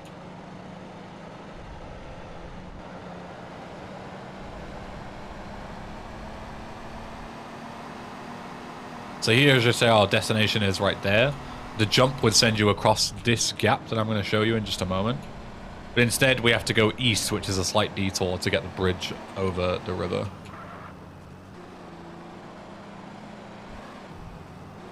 Yeah, the jump would send you all the way from here straight across and clear this river that we're just driving over now. It's a really cool strat, but say you need a lot of speed and you need to practice it hard. So you can go for it if you want to, but more of an advanced strategy, I would say. Not worth the risk, in my opinion, as a beginner. So here it might think like you want to cut straight through here, but there's a building blocking you, so you want to go south instead and cut through the actual town. We'll cut through this way. Let's say if you go on the northern side, it's great, but then you have to drive all the way around the building anyway, because you see there's all this blocking you. So here, this is a nothing burger of a mission. There's 2 bikes that are chasing you, and it's like, oh, if you damage the doors too much, you'll fail the mission because they'll be able to see in. Never once in my entire life have I ever had that happen, even with my atrocious driving. So basically, just drive through the checkpoints and the mission passes after a couple of minutes. It's a really boring mission. Apologies, San Fierro has a lot of boring missions, hence why any percent skips them all. But yeah, there isn't really too much to it. The only important thing to remember is a couple of sections. Like for example here, when you go over this bridge, just be careful because this is a really steep bit here, like that. And if you floor over it full power, you might flip, especially in rain. Just keep that in mind. These guys do a lot of damage. As you see, I'm on like half health now, which is not ideal, but trust me when I say you will lose them eventually. Rain definitely doesn't make it any better here. It makes it, like, you know, more annoying to drive, and I can't see anything because it's a fucking thunderstorm as well. But yeah, you will lose them eventually, so don't worry too much about it. If you want to be safe, you can drive a little erratically to get them to, like, hit trees and stuff, but it's unnecessary, and it might just make you flip the car, and if you flip the car, you lose 5 minutes, just like that, so, yeah. I would err on the side of caution, basically. I don't know how I didn't hit that fucking marker. For some reason, it is really particular, that one, where you just, like, have to be, you know, pixel perfect on it, while the other ones you can be a little bit off. No clue why. Maybe an intern made it, I don't know.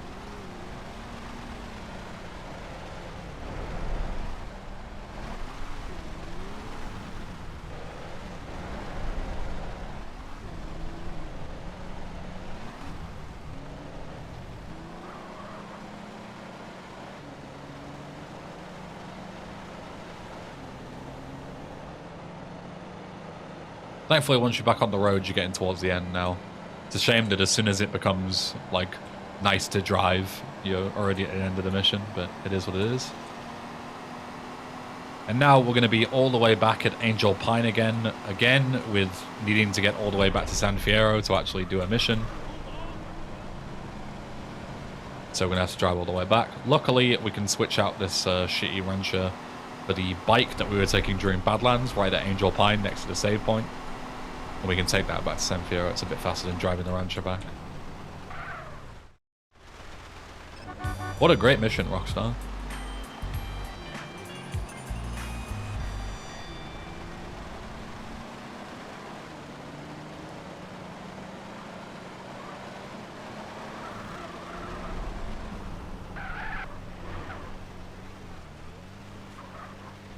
There, you can save the game if you wish, but it's not always necessary. I'm going to switch to the bike.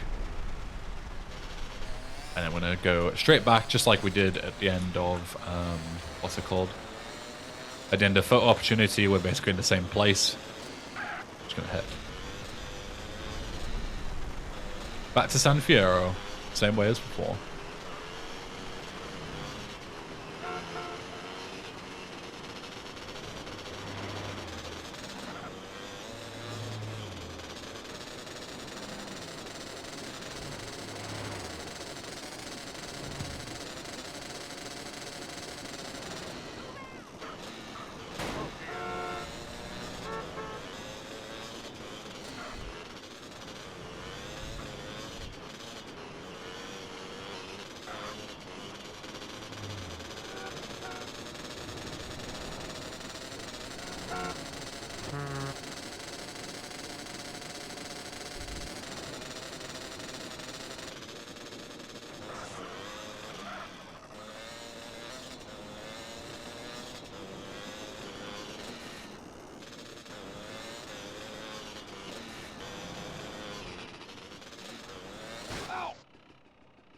Whoops. I don't know why I went this way instead of going through and cutting through like normal, but it doesn't really matter as long as we're going in the right general direction.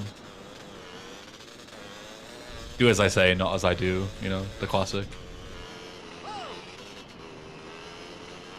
So here, we're not going to store this bike, but you can make a save if you want to, because this strategy might take a couple of tries if you're new with it. But we're basically going to skip this entire mission, so even if it is a little tricky, I would recommend learning it nonetheless. So we'll make a safety save, and then we're going to get on the bike, and we're going to do the same as what we did for Doberman, basically, where we're going to park in the marker, get out, and as the mission starts, we're going to get back on again. There we go. It should, like, put you not necessarily on the bike, but at least not despawn the bike. That's the most important bit. If you do despawn the bike, it's not a big deal. Just grab anything nearby, because we're not going far. This is just to save a bit of time. Rather than taking a car, we can take a bike down here and trigger this next section. But it's literally like a 5-second drive. So, as I say, if you lose the bike, it doesn't make a difference. Just grab anything. The important part is what's coming up. This is what saves like 5 minutes.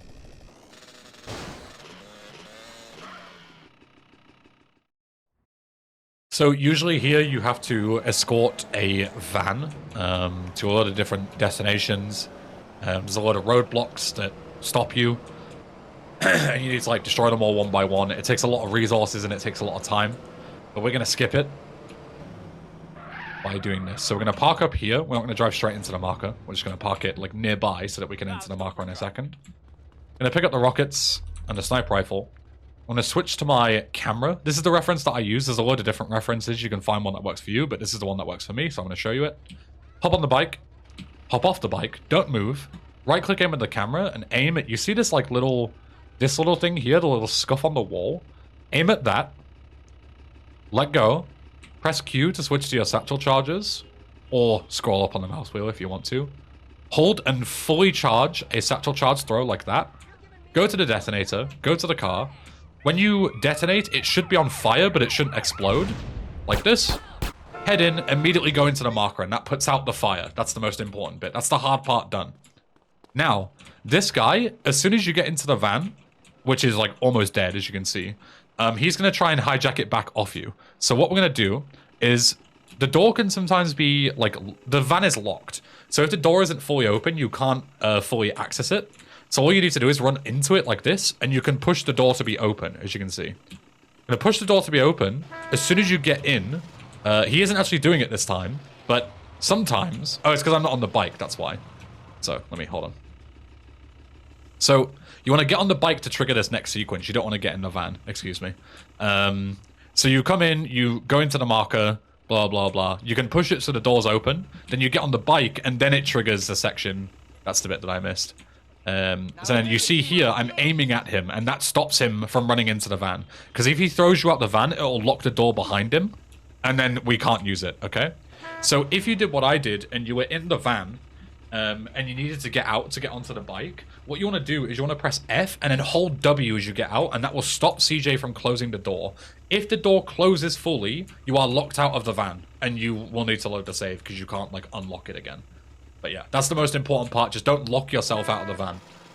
It may look like it has really low health, but this van is actually collision proof. So if you crash, it doesn't make a difference. The only important thing is that you don't like blow it up by mistake. But as you can see, I can hit this wall and I'll be fine. Just to demonstrate. I'm not going to set on fire, as you can see. I didn't take any damage. So just to make sure you don't like shoot it or blow it up. But yeah, so this skips the whole thing, because we can just take the van right to its destination, and as soon as you drive in here, mission passed. Okay, we made it. Over the spot, real. Here you get a wanted level. Ideally, you get a bike. I didn't, but it is what it is.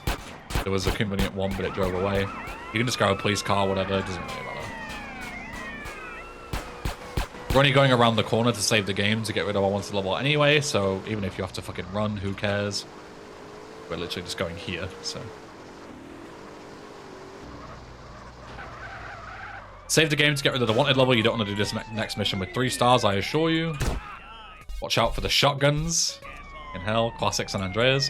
They lock themselves out of their own car. Great job, guys. Snail trail time.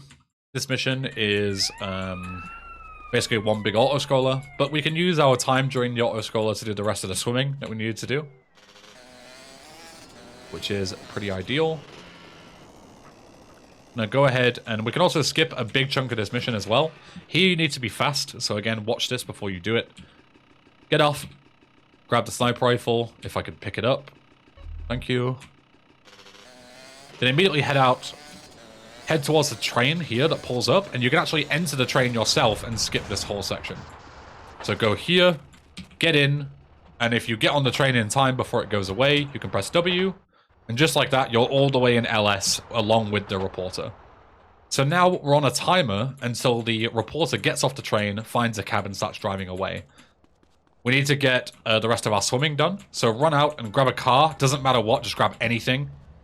And we're really conveniently next to where the management issues mission took place. The little water bit down here. So we can use this section to do the rest of our swimming, which is ideal. So get out of your car, head down here, throw yourself into the ocean, and start swimming. Again, the easiest way is to just swim down, and then just let yourself float up like this to spend as much time in the water. Don't swim around, there's no point. We're going to be saving after this mission, so again, you can use your health as a resource to swim a bit longer.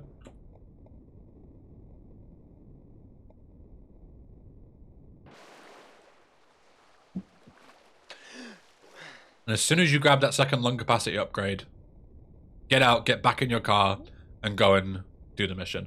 Because if you spend too long here, the taxi driver will drive away with your target, and you'll fail the mission for being too far away.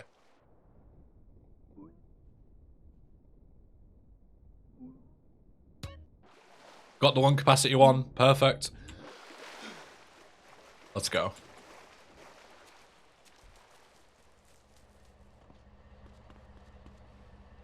Once we're done with this mission, you're going to be driving back to San Fierro from LS. So the faster car you have, or bike, or whatever, the better.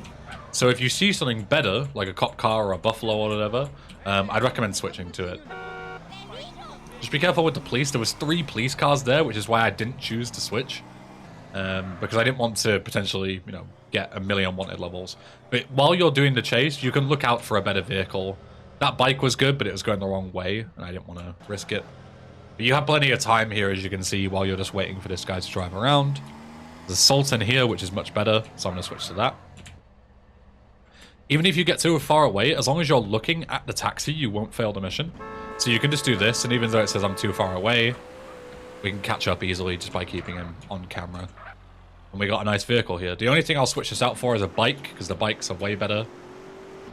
Hey, look at that, right on cue. They managed to absolutely swerve me. I'm not going to switch to it. It's not that big of an upgrade, especially because it was a BF. You know, if it was something way better, I'd consider chasing after it, but... And a lot of police. Just take what you can get. If you've got a Sultan or a fast car, it's more than good enough. Make sure you don't get too close. Aside from that, there isn't really too much to this mission. The path that he takes is random, so you can lose time here due to, you know, something that's completely out of your control. Welcome to San Andreas speedrunning. That will happen a lot. If it bothers you, this isn't the game for you. As you can see, sometimes he just drives like a fucking idiot. Like, he's driving like me, basically, and that's losing me time as well. Every time he gets stuck, that's a time loss. Yeah, if you want to skip ahead to the bit where we kill the 2 guys at the pier, and I'll talk you through the final bit of this mission.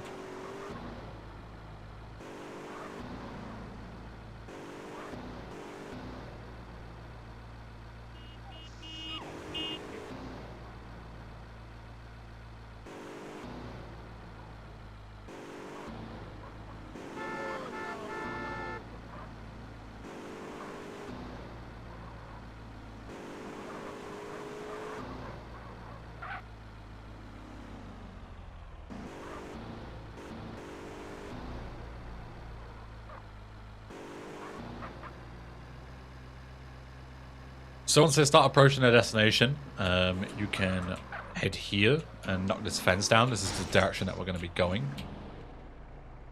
Grab that ahead of time. Pull out your sniper rifle, and it's going to be 2 guys. It's very important the order that you shoot them in. You're going to be shooting the guy on the left first. So if you shoot the guy on the right first, the guy on the left runs around the back of this boulevard and runs away from you. Whereas if you kill the guy on the left first, the guy on the right runs towards you. So kill this guy. As you see, this guy runs towards you in a straight line, so he's an easy kill, even though you've aggroed him. Otherwise, you'd have to sprint and go and chase this guy down, which is really annoying. Head over here. Try not to flip. You can easily, but you can just grab another car from the parking lot or whatever if you do. Not a big deal. And now we're driving all the way back to the San Fierro garage. If you know where you're going, feel free to skip ahead. But I'll show you the route. We're going to be going up past trucking and following it all the way around. There is a way to get an NRG here, but it's kind of inconsistent. So what I'll do is I'll show you the idea, and I'll also show you the backup in case you don't get it. So I went a bit too far there. Again, excuse my terrible driving. Yeah, there's an inconsistent fast way to get an NRG, which is the really fast bike, and there's a slightly slower but consistent way, and I'll show you both so that you always have an NRG for this next mission, because we're going to be using it for like the rest of this segment, and also the next segment we're going to be using it in desert as well. So it's important that you get one, because it'll save quite a lot of time. We're going to be using it in like 4 different missions. So head to this tunnel. We're going to be driving straight down as fast as we can, and we're going to be ramping over into the airport. It sounds scary, but it's not, trust me. The way that people try and consistently get it is they look backwards and forwards as they hit it. Some people just hold backwards. It's entirely up to you. I've had mixed success with everything. It doesn't really work. But the NRG should be here, exactly where it is.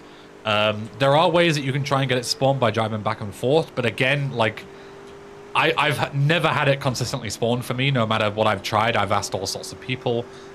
Maybe there is a way, but I'm not currently aware of it. Instead, what we want to do is we want to do this jump. If you have the NRG, do it anyway, but you can do it with a fast car as well. Hop into here and hop into the docks. If you got the NRG early, then great. Just head straight towards the garage. You know what to do. Start the mission. But if you don't have it, then instead head to the docks, and there is the consistent NRG spawn right here. This will always be here no matter what, which is really nice. Don't know why I parked in such a weird position, but it doesn't matter. When you get on it, you'll start the NRG challenge. It doesn't matter, just let it fail. The important thing is that we've got the bike. And now either way, whichever way you got the bike, head towards the garage nonetheless. If you're going this way, it makes sense. You can get armor here if you want to be safe. Unnecessary, but say if you want to be safe, you can grab it. But we're going to be grabbing armor in the mission after this one anyway. Completely up to you. And we just want to be heading up to the section up here. Again, go slow here because you can fall off if you hit the... Right on cue. If you hit the wall apparently too hard. I was going to say the stairs, but the wall also counts. And then we need to be between 8 PM and 6 AM for this mission. So... I didn't mean to get back on there, that's my bad. We need to save until 8 p.m. So 2 saves. Again, that's why the health doesn't matter, because you're going to likely be saving here anyway.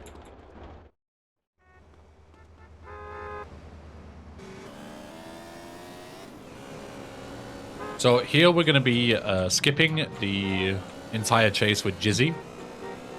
I'll show you how to do that in just a second, but first we need to get there.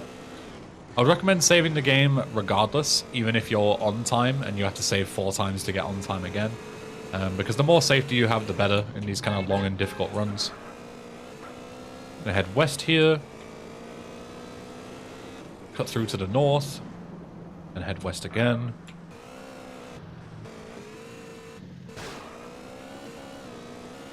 Cut through the trees here. And so what we want to do is we want to blow up Jizzy's car quickly. But if we blow it up with him inside, it'll destroy the phone, which we need, and that's going to fail the mission. So instead, what we're going to do is we're going to shoot his vehicle 6 times. Exactly 6. Any more is not good. 5, 6. We're not going to go to the front. There's no point. We're instead going to go up here. Going to keep our SMG equipped because we want to shoot his vehicle to set it on fire from low health, which is what we're setting up to do now. And if you shoot it, he'll dive out, and then we can blow it up, which is perfect. So we're going to head in here, immediately jump to the left, and trigger the next section. You don't have to do the stealth section. You can skip that whole thing as well. Run to the right here. Trigger the door. As soon as you gain control, shoot Jizzy's car. Watch the gas tank. It's in the back of the car, so shoot it like slightly off. Like this. He's going to get out, and then we're going to rocket the car, which will hopefully... The idea is that it will blow up. He'll take damage from the explosion of the rocket and the car. It didn't happen. That can happen sometimes. But if you like struggle like I did, then you can just shoot him down. It doesn't make a difference. It'll lose like 2 seconds. But the idea is that he dies right away. As long as he doesn't die inside the vehicle, that's the most important part. Now, we're on a somewhat strict time limit. Not super strict, but we need to get to the next mission before 6 o'clock, because it's also from 8 p.m. till 6 a.m. So we need to make sure that we start this mission quickly. This is why we do it in this order, because we need to start both these missions. Also, make sure you have your lung capacity upgrade, because you'll need it now. Otherwise, you won't be able to start this mission. Another good backup time to swim, if you haven't already, or you didn't have enough time during Snail Trail or whatever. What the fuck is that car, by the way? Just completely fucking me up like that. Anyway. Classic San Andreas traffic. Right after you pass Ice Cold Killer, you're right next to a body of water, right, towards the north. So you can swim there to get the rest of your lung capacity, should you need it. But either way, ideally you're here before 6 o'clock. If not, just go and save at the garage again. It's not a big deal.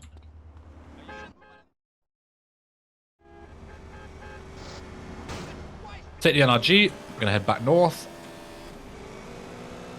There's a number of cool little skips you can do in this mission as well to make it much easier, which I'll show you.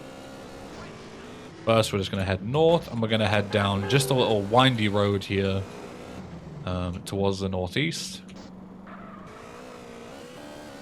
Let's cut through to the docks.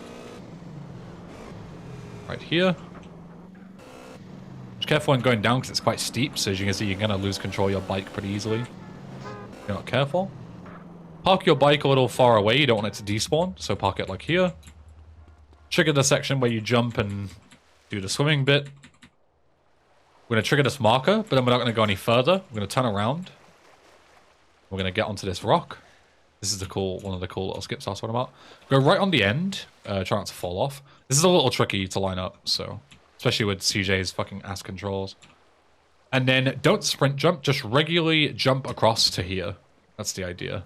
I was too far on the edge there, so I couldn't do it. If you're too far left, you'll grab onto this rock, and if you're too far right, you'll miss it. So it'll take a bit of doing. It's quite precise. But the hope is that you're able to jump and skip and get back onto your bike is ideal. You can also use the aiming to line up as well. Might be a bit easier. It's up to you. That should have worked fine. I don't know why CJ grabbed the fucking rock. It is what it is. You want to be right on the edge. It's always when I'm recording that I struggle with this so much. You know, usually it only takes me like 1 or 2 tries. But alas. There we go. That's what you want.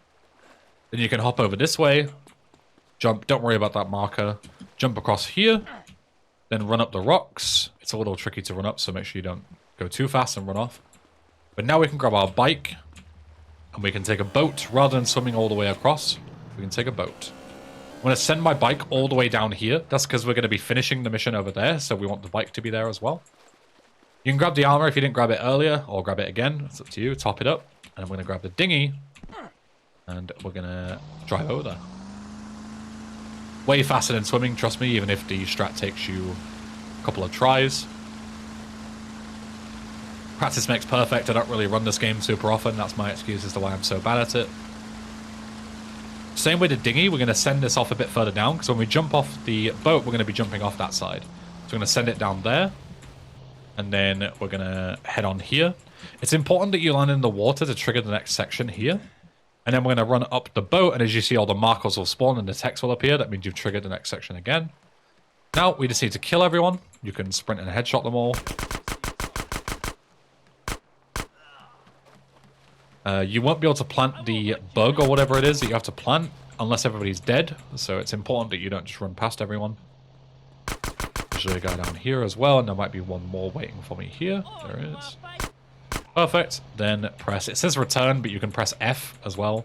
A bit easier to press than enter. And then we're going to jump off, and hopefully your dinghy is around here somewhere. It is. Perfect. And then we can use the dinghy once again to just drive away. Is ideal. Watch out for these guys with AKs. I parked a bit close to them. You can park a bit further south, but it doesn't really matter. It's all good. That's what you got the armor for. Take the extra bit of damage.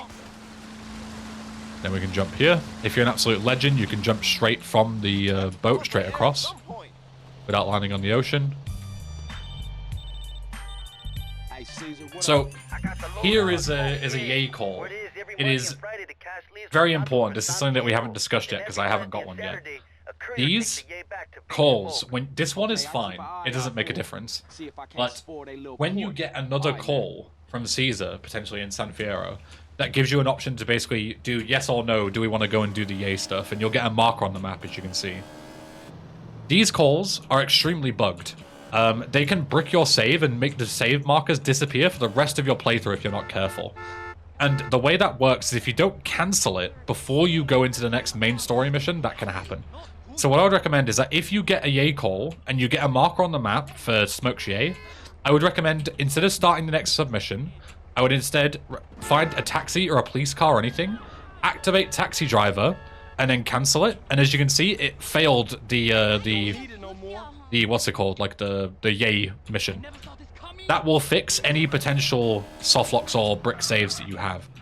So yeah, so here before I start Pier 69, found a taxi or a cop car or whatever, and yeah, start a submission to get rid of the yay stuff, because otherwise, you start the next mission, your save markers might disappear for the rest of the playthrough, which is really bad because for runs you're going to need them, and if your game crashes, that's it, it's over, no saves. So here for the next mission, you want to park your bike here, because anywhere closer will despawn it, and you want it for later. Use your sniper rifle. Kill this guy. This guy. Shit, they walked I right missed. into it. These guys. One of those triad boys is down. Hey, there's still some on the left, CJ. They're all dead. Then we need to go and kill T-Bone. We're gonna go and grab our bike. We don't need Caesar with us. He'll try and get us to catch up, but doesn't need to. We can just go without him. And we just cut all the way around this big fight and run T-Bone over here. He can sometimes pop your tires, which is annoying. If he does, you can just shoot him. He is very weak, but ideally you run him over. And then when Ryder spawns in, go here, sniper rifle, 2 bullets, and he'll die before he even gets to his boat. You can see his death animation there. Mission passed. Getting a pop tire here is annoying. A front one is okay. A back tire is, I would recommend switching vehicles at that point. Either way, we're going to deposit this NRG in the garage. So if you do get a pop back tire, actually what I would recommend is shooting the front tire as well to pop both of them. It sounds silly, but it actually makes it easier to drive. And then we're gonna go and store it in the garage, and that will repair its tires either way. So, yeah. But if you do find like a PCJ or something, it might be worth switching to it. I'll leave it to your discretion. I'm not an expert. So, store the NRG. We're going to be using this in the next segment in Desert later. And grab this Sanchez that you put here. The Sanchez is for this mission here.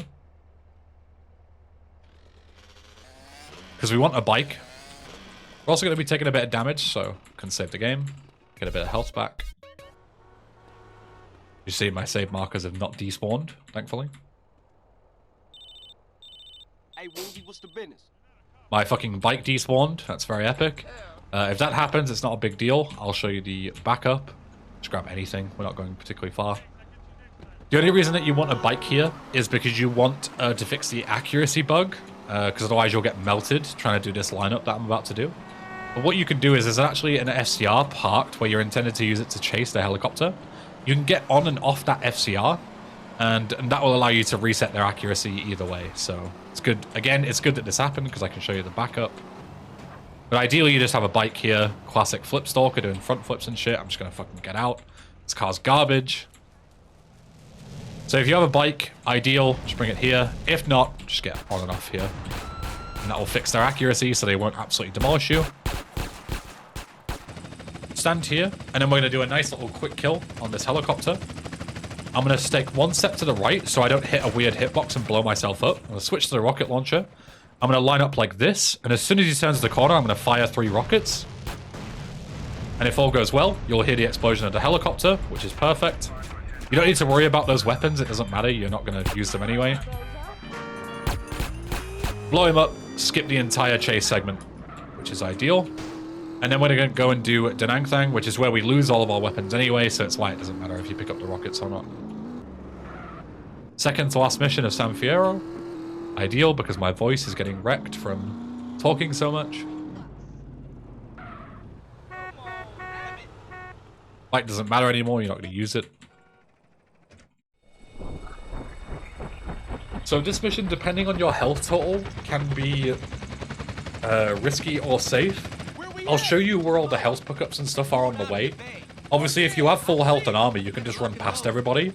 But I'll show you the safe ways regardless, so that if you do have low health, like my health is a little bit sketchy, then you can do the safe way.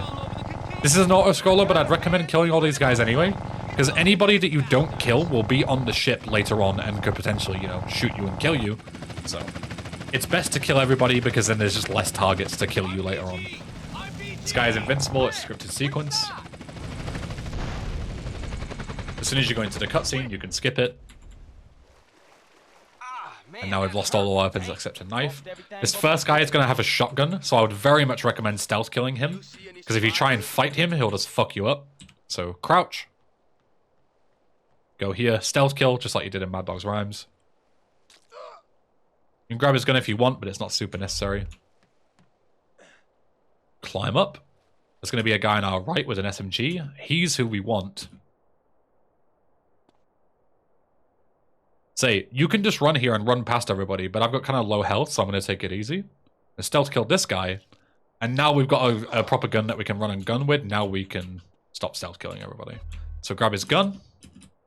Go here.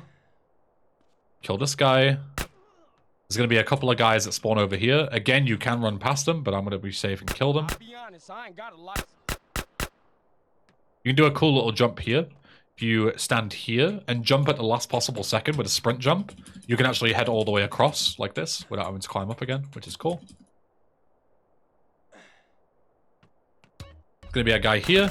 Again, you can run past all these guys, and there's going to be health here. I would recommend picking it up if you're on low health. Once you've grabbed that health and you're good here, you can run through all these guys. I would never recommend killing these guys unless you're on really low health, but it's going to be unlikely. You don't take any damage from that fall, so don't worry. Even if you're low health, it's scripted to not damage you.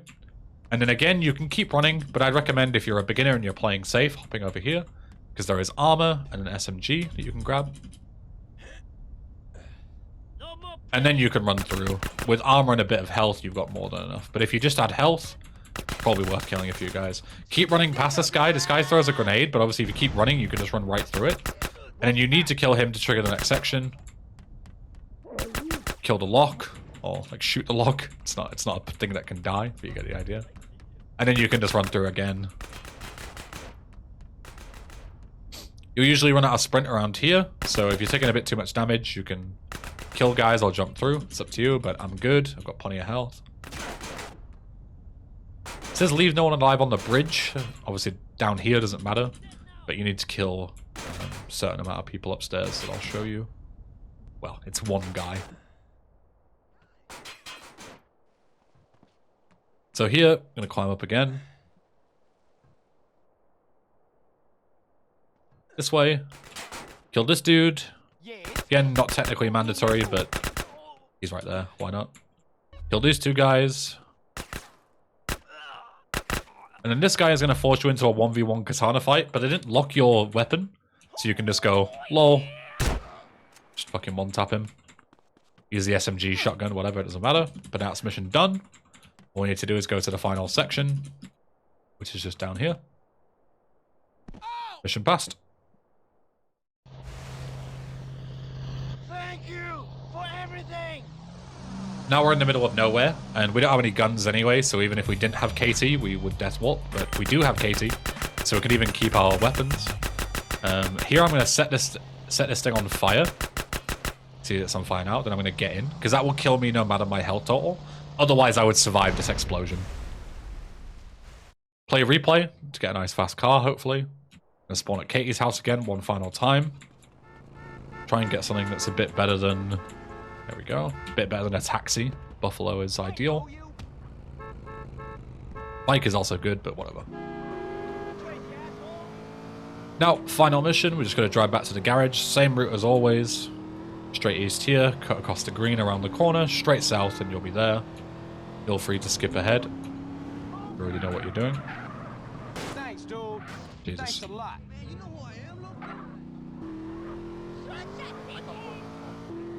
Was trying to turn right there, but just got like no good opportunity to do so, and then just got rammed the opposite way.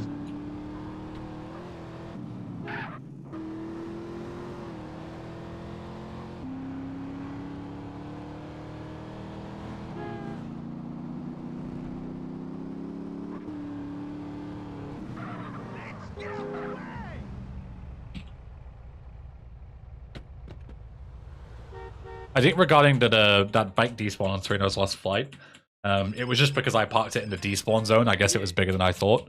So if you're a beginner, just park a bit further away, or maybe like, you know, a bit further north, because I like parked right in front of where CJ was going to spawn.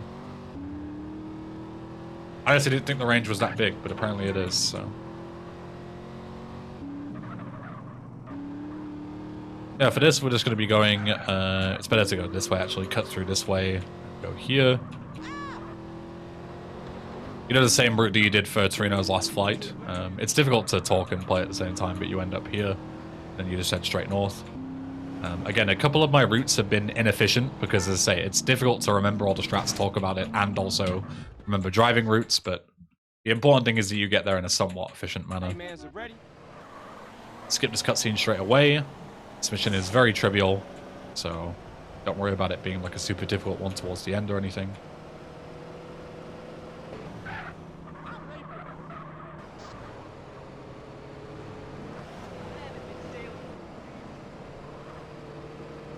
Heading back past the garage, we need to kill some guys at a gate, and we kill some guys out front, so they're like, this trained killer who just annihilated our teammates. Let's let him into the garage. What could possibly go wrong? GTA logic at its finest. Easy way to infiltrate the base that we need to do. Just run these guys over. Hey, some local bastard is blasting on our homeboys. Get out there and kill the fool.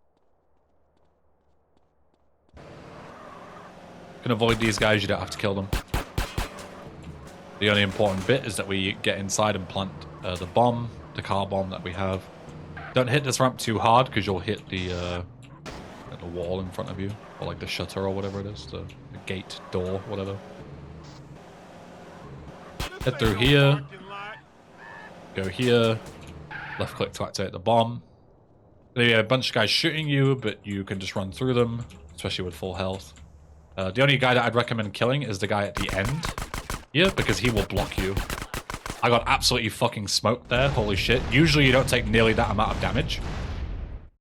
But again, this is fine because I can show you the safe strats. Usually you can just run through these guys, but there's 3 dudes here. I'd recommend killing them if you're on extremely low health like I am. Oh. Because you want to make sure that you have enough health to jump over and take a bit of damage here. Instead of doing the bit where they lock you in and skip that whole sequence, we're just going to go here and jump over. And then just grab any car, doesn't matter. We just need to drive back to the garage. Any vehicle, if I can just get one. This was very slow, this wasn't worth it. I should have hijacked him, but I thought he'd get off the bike a bit earlier. Whatever. Almost died. Hit this marker and you're done with San Fierro. Congratulations. So, next up is going to be Desert for part 4. Thank you all for joining. Sorry, this one was a bit chaotic because San Fierro is very different. There's a lot of different mission routes and stuff that you can do. But yeah, thanks for watching, and I'll see you in the next one for Desert part 4. See you soon. Alright, hello, and welcome back to part 4 of my San Andreas No Major Glitches beginner's tutorial. The last 3 parts, we've taken a look at Los Santos, the Badlands, and San Fierro, which was the big, sort of difficult one. Part 4 is the desert. There's only a couple of missions, so it is going to be much shorter and hopefully much easier for you to learn. So if you're a bit exhausted from the San Fierro segment, don't worry. This is quite a bit more simple. And yeah, without too much messing about, we'll get started. Need to turn up the sound a little bit here on mine because it's a bit quiet. A second. There we go, that's better. We'll start the timer and we'll do the same as last time. We'll go down to where we are in the splits. There we go. So usually here you would have a vehicle from where we just ended. Whatever it was from Jaeger Boom Boom. Just take that. You won't have to steal a vehicle. The only reason I have to is because obviously I've just loaded a save here. But any vehicle doesn't matter. And we're heading over to the boat, which you use during photo opportunity. That's the first port of call here. When we get out, we're going to answer a call, and assuming that you've taken all the phone calls during San Fierro, 3 of them that we mentioned last episode with Zero, Woozy, and Jethro, then we should be able to take the next call, which is from Torino. Spoiler alert, he survived. And we need to go and do some missions for him in the desert. So we're going to hop here to the boat. We'll answer the call as well. And we're gonna hop straight across it. It's just a straight drive in here. Very simple. The only thing to note on this drive that you'll be doing a couple of times is, for some reason, these rocks that are going to spawn in front of me, I'll point them out as we go. They're procedurally generated. They're actually random where the rocks spawn, and they spawn in, as you see here. They can spawn in very quickly in front of you if you're not careful. So just keep that in mind, because you can, you know, hit it, flip your boat, and potentially have a bad time, but usually you'll be fine for the most part. So, hop out the boat. Ideally you don't come all the way back down like I did, but it doesn't really matter. And go ahead and start Monster, the first mission of the segment.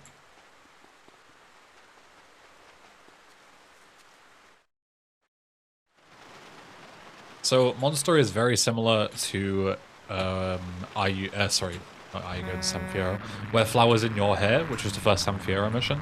It's basically a pseudo-narrative excuse to make you drive around a new area that you've just unlocked. So this is just basically a lap around the desert collecting checkpoints for Torino. There isn't really too much to it. The only important thing to mention during this, besides, you know, good driving, of course, which, as you know, I have none of those skills. We're going to grab some homing missiles that is very convenient to pick up during this mission, and we're going to use those for interdiction, which is 2 missions time.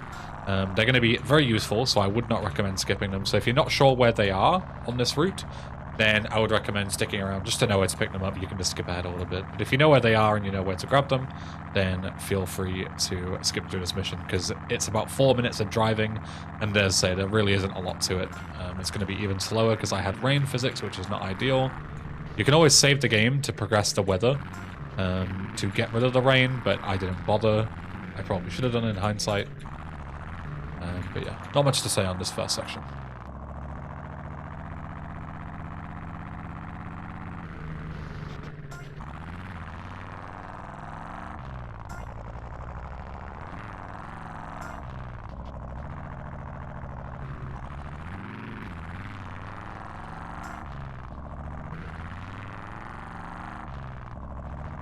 So here is where we're going to be grabbing the homing missiles. Before we get this next checkpoint, we're just going to hop in here. And you start a timer as soon as you get out of the vehicle. I think it's 10 seconds, so you can park like as close as you like, but it's pretty easy to get out and in 10 seconds. So just grab them, get back in, and then just hop on to the next checkpoint. Your actual time for the mission overall, you see at the bottom right, doesn't really matter. Obviously, the quicker the better. But the only way you'll fail is if you don't place on the leaderboard at the end of the mission at all, which I think is like 6 minutes or something. So you've got lots and lots of time. Let's say I'm very slow compared to good speedrunners during this mission, and I don't think I've ever failed it. So yeah, you're all good. Don't worry about that. Take your time. The important thing is to not flip and have to do the whole thing again.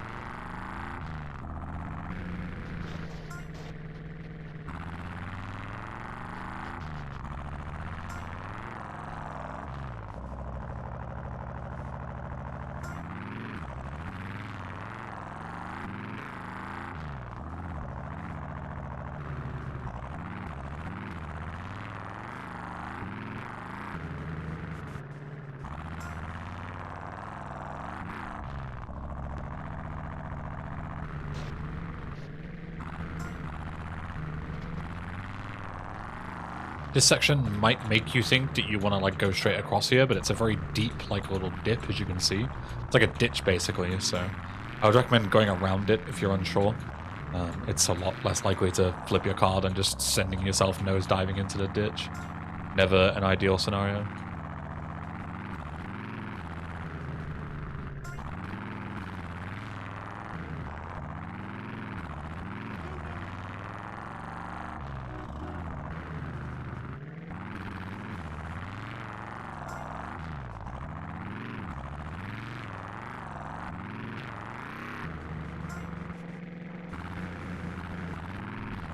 You can smash through that fence if you want to. It's like a second faster, but you can flip your car quite easily, so I wouldn't recommend it. But yeah, you see you got 6 minutes. As long as you get under Taylor's time, Pretty good for you won't fail the mission. Boss will be in touch.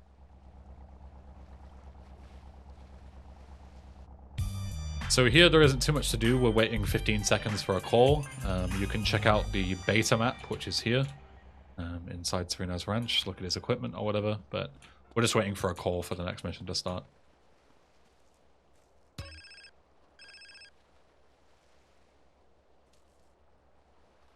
Next up is hijack. So, photosensitivity warning, there's going to be a big long pause buffer here for like maybe 10 seconds or so.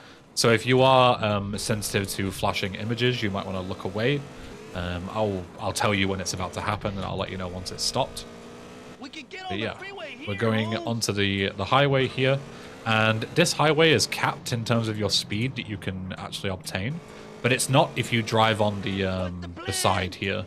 So you can hug the right side, dodge the pillars, and you'll actually go a lot faster than if you were to drive on the road, because the road has a very artificial cap. A lot of the streets do in San Andreas, in order to help the game. Like, you know, on PS2 it would need to like load things in, so you don't want to go too fast. But yeah, here we're going to pull up, and this is where the pause buffer is going to start. So photosensitive warning. We're going to wait until Caesar is in position, and I'm just going to hold my escape key and pause buffer until I see a change. You'll see him like teleport a little bit there. Don't know if that was particularly obvious on the recording, but when you play it, it's pretty obvious, trust me. And as soon as that's done, you can let go. The pause buffer's done now, so you can look again if you didn't want to see it. And just wait for Caesar to beat up the guy, grab the truck, and then we're going to reverse it back and hand it in. And because we did that trick, we're actually right here where the garage is, so we skip having to drive it all the way back. Very nice. Just careful you don't jackknife. Luckily, jackknifing does allow you to reattach the trailer in this. Obviously, in Tanker Commando, when we had a tanker before and jackknifed it, it would fail the mission immediately. That doesn't happen in this mission, thankfully. So if you do disattach it, just reattach it. Not a big deal. That's a very easy mission, very quick.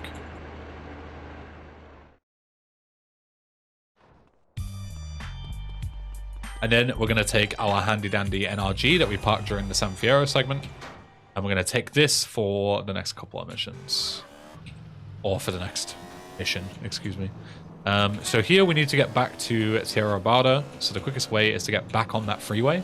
And because we have a really fast bike, we can do a nifty little jump here.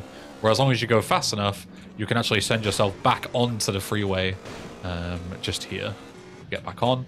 And then we do the exact same thing as before. That guy, wow, okay, I've never got launched that far before in my life. Classic San Andreas. That guy just decided to fucking clean me out like that. Very epic. But yeah, usually what would happen is you just go here, and then you can just drive all the way back, hooking the left-hand side. Same as what we did on Hijack on the way back. So you can go much, much faster here.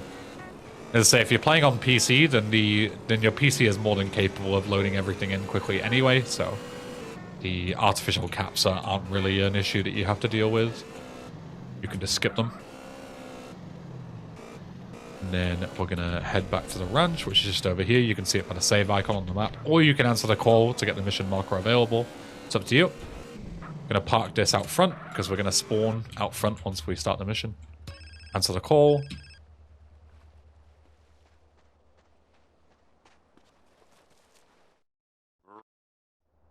And we'll grab the bike, and we'll take it across the train tracks over here. We're heading quite deep into the desert here, so learning the route here is quite important, I would say, compared to going slowly. Because if you don't go this way, you might be inclined to go all the way around over the dam and stuff, but that's quite slow. If you're fast enough, you can do a little jump across this little chasm here, across to the left. It's only a minor little time save compared to going around, so if you're not confident and you haven't practiced it much, then just go around. It doesn't really make a big deal. But the important thing is that once we get to this sort of this little S road here, you can actually just hit this rock and you'll just go straight up it. Like this, like a ramp almost. It looks like you shouldn't be able to climb it, but you can. And you can skip driving all the way around, and then we can just cut straight across here, and we're here. So very, very quick. Hit the marker. It's going to ask you to grab the rockets, but we already have these heat-seeking ones, so we're not going to use those rockets yet. We're going to leave those for later, so don't pick them up. Now you see the mission understands that you know, whatever. Just go ahead and continue the mission. Doesn't care if you actually grab the rockets or not. So now we can go up. And these heat-seeking missiles are going to be very useful in this mission because these helicopters that we need to shoot down move very fast and are very annoying to hit without some kind of lock-on feature. So, oh, I kind of hit that like a brick wall there. I'm a bit too steep. Go around this way. There we go. So, we're going to shoot these, and the way I do it is, so the helicopters are going to come at you quite fast. So what you can do is you can get a shot off on them. These two are like normal, so you can just shoot like one at them each, and they should die. But you see these ones that are going to be coming, also just make sure that when they come down, just move out the way, because otherwise you can get landed on. Yeah, this one, what I do is I shoot one at them like this to see if it catches it. Then I relock on and shoot another one. Because you've got enough rockets to spend 2 per time. So you can try and get a lucky early shot, but if you don't get it, that's fine. If it misses, then you can just relock on, wait for them to slow down a little bit, and shoot them again. Also, there is there's more rockets here if you run out somehow. And there's also health in this shack over here if you take a bit too much damage. This guy survived both, that's fine. Take him out. I should get him. Yep, all good. Cool. We'll grab the health to be super safe. And then we'll get on our bike. Sometimes a blown up helicopter can destroy your bike, as has happened here. If that happens, that's fine. Just grab the Bandito. It spawns one here, thankfully, so you have a vehicle that you can use.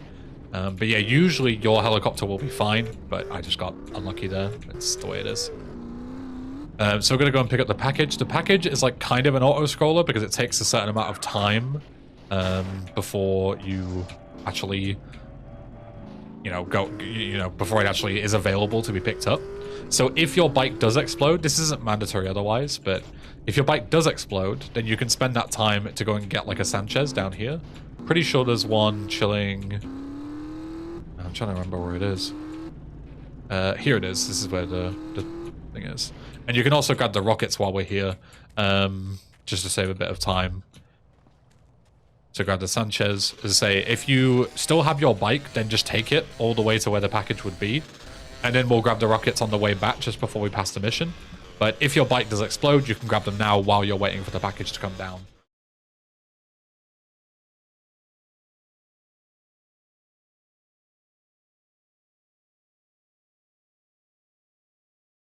It's one of those things where you'll lose a bit of time by not having the fast bike, but you can make it up a little bit by being a bit more efficient with what you do while you wait for the package.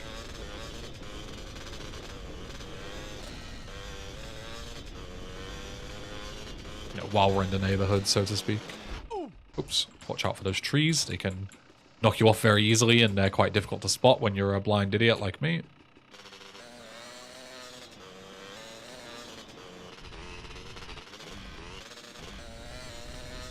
There's also a, sadly here, is like absolute worst case scenario if you somehow lose the bike. Or there's the Sea Sparrow over there as well. Probably a much better option. Get the package back to Las Brujas. Where are you? You giving me the heebie-jeebies, man. Carl, I will always be watching, or listening, or both. Right, now we just head back to where we were. So to say, if you have the NRG here, you wouldn't have the rockets at this point. So make sure to grab them before you pass the mission. You're literally going to the same place, so you can just grab them and then immediately pass the mission afterwards, because they're in the same like little village thing. But if you already have the rockets, then you can just finish the mission straight away. It's one of those awkward missions where things sort of depend on, you know, weird things going wrong or going right. It's difficult to tell sometimes.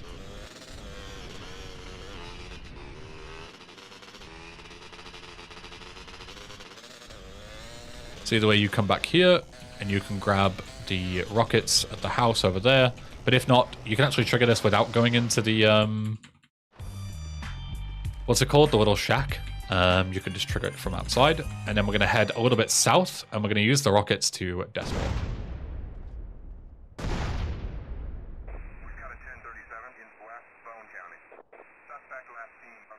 This should spawn us at the local county hospital. If you get a bike like this, then this is absolutely ideal.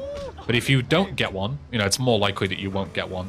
Then just grab the ambulance, which is right here, and you can use that instead. Or if you get a bike there, that's also ideal. But as I say, more than likely you'll just take the ambulance. That's the most likely scenario. But if you get a bike, then that's perfect. Take it, because it's you know, quite a bit faster. So we're going to be going back to the ranch. This is why we death walked, because we're right next to the ranch, right here. It's literally right around the corner. But you need to make sure that you move enough south, otherwise you'll teleport north instead and go to the wrong hospital. So now we're just going to park our ambulance or our bike or whatever that we've got. We're going to go and start this mission. This mission is just a cutscene, nothing to it. Then we're going to go and do flight school, which is the last part of this segment. We're already at the end. That's how easy this section is compared to something like San Fierro. So to get to flight school, we're just going to go straight across, and instead of cutting across to the north like we did last time, we're going to keep following it east until we get to a path, and then we're going to take it all the way up, straight up to the airstrip. Very easy route to follow. There we go, and just cut across here, and just take this all the way up north to the airstrip.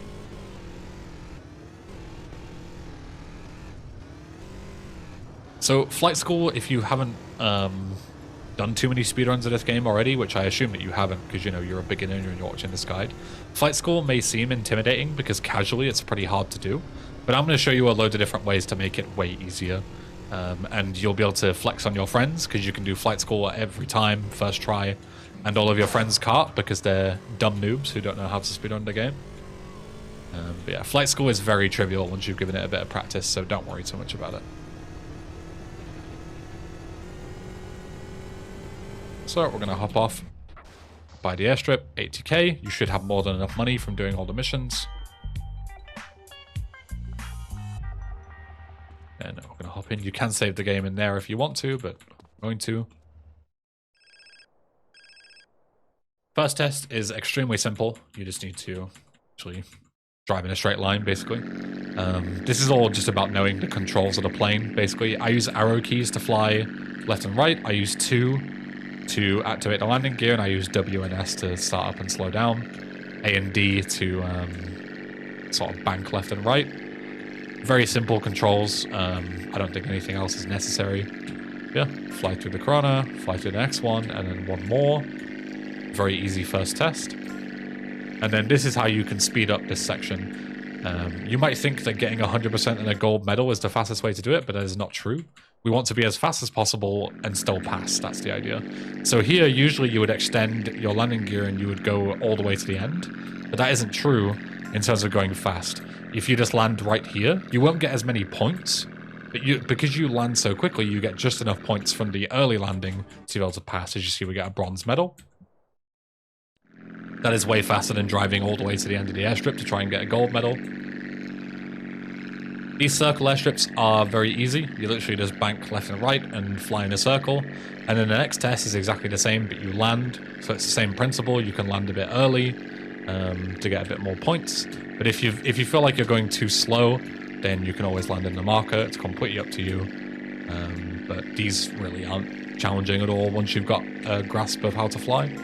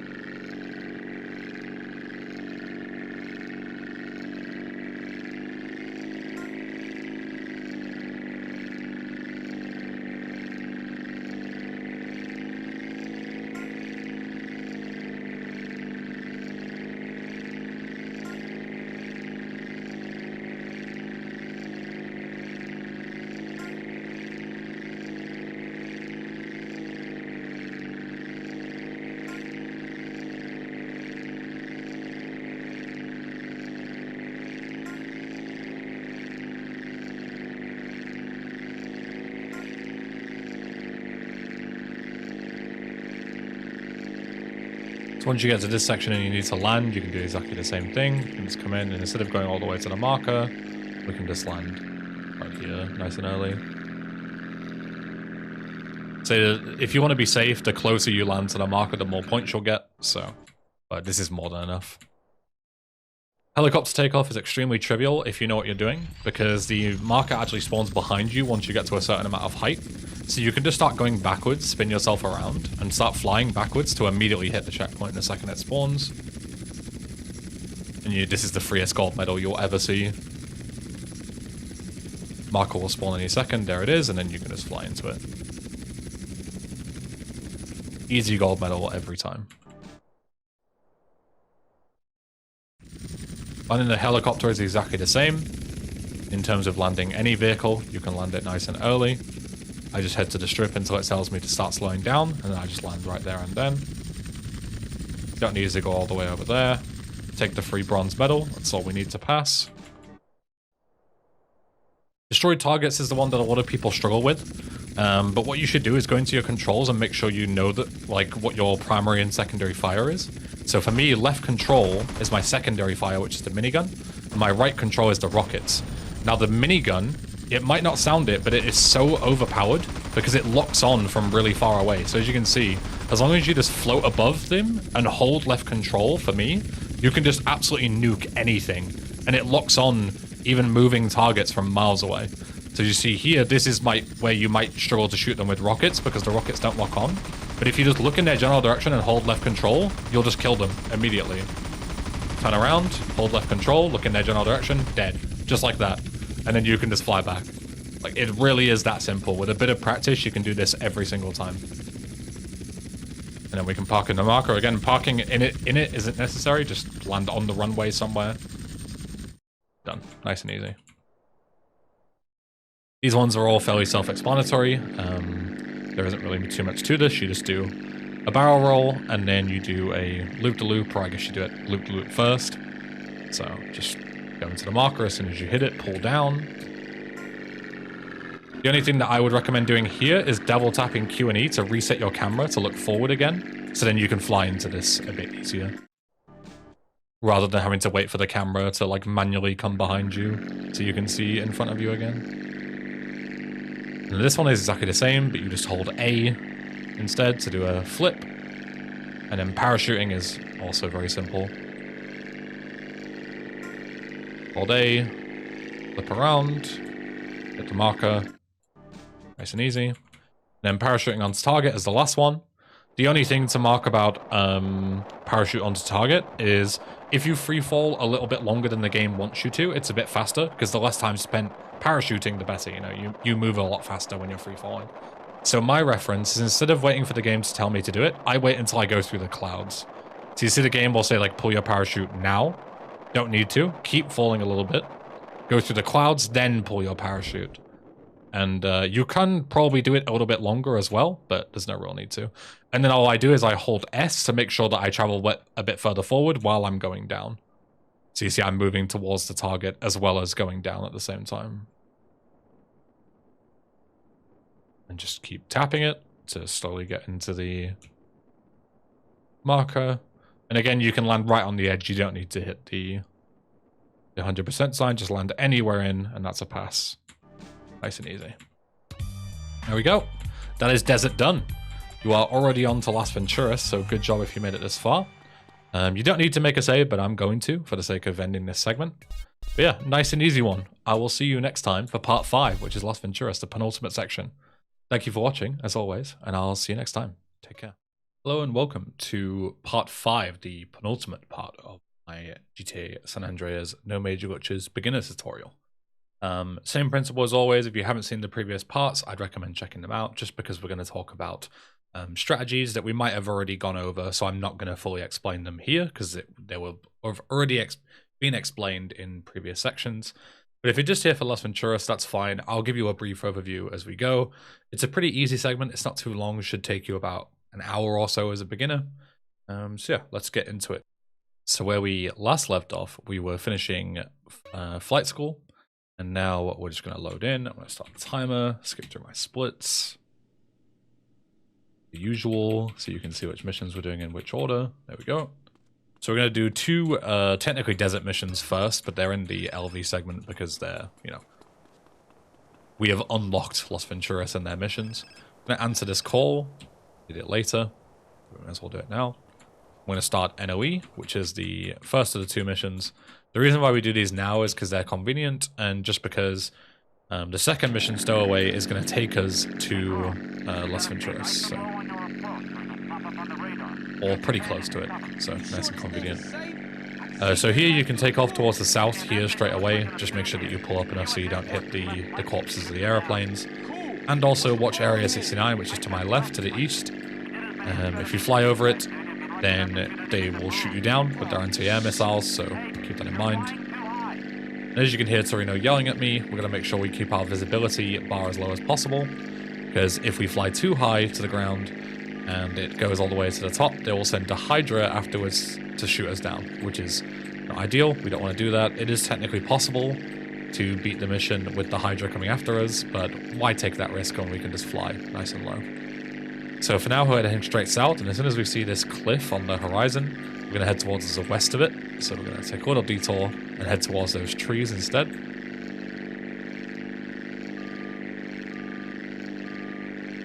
The important thing to remember about this mission is that sometimes you can hit trees that haven't spawned in yet, because San Andreas on PC is terrible with how it, like, streams data, basically. So you can just be flying along and you can just hit the collision of a tree that's there, but you can't actually see it.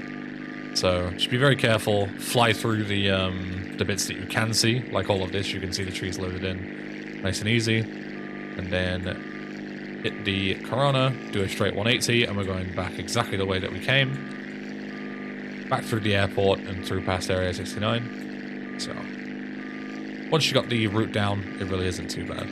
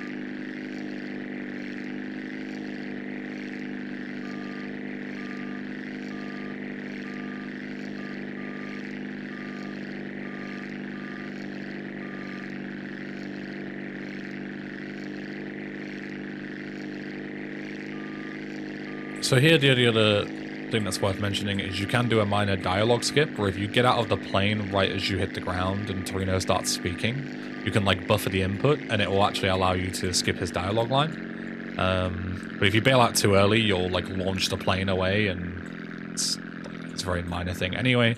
So for all intents and purposes, as a beginner, just land and just listen to it. And then we'll immediately start the next mission, which is Stowaway. So with Stowaway, you can just mash lean forward. Make sure you're on low FPS, because otherwise the plane will leave you in the dust. But apart from that, you can just go straight up here. Grab your AK and immediately start sliding. And we're going to aim at this guy, and we're going to shoot him once in the head. Just like this. If you shoot him anywhere else and don't kill him immediately with that one bullet, you'll blow yourself up in the plane and fail the mission and die. So just keep that in mind. Grab his parachute. And just come out here, and just as you're about to leave, just shoot once to skip the whole bit where you plant the satchel charge, and then you'll be out. Very quick way to do that mission, but it is tricky and it's very easy to mess up. So once you're out and you start free falling, just start heading east as far as you can go. We're going to head towards Las Venturas, as we mentioned before. But yeah, the important bit is that the reason why you aim your gun at that guy is to make him put his hands up, because then he stands still for a few seconds, which allows you to get that easy headshot. If you were to just try and like shoot him straight away, he would start moving, and if you miss, you immediately fail the mission and die inside the plane. So gotta be very careful with that.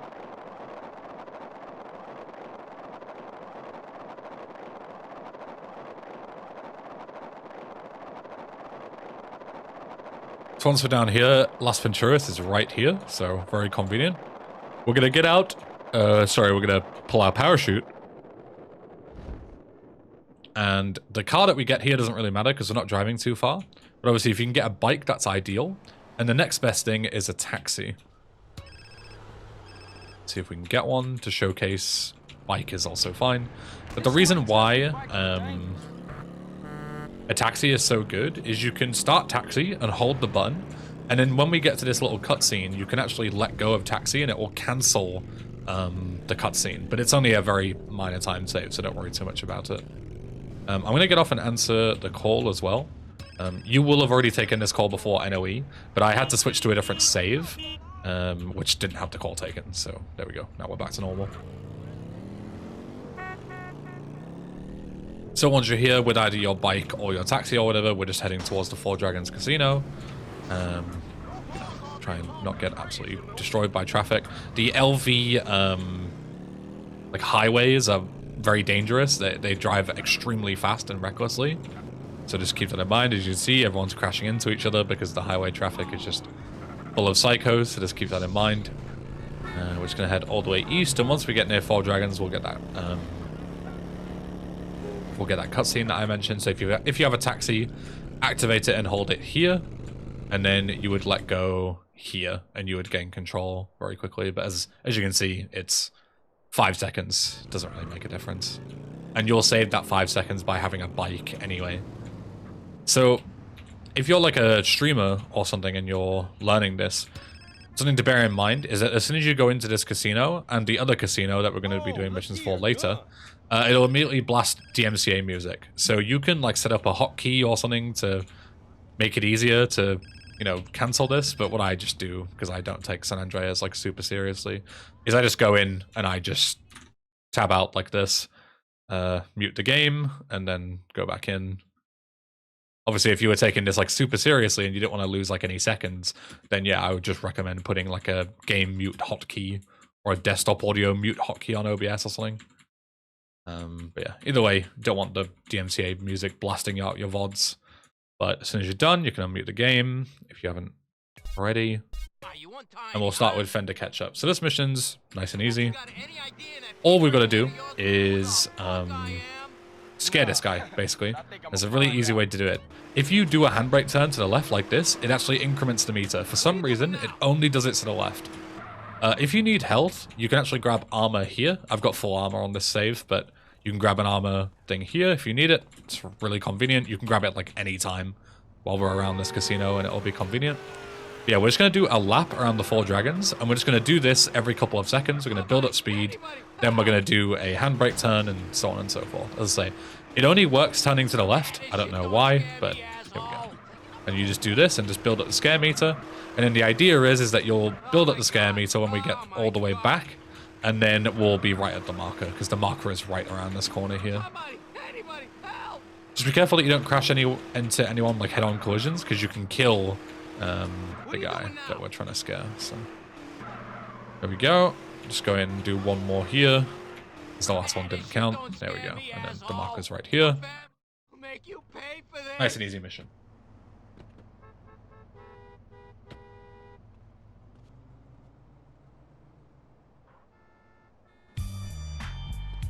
Next up, we're doing Explosive Situation, which is also inside the 4 dragons. So same thing, I'll mute the game as we start the mission.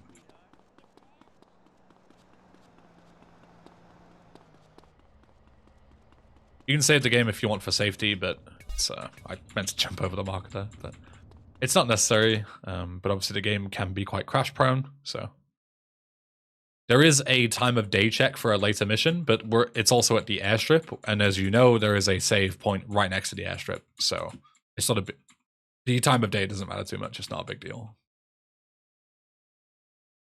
So Explosive Situation, we're just going to try and look for a car here. You can still use your replay here, that we talked about before, this one, which has the fast cars in it, and you can use that to try and get... You see I got a Sultan here, which is very nice. Sultans are good and fast.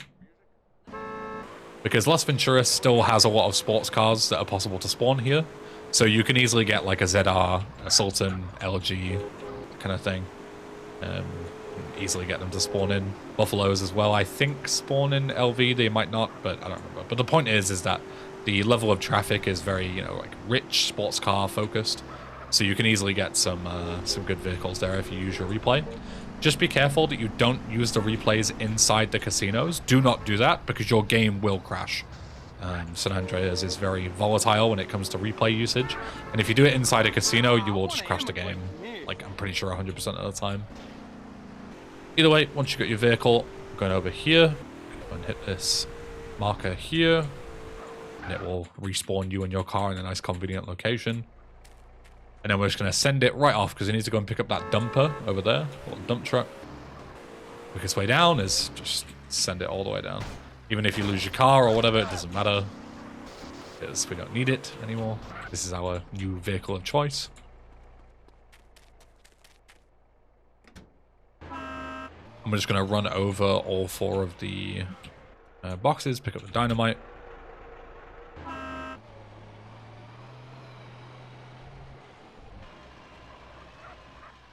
You have a 2-minute timer here, but it is not strict at all. You can remove that timer if you want to. There is a guy there on the platform that has like the detonation charges. If you kill him, it actually removes the timer. It's like a fun little Cool little mission detail that a lot of people don't know about.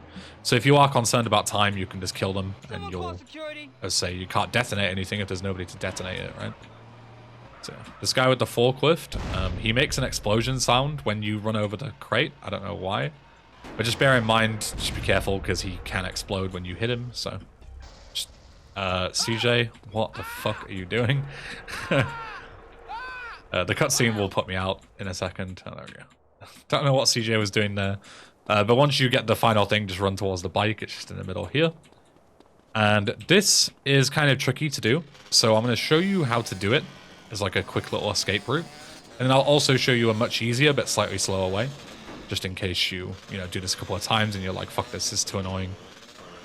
So we're going to head up the south wall here. And the reason why this is quick is because not only both ways you skip having to do the whole like platforming thing with the bike to get out, but this way you also keep the Sanchez, which is nice.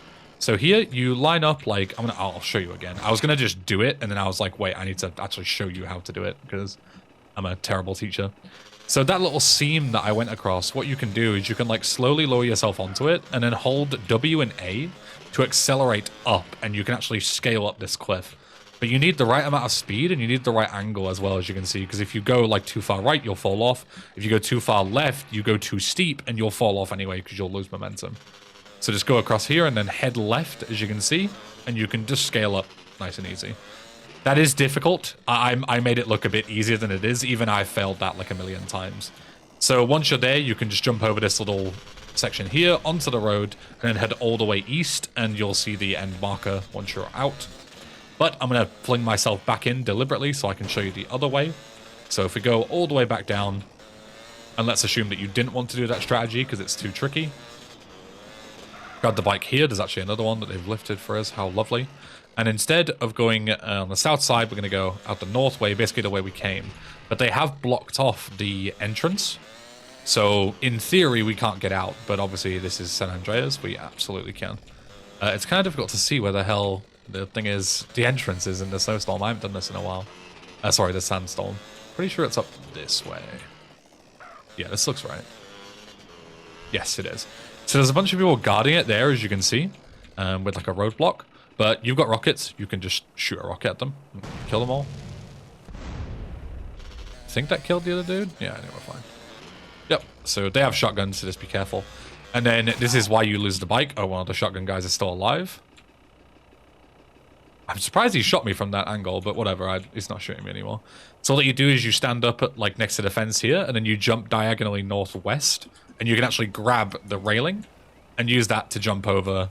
And then you can just grab a van and leave the same way. But obviously the difference is that you won't have a bike to do this next section. So, but I'll assume you do it the bike way. So I'll go and redo that little bit over there. Hopefully not take too much damage from these shotgun guys. Ow. But yeah, so I'll see you in just a second once I've got back over there. I won't make you watch me do that strat again, as you've already seen it.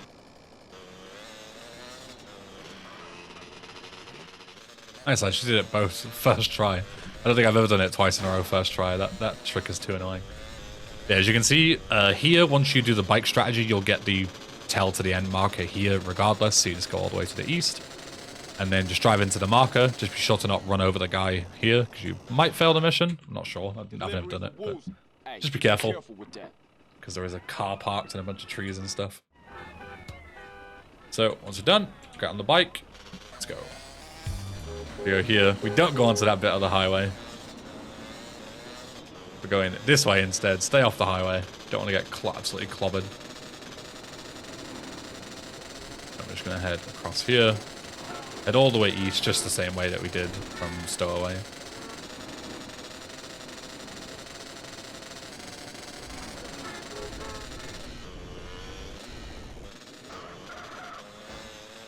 So again here, if you did get pieced up on an explosive situation like I did, which is unlikely, but I did tank a few shotguns. No worries. Grab the armor. And then we can start. You have those ships, exactly the same place as before. Keep the bike, you're going to want it. Don't worry about the calls, we'll take those later. Game. In, start the mission. Also, the reason why I'm jumping and running across like a specific route here is because if you don't do what I'm doing, you're not able to sprint. You can only sprint on staircases and in like very particular places. I don't know why. It's just the way the game is. You can't sprint in interiors, but you can in certain places. I have no idea why. Alright, hello. Sorry about the weird cut here. For some reason, I just got done recording the entire LV segment. But when I went back to watch it back, the video like dies halfway through this mission and then comes back again at the end of it. I have no idea why. So the rest of the footage is going to be normal, but this, I don't have a recording of it anymore. The only difference is I've loaded a save for the mission, which means I don't have the bike from the previous mission. So this will be a lot more difficult for me than it is for you, because I'm going to have the accuracy bug. But it doesn't really matter for the sake of demonstration. I've got a decently fast car. The only thing that, as I say, that's different is you'll have a bike, which means you'll be a little bit faster towards the destinations, and it'll be a bit easier for you. But obviously, if you don't have a bike for whatever reason, you can do what I'm doing here with the car and take this route. If you can find one, I would recommend switching to a bike, you know, even like the cop bike here or the BF, or there's even like, you know, probably fixed spawns around that I can't really think of off the top of my head, but I'm sure you could maybe Google one and find one, just to make things easier, because this mission is a little bit tricky, and having, you know, higher accuracy really, you know, there's no point in adding like unnecessary complications to it. But as you can see, there's so many bikes on the highway, like I'm sure you can get one, but I'm just gonna do it with the car because I'm confident in my ability. So we're going to be heading all the way up north here past the burger shop. We're just going to go and cut through here, smash through this railing. We'll be coming here several times because there's a bunch of different missions in this little northwestern area. We'll pull a 180 here because we're going to be going back in a few moments. And then this is a little segment that we should all do sort of in one go. So I'd recommend watching this and sort of, you know, getting an idea of it before you do it. What you do is you shoot the rocket in here to trigger the next segment. Turn around, shoot this, shoot here to kill this guy, shoot here to kill this guy, shoot the roof here to kill this dude, wait a few seconds, then shoot again because you see another guy comes up, and that guy has a Spaz 12 shotgun, as you can see there. He will absolutely annihilate you, so be very careful, especially if you have bugged accuracy, okay? So I'm going to take this a little safe. You don't have to kill these guys if you're doing this normally and you're familiar with what you're doing, but I'm going to kill them purely because I'm going to explain how this mission works, so you don't want these guys to shoot me dead while I'm doing it. So, the way this mission works and what makes it difficult is once you blow up all of these things, you're going to walk outside and there's going to be a guy with a Spaz 12 waiting for you on top of this little shipping container. But what we can do is we can skip his spawn, and the way it works is he is set to spawn in the code once the number of machines reaches 3 destroyed. But what we can do is we can destroy like 1, 2, and then 3 and 4 at the same time, and it skips, you know, goes straight from 2 to 4, so that the game never thinks that it's 3, and they never spawn him. So that's the idea. So what I would do is, if I was doing this like normally in like a PB attempt, I wouldn't kill those guys. I would just walk in, and I would go here, and I would go stand. Let me stand here, just to make sure I'm doing it right. And what I would do, another thing to keep an eye on is just make sure that you don't shoot these boxes. The hitboxes are a bit bigger than you think they are, so just keep that in mind. Yeah, I would run in, I'd go here, and I'd go 1, 2, and then I would shoot these 2 at the same time. So 3 and 4, there you go, 5 and 6, I missed that one, 6, 7, 8, and then 9 again, watch for the boxes. Then you can run out. There'll be a guy in an Admiral here, but he's not really a threat. And as you see, there's no guy with a Spaz 12 looking to absolutely destroy you and everybody that you ever loved, which is great. So now you can leave, and we're going to head exactly the way that we came. And yeah, that's pretty much the mission done.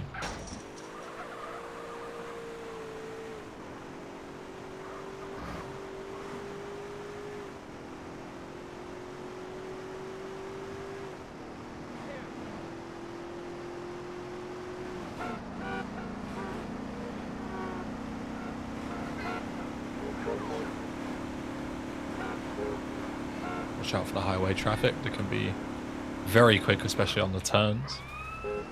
See, it's very chaotic. Lots of cars going at very quick speeds, but you get used to like where they're gonna turn. You can get a feeling for it eventually. Yeah, once you get to this next segment, you can pull in here, cut through, save you having to go around, and then you can enjoy one of the best dialogue lines in this game.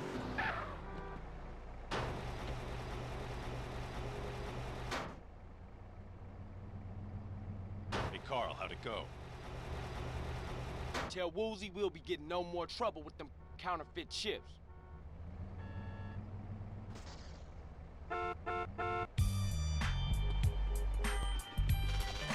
Next up is Don Quixote. The marker actually is outside for some reason. I'm not sure why, but it is. It's not inside the casino. Actually, right here. So you can save if you want to, but again, it's not usually necessary. The bike doesn't matter because we need to get a 4-door vehicle, and ideally we want a fast one. So again, here you can play the replay to try and get a Sultan. Sultan is best case scenario. Something like an Admiral is also really good. A Sunrise is fine. A cop car, an LV cop car is also a good choice because, you know, these things are pretty fast. But just basically find like any decent 4-door car that you can use. And then we're going to take the Southern Road like we did for You've Had Your Chips, and we're just going to follow it all the way, and we're basically going all the way past the airstrip into the desert again.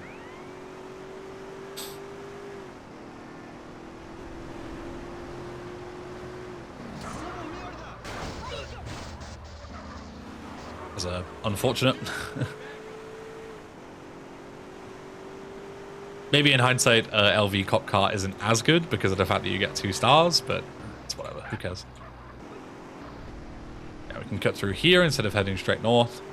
And we're just going to basically cut through all of the roads. We're going to head here up north, and then we're going to cut through eventually to the west onto another road, but we're not going to do it just yet. There's a more convenient place to do it.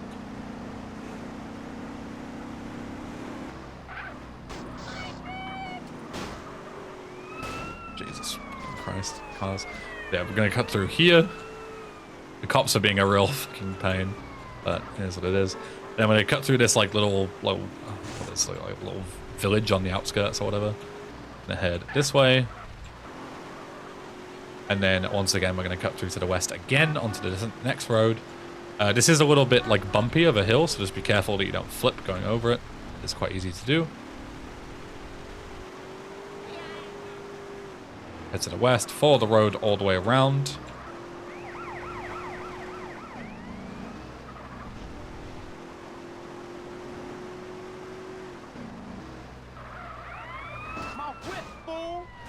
Jesus.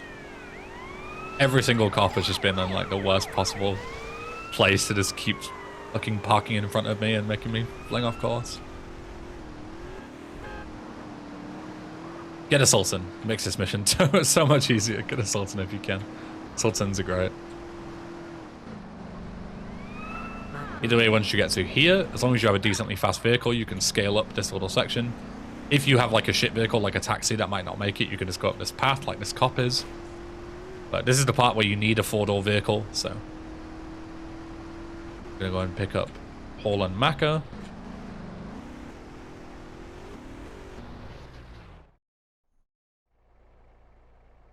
Car with us. Need to find a vehicle with at least 2 passenger seats. Yep, no worries.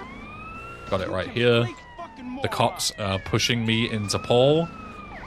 Oh my god. This is just pure chaos. Pure chaos, okay. You can jump right off the cliff here, but I wouldn't recommend it as a beginner. Instead, I recommend just doing this and then jumping off here instead. It's a lot less of a drop.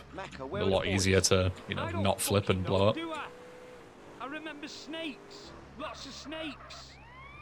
It's a snake farm not too far from here. We can go check it out. Head to the snake farm. Here you have 2 options. You can kill the people at the snake farm, or you can just leave. Leaving might seem like the faster option, but it isn't, because you have to kill these guys eventually anyway. So even if you don't kill them now, you're going to have to kill them when you get back to the casino. So it's much better to just shoot a rocket now and kill them all, and then we can escape.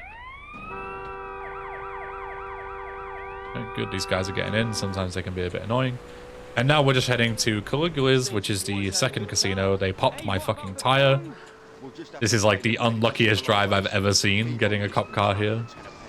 Look at this shit. It's called Caligula's. It's popped back tire as well, just to add insult to injury. Yeah, I'll do my best here to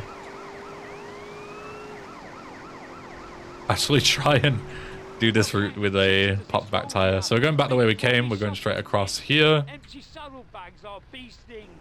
We're going to cut through again. But then instead of once we cut through heading south, we're going to head east into main LV anyway. I just can't stop spinning out because of my back tire being popped. I've never had a popped tire here as a result of the cops. Just classic, the one time you want to show a route and do it well, you get absolutely screwed. Is what it is. Cut across here. Head across the bridge and then we're pretty much there. But you don't have to go across the bridge because we're heading like a bit north anyway because this is the airport. So let's cut through this bit.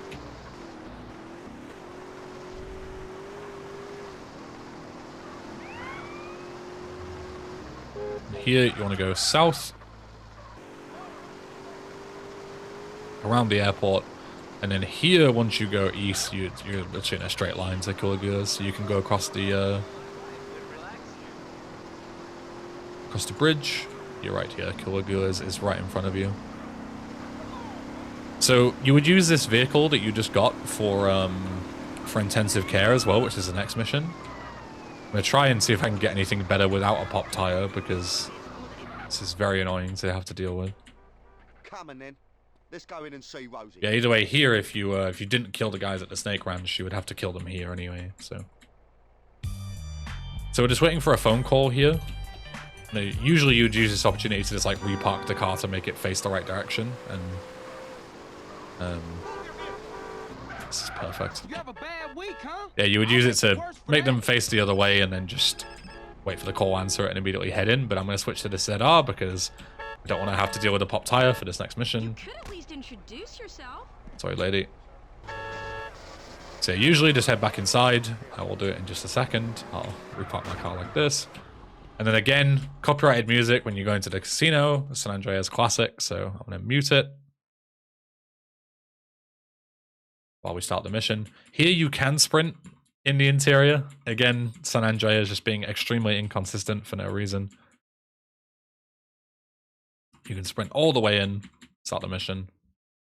Again, do not play replays inside there. You will get absolutely destroyed. Use your car that you had before, whether it be like the Sultan or the cop car or whatever. Now we're just going to go ahead and drive to the hospital. So this mission is like the GTA classic, 3 vehicles, and it's always like the last one you check, but it works a little differently here. So the way it works is that there's going to be 3 ambulances that we need to try and see where Johnny is. And it's never the first one.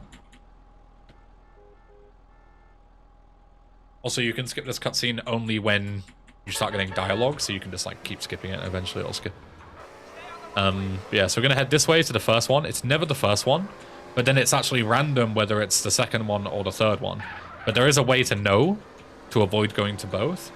So when you do the first one, the second and third will be alerted, and the correct one will stop, and it won't move. So I'm going to go here. I'm going to ram into this first ambulance. Usually it's on this other road, but it can be here sometimes. And now the easiest way to do it as a beginner is you can check here and just basically either make a mental note or put a marker on one of them and just basically see when you start driving south, because they're both south, which of them moves. And the one that moves is the incorrect one.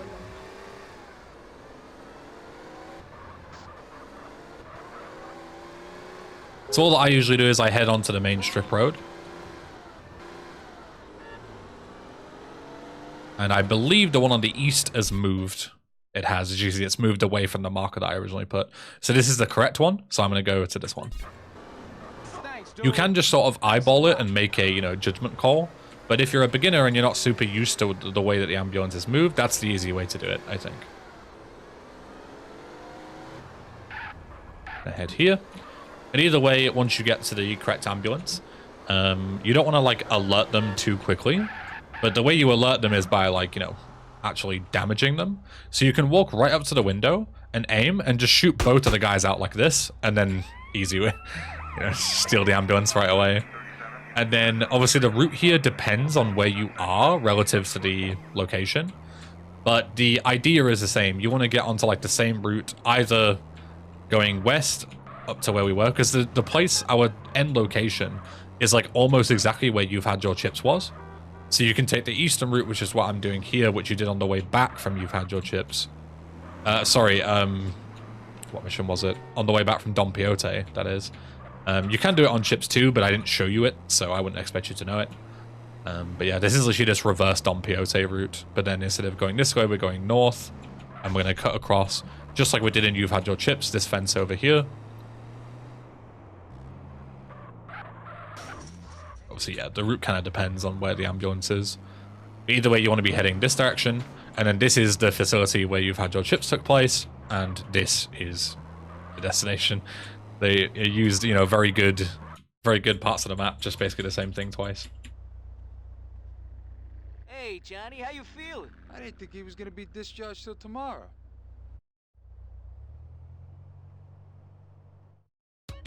So I'm going to try something different here. I've never actually tried this, but I'm going to try death warping because I saw it in a video. CJ? Okay. Somehow he survived that. And this should take us to the LV hospital. I never did this before, but yeah, this does work. Okay. So yeah, I would recommend doing this. It's free. We still have our weapons because we obviously dated Katie, so we get to keep them. And we just spawn closer to the next mission. So that makes perfect sense in my head. But I never did it in runs. I don't know how new of a strategy that is. But I saw it in a video and I was like, oh, that's smart. I should use that for my guide because it makes sense to do it. So yeah, literally we're right here next to the Caligulas. And as I say, we don't lose our weapons or anything. So death warping is the way to go. Try and get a nice... use your replays to get a nice car. I got a ZR, which is lucky. You might not always get something that good, but it is what it is. Again, going to tab out, mute the music. Just so you know, you can watch this video and it's not blocked worldwide.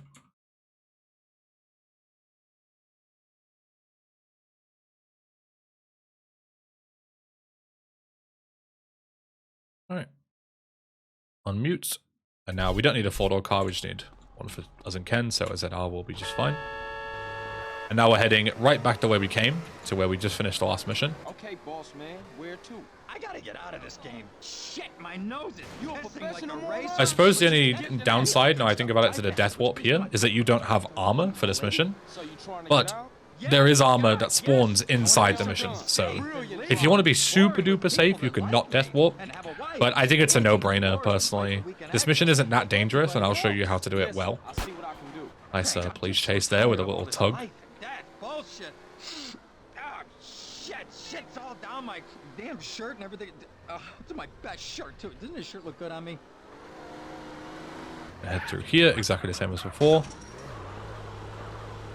And then there's going to be a big combat section, but that's what these rockets are for that we stalled out during interdiction to grab right at the end, so we can use them for this mission. Okay, let's get this over with. I'm the boss. I am the But boss. inside, I am the boss. pre-equip the rocket launcher. Skip the cutscene, we're going to start getting like assaulted immediately. And shoot, these guys have melee weapons and go after Ken. I'm going to shoot another one because a bunch more people walk in as well. And then shoot here. Just be careful that you don't blow yourself up, basically. That's all there is to say here. And then you want to make sure that you jump over. I set myself on fire because I jumped a little bit too late, but that's fine. The only inconvenience is that you can't shoot rockets while you're on fire, but there we go. But you want to jump over quickly like I did, because as you heard there, Ken was actually taking out the flames with the fire extinguisher. And if you try and jump over while he's using his fire extinguisher there, you'll actually get like stun locked by Ken, which is really bad. So this is where the armor is. You want to make sure that you've cleared out the room first, because otherwise, if you and Ken are inside here, then an enemy can actually come and shut this thing behind you, and you both get trapped inside and die.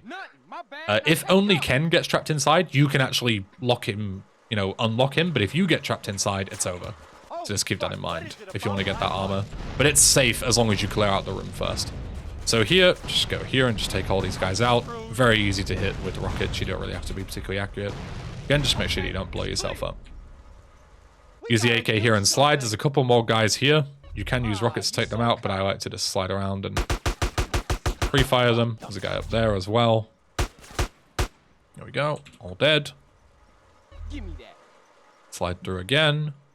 Doesn't matter where you parked outside, because the game will like reset your vehicle to be here.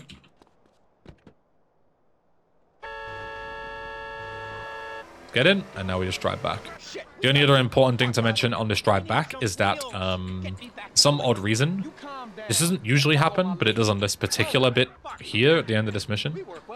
If you drive into the marker, your vehicle will despawn. No matter what it is, no matter where it is, you hit the marker, it just despawns immediately right in front of you. So if you have a good car like this, what I would recommend doing is switching to a bad car right outside the marker, and then use that to despawn, you know, that shit vehicle will be despawned. And then I will be able to keep the ZR, or my other fast vehicle that you might hypothetically have in your scenario, and you can use that for the next little segment. It's not a big deal, because we're not going to be doing a ton of driving before we go to the next missions, but yeah, it's just a little thing that you can keep in mind. So here, like, perfect, switch to this thing. The bike is even better, but whatever. Sometimes you just gotta take what you can get, you know? So we'll switch to this. The bike still might be there, in which case I'll take one, but we'll go here. As you see, the blue car just completely despawns, and the ZR is here that we can use. It's very nice. The worst case scenario, just walk out and get another car anyway. We're not going particularly far, so it doesn't make a difference.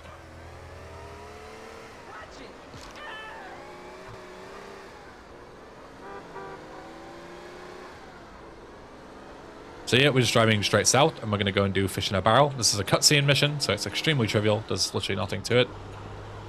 If you have low health from before, you can just save the game right here. Get a nice little health top up.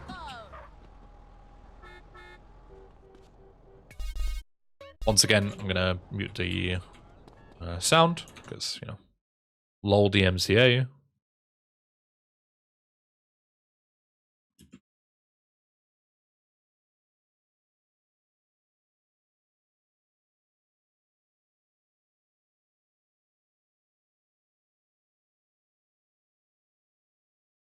Go. That's that mission done.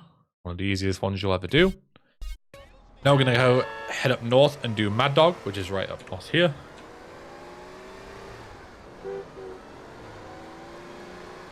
And this is the only bit of driving you'll be doing with this fast car, so it's like just doing up one street, up another street.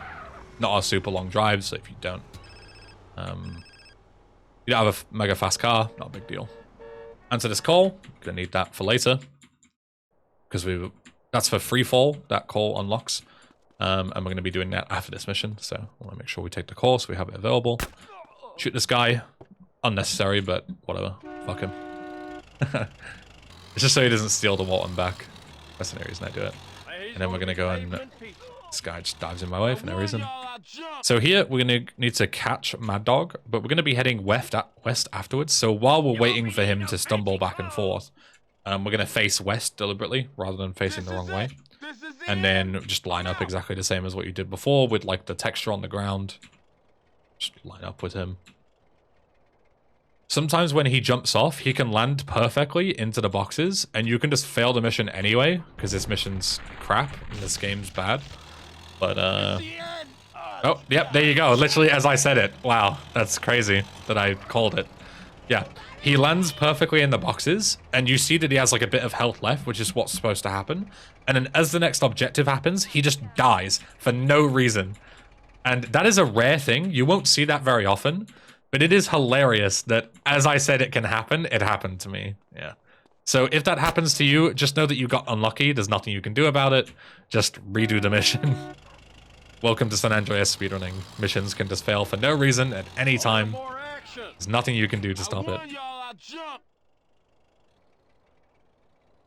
So, do the exact same thing again. This guy's falling over. I don't know what the hell he's doing. Get the hell out of the way. This is the end. I'm out.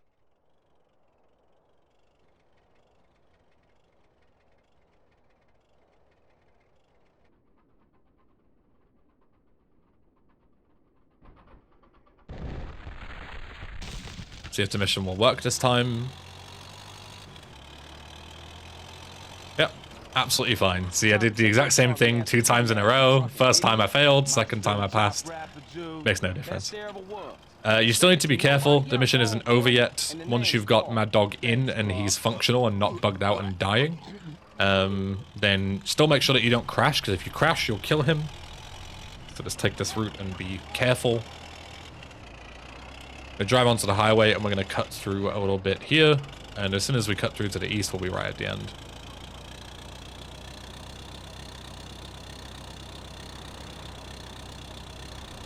Careful with the highway traffic, as I say, you can hit them very easily. The only collision we're going to intentionally do is through this fence, but usually it'll only do a little bit of his health, as long as you don't hit it too hard. And that's mission done. Now we need to head to do freefall. This isn't super convenient, but there isn't really a better time to do it, so we're near Caligula's now, so it makes sense to just take the Wilson and drive back, even though it's kind of slow. But we need to do this mission at some point. Because the next couple of missions we're going to be doing are all in northern LV, towards like the desert airstrip and stuff. We need to do the rest of those missions. So it doesn't make sense to do this at any other time, and we've only unlocked it now. So this is like the only time that you can do this mission realistically in this route. So once again, same idea. Just gonna do the thing here. Whenever I stream and do this, people are like, oh my god, did the game crash? No, just tabbing out.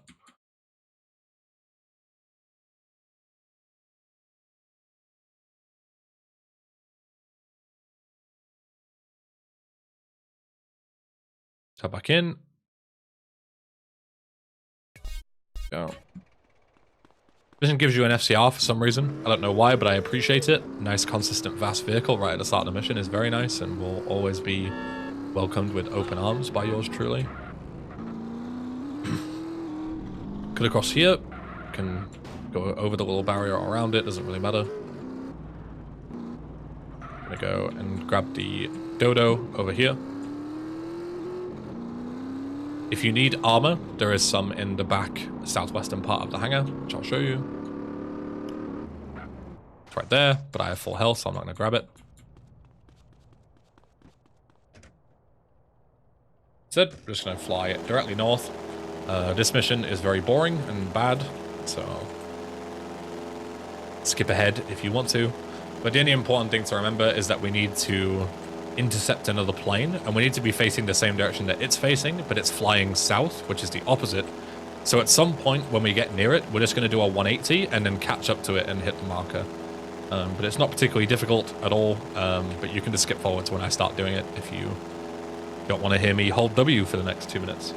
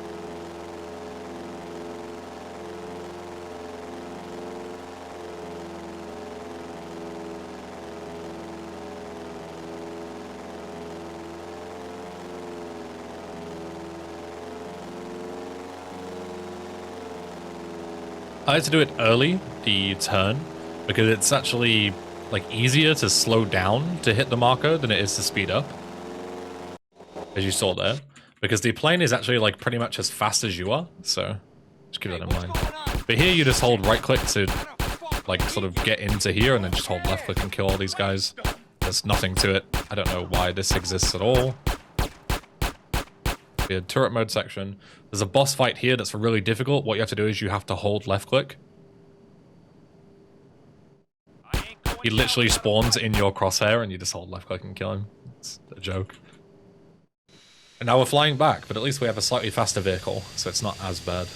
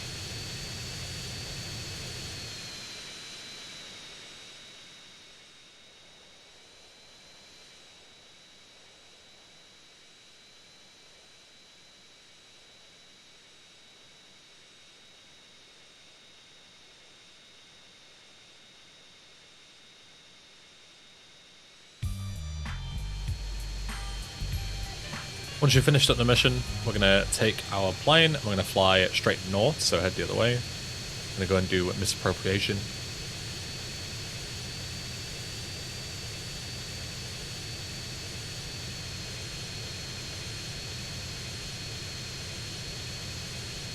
Here you can park up the Chamel, which is the plane that we're flying, and use it for this mission, which is a bit faster.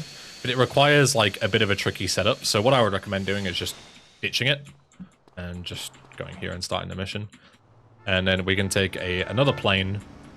You'll always get like decently fast cars here. I would have got that the bike, but he's going right next to the plane that's about to explode, so I'm just going to take the Banshee instead and go the other way. Say if you don't block up the path, you can also go the west side here, but I'm just going to go this way. It's pretty much the same. The other way just looked like death to me, basically. But either way, just grab whatever car's around. You can use your replay again if you want to. And head towards the airstrip, because then we can use the Rustler, which is the other plane that we use for like flight school and stuff. And we can use that to do the trick here. You just need some sort of easy way to get into the air, so whichever you use, the Chamel or the Rustler, doesn't really matter. The important part is that we can skip like this whole mission, basically. Oops. Watch for the flips as well. And this is extremely trivial, like anyone can do this, so I would recommend anyone to learn this trick, even if you're playing casually, because it's a really cool way to skip basically the whole mission. So grab the plane. Usually here we're going to spook a guy and he's going to get in a helicopter. We have to then get in a helicopter and chase him all the way over LV and then kill him at the end. But we can kill him nice and quickly if we know how to prepare, basically. So what I'm going to do is I'm going to go and fly right next to where he's going to start basically running away on this rock here. I'm going to park my plane because like the parking the plane isn't mandatory, but it's just nice to have so we can fly back for the next mission. But if you mess up this landing, it's not a big deal. You can just drive back. It doesn't really matter. Park it like here. It's like awkward landing, but it'll do. And then the guy is actually stood right here, already spawned in. So what you can do is you can grab a rocket, shoot the wall here, you'll kill him immediately, and then grab the briefcase. Mission pass, just like that.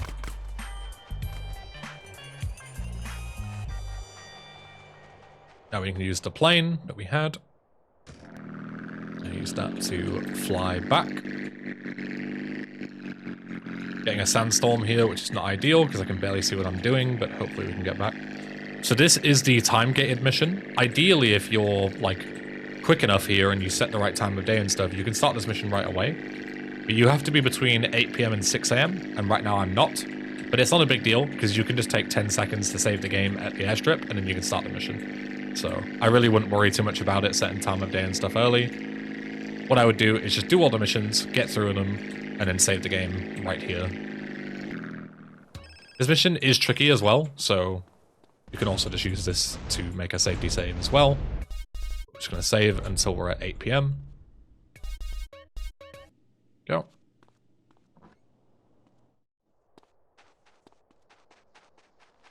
And if we get a call, we'll take it, because this will unlock High Noon, which is the mission that we're going to do next. There we go. Start block project. This mission is tricky, especially casually, but you can make it a lot easier with speedrun routes. So what I'm gonna do is I'm gonna go here. I'm gonna grab the armor. If you already have full armor, you can leave that and grab that on the way out. It'll still be there. It's up to you. Doesn't really matter. I heard that. There's plenty of opportunities to get armor either way, so don't worry yourself too much. Like, technically, the most optimal thing to do is to leave that armor regardless, because you can get free armor here, and health, basically like a full heal here regardless, but again, it really doesn't matter too much. Here you need to slide, because you can't actually go through here. So here's the armor, and you can also get the minigun. Absolutely pick this up. The minigun is busted, and you can just kill these guys. You can slide through with the AK and just ignore them, but I would recommend killing them because, as you can see, they do a lot of damage. And then if you do take any extra damage, you can just grab the extra armor here. Where is this guy? There he is. You see, he does like half my health there instantly, so would recommend killing them just to be safe. I'm gonna head down this way. Kill this guy. Kill this guy. Kill this guy. Here you can just slide through, but I'm going to show you as well, just in case you get messed up and you're in trouble. There is also armor and health here as well that you can use. So you can grab another bit of armor, climb back up. This guy chases you, you can kill him, but obviously usually you'll slide right on through, so he won't be a problem. And then here you just basically pre-fire everyone on the corners. You just headshot them. If your aim is terrible like mine, you'll take a ton of damage. But ideally you don't miss all these guys like I do. There we go, whatever. They're all dead, doesn't matter. Then we head this way. This bit is a little convoluted. But there is more armor here on the desk, so just literally infinite health, so just make the most of it. Head here, and then you can kill these guys. You can use the minigun here for this final section, because you'll be able to basically shoot everybody. Like, even all the way down here, it'll reach, because it has, like, infinite range. But just make sure that you're fairly conservative with your ammo, because you're going to want some of it for the next mission. Sorry, not the next mission. In a couple of missions from now. It'll be very useful, and you can skip an entire segment, as long as you have the minigun. So, you want to be a bit conservative with the ammo. Kill everyone. Once everyone's dead, we'll run down. Alright, everyone's dead. You can sprint on these stairs, again, for some reason, inconsistencies.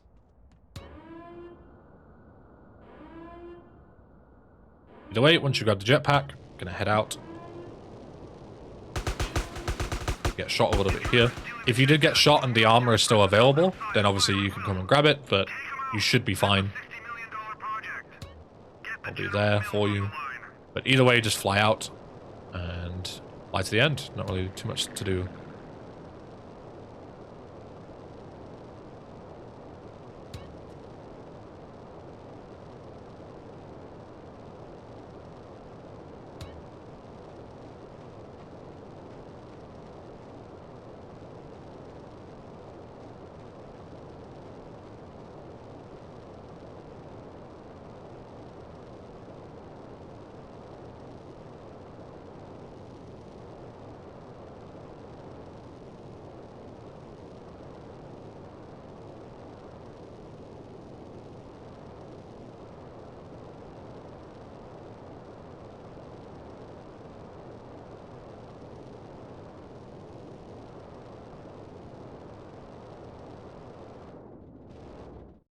Dude, man. Hey, here you go. You better stash it somewhere fast.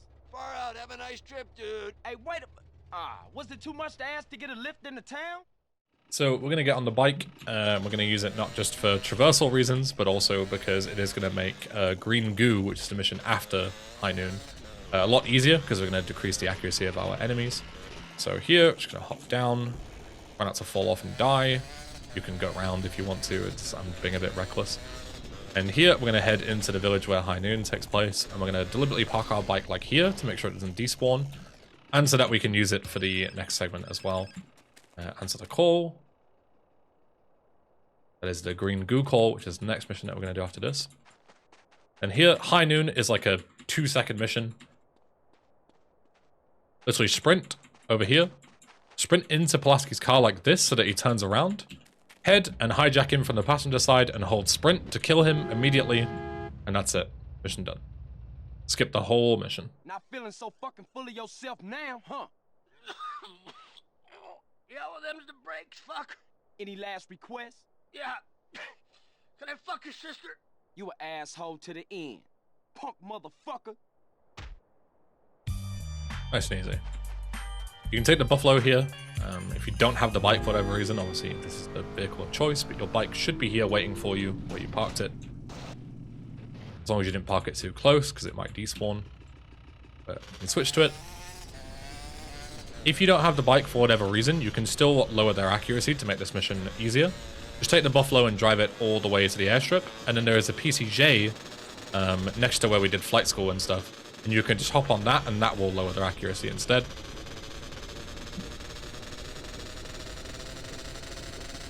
Instead of starting the mission right away, you would come here.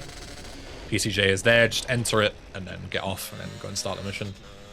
Either way, the important part is that these guys with M4s are much less accurate. You fix a bug, and that's great, because this mission is extremely stupid in terms of difficulty with the accuracy bug. Like, they just absolutely annihilate you. So let's make sure that doesn't happen.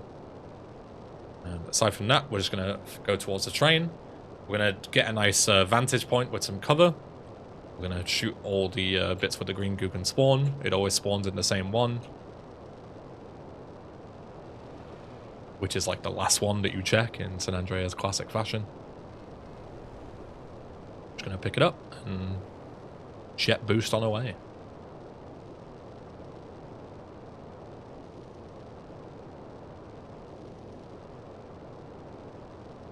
So you want to head towards these buildings here.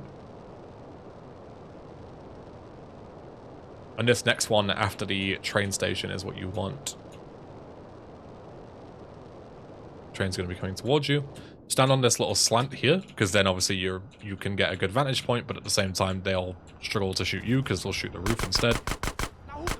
You can take a couple other guys if you want while you wait for the next thing to come along, but the crates are the important part. Third one is the one with the green goo in it, and then just head down and deal with them, or you can shoot them. It's up to you. Like, you can just run in and grab it, but if you're scared about taking too much damage, then just kill them. Be safe. You've got plenty of ammo anyway, so the mission gives you like 3,000 bullets. May as well use them. Grab the green goo, and then we're just heading back. Nice and easy.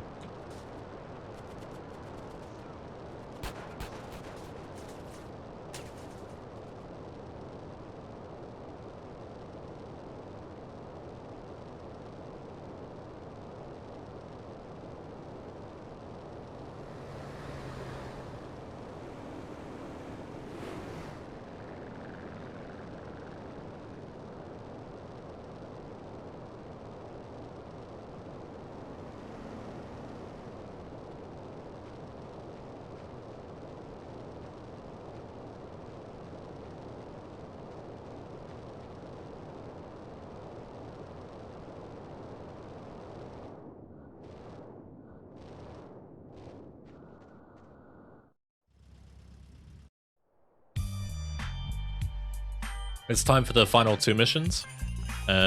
This one is where we've been, this next mission, St. Mark's Bistro. You need to take like all of the calls, like be fully caught up with calls to get the correct one. That's the correct one, with Ken saying everything is out to dry, which is great. That's what we want to hear. I'm going to grab the plane here. It is not there. Sometimes happen. It might be because my bike was there, parked like and blocked its spawn point. Either way, you can just head back. You can also just take the bike. It's not that much slower. I'm trying desperately to get this plane to spawn in, so I can show you how you would usually deal with this mission otherwise. But you know what San Andreas spawning is like. There we go. Sometimes the game just refuses to spawn in vehicles. Yeah, the important part is that you've taken all the phone calls so far, because you need to have them all answered before St. Mark's Bistro will unlock. And then we're on to the final two missions of Las Venturas. Home stretch.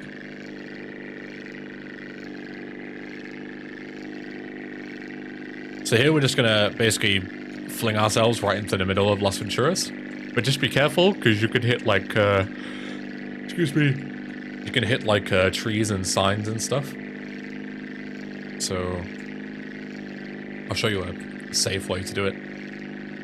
You see, this is the entrance here. I just fling myself out right here because there's a big gap where there's no trees, as you can see. And then you can just send off the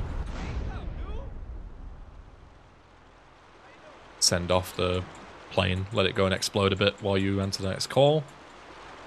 That's probably just a girlfriend call. It's not even probably mandatory, but answer it anyway. Why not? Just in case it is.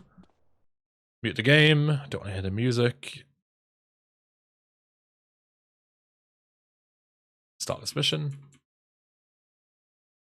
This mission, when you start it, will like despawn like any vehicle you have. So even if you get a fast car, like there was a Comet there waiting for me, even if I took it, it would get despawned here anyway. So you just got to start the mission and then hope that you get something half decent. We're not going particularly fast. So it's not a big deal if you don't, but a bike is perfect. Getting extremely lucky with those spawns. On quite a few bikes today and sultans and stuff. We just grab anything, it doesn't really matter, we're literally just going to the airport here. Again, there is an armor spawn, which I'll show you, which is not mandatory, but if you are low on armor or not, or like anything except full armor, you may as well pick it up. Because there's going to be quite a lot of combat here, so you want to be on as decent health as possible. You're starting out, it's just over here in this corner. It is.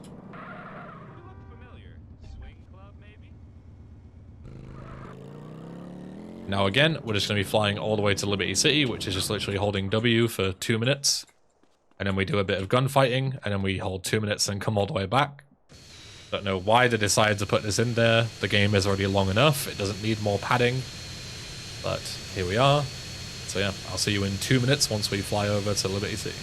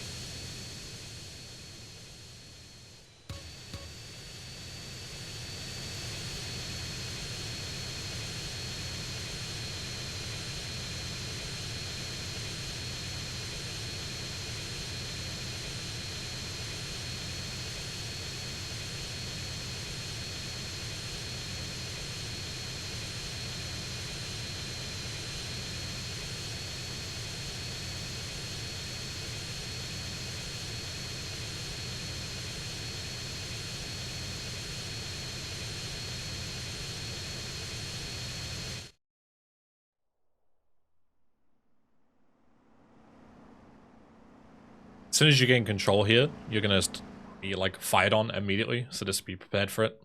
And it's going to switch to your pistol automatically. I don't know why. Crouch down, kill these guys. A couple of guys with shotguns, so just keep that in mind, because they can be quite deadly. You can use the pistol, it's up to you, or you can just switch to your SMG, AK, whatever. Doesn't matter. Once you've killed those, a couple more guys will come up, but again, they're not particularly threatening. The only threatening guys here, really, there are 2 shotgun people behind the bar, like down here. So what I like to do is I like to get my other satchel and just throw it like just over, or stick it to the fucking thing like an idiot. That might still do some damage, it might not. But the idea is that, I don't know why this save only has 1 satchel, usually you'll have several. But the idea is that you throw it over the railing and blow them up, so that you don't have to deal with them. But if for whatever reason you mess it up, I'll just show you the backup. I did kill them. Okay, perfect. Apparently the railing also works. I didn't know that. I assumed it wouldn't, but brilliant. We go through here. Kill these guys. You don't technically have to kill all these people, but it's dangerous to run through, so I'd recommend just killing them. And there's our final guys here. You can use the minigun because they're a bit further away. 1, 2, 3. Mission done. Wait for the fade, and then go all the way back. How exciting.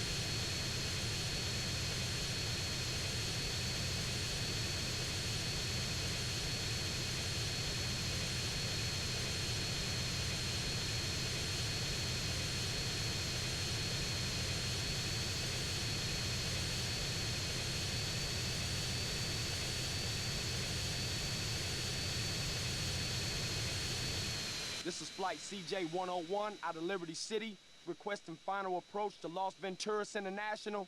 Over. Flight CJ-101, you are cleared for landing on runway 3.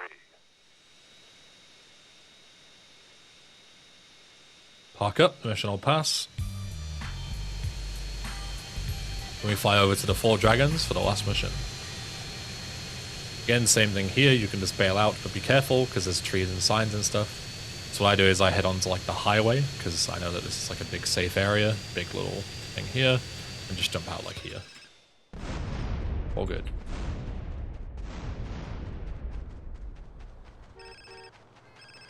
Again, here, if you want to be safe, there is armor just across the road. You shouldn't need it, but you know, better be safe than sorry, right? Yeah. You can also save your game, make a safety save, whatever. Heal that 1% health that you're missing. Why not? And then, again, hop in, mute the music. The final time, thank God, because this gets really annoying to do. I really should set up a hotkey, but as I say, I don't really take San Andreas speedrunning super seriously. I don't really actively run the game, so this is only like a occasional inconvenience.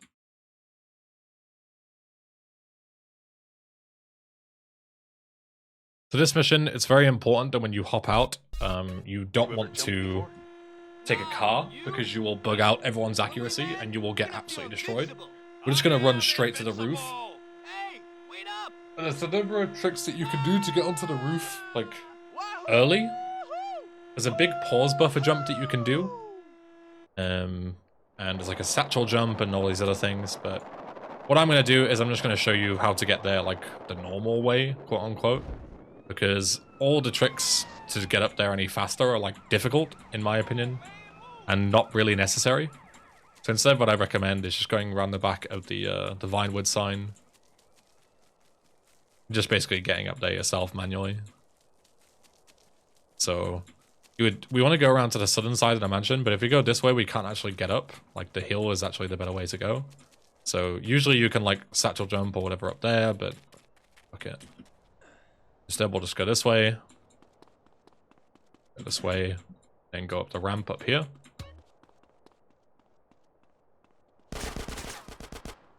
And then I'll kill the first round of guys. These guys are infinitely respawn, so don't really care about them. But the reason why is just so you don't take too much damage while you get here. And then these guys will just stand and fight forever. You can kill your own teammates just to, you know, make it a bit more peaceful.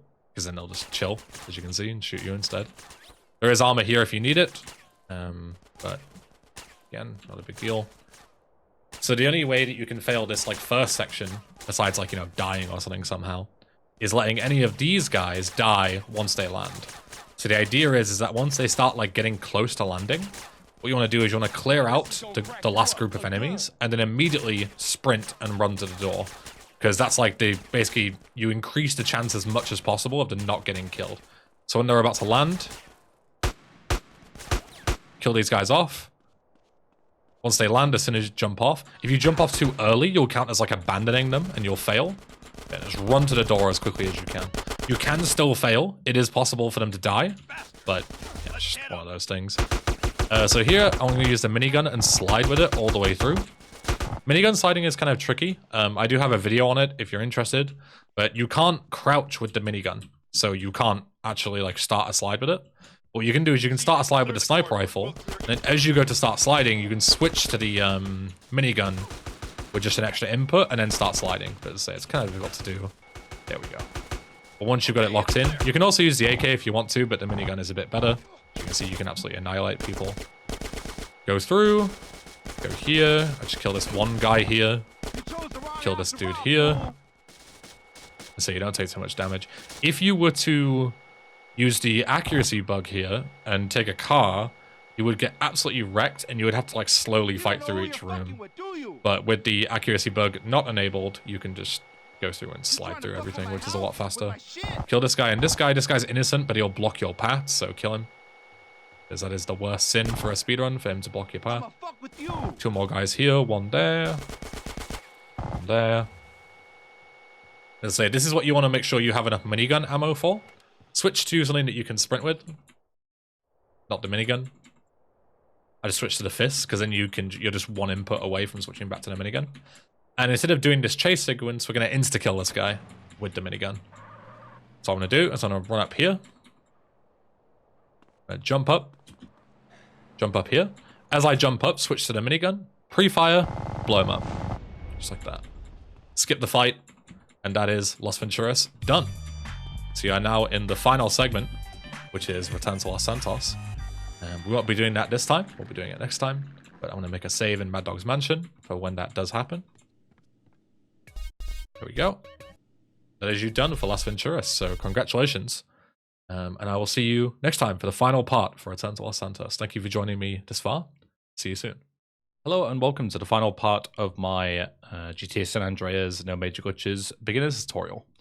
Same again, I'll quickly state right at the start, if you see any glitches during this video that I haven't explained, it is likely because I've done them in a previous episode, so I recommend watching those first. But if you're just here for the final segment, Return to Los Santos, or RTLS as it's called for short, then welcome. I'll do my best to give you as much insight as I can. This segment is non-linear by default because of gang territories, but I will do my best to show you as much of a linear path as possible. But as I say, with gang territories, it gets a bit complicated later on, but I'll do my best to show you. And, you know, we always have the power of post-production and editing to help us if need be. But for now, let's start with the first mission. I will start the timer. I will scroll all the way down. Once we go out of this building, we're going to get a phone call. It doesn't necessarily matter when you take these phone calls, but you should take them when it's convenient to do so, because we need to empty our call queue by the end of the segment, because we need 2 phone calls to activate the final mission, and those will only come through if we don't have any other calls that would take priority. So just keep that in mind. So whenever I get a call, I'm just going to answer it, unless it's in a really inopportune time. Oh, didn't mean to fall off the boat there. But Vertical Bird is quite a trivial mission. All that we need to do is head around here, head towards the back of the boat. I want to quickly turn the volume down on my side because it's a bit loud. I'm fighting with my chair here, excuse me, because my headphones are caught on it. There we go. Skip this cutscene. There we go, now I can actually hear myself think. Right, go out here. I actually exit the boat before the cutscene here. You see there, I just like pressed F prematurely. I was told that that helps with these guys' accuracy, but I don't think it's true. But either way, just take these guys out. Just bear in mind that they have M4s, and they do quite a bit of damage, as you can see, so try not to get dropped. Don't worry about the anti-air things. You don't have to worry about that. There is vending machines here if you need to heal. But we've only got one more guy to take out. He usually runs at you here, but I think because I went to the vending machines, he went to a different place. He's here instead. Where is he? There he is. He's stuck. But yeah, anyway, take him out just to make sure he doesn't kill you. Watch when you're running on this because it's like slippy for some reason. And now we're doing the Hydra. So I'm going to take the landing gear off. If you're not familiar with driving the Hydra, I would recommend learning it before you do this segment. Just fly about for a bit and learn. So once you get here, I'm going to slow down here and fly low underneath the bridge. And the idea is that hopefully the planes will actually turn around and hit the bridge and blow up, as you see a few of them did. Ideally, you get all of 3 of them to do that, but that is unlikely. It's more likely you'll get like 1 or 2 or sometimes none. If that does happen, then you can just simply do what you're intended to, lock onto the jets, blow them up with the rockets. Obviously your controls might be dependent on what bind you have set up. For me it's hold space and then use left control to shoot. Blow them up. But yeah, ideally you get them all to be destroyed here, but ultimately it's kind of luck, you know, it's based on the AI, essentially. But once you've destroyed them all, we're going to go back into jet mode. I was in hover mode there, by the way, just to make it a bit easier. You can switch between the 2. For me it's numpad, A and 2. We're going to fly over this rock. And we're going to come...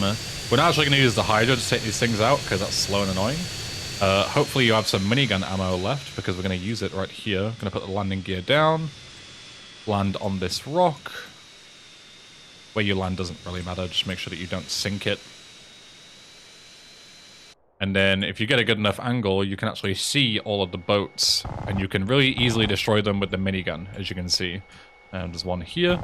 If in the event that you don't have enough minigun ammo, you can actually also use the sniper rifle. The sniper rifle is really strong against these, so I'll showcase this as well. There you go. See, 4 bullets and you blow them all. You blow them up. So that's a good backup if you don't have a minigun. But you should have enough ammo. And we're going to use the minigun for pretty much this entire segment. We're going to farm a load of ammo after this mission.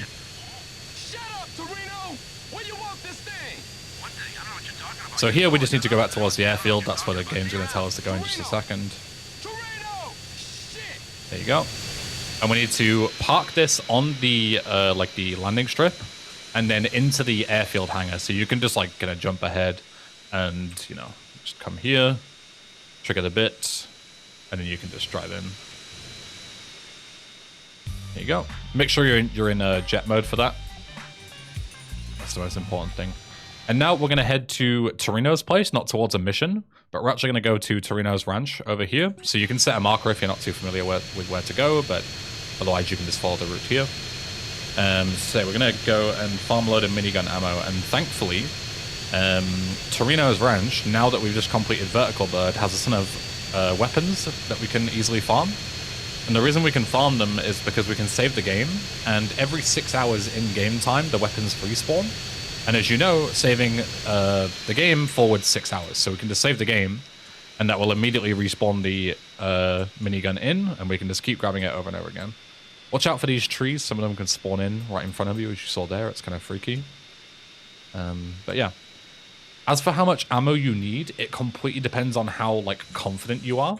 So if you're first starting off, I'm going to take this call as well, by the way, just because we're going to empty our queue. If you're just starting off, I would recommend to overestimate. Rather than underestimate. And then once you do a couple of runs and you realize like, oh, I don't need nearly as much ammo as that, then you can get less and so on and so forth, right? So you get 500 bullets every single time. So what I would recommend for NMG is to just get 10 pickups, so 5,000 ammo when you're first starting out. Because, you know, you might not be too proficient at aiming, you might, you know, waste a load of bullets, and it's way quicker to take an extra 10 seconds to grab more bullets here than it is to run out of ammo and not be able to use the minigun later on. Because like the AK compared to the minigun is just like, it's night and day, the difference. The AK is so bad compared to it. So yeah, just farm as quickly as you can. We have half of them, so we'll get 5 more pickups.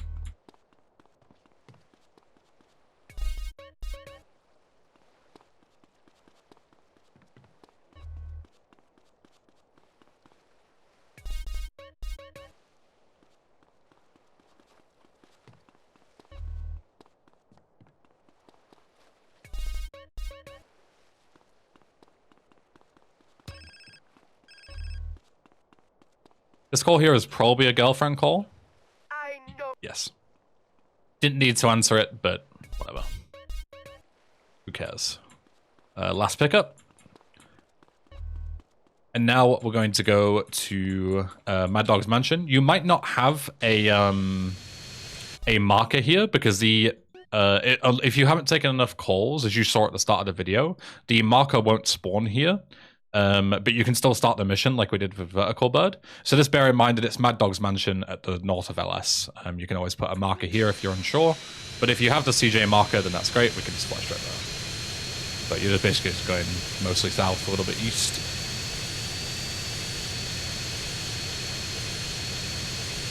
I'm going to go and start Homecoming. Again, fly nice and high here because trees can very easily pop in and ruin your evening.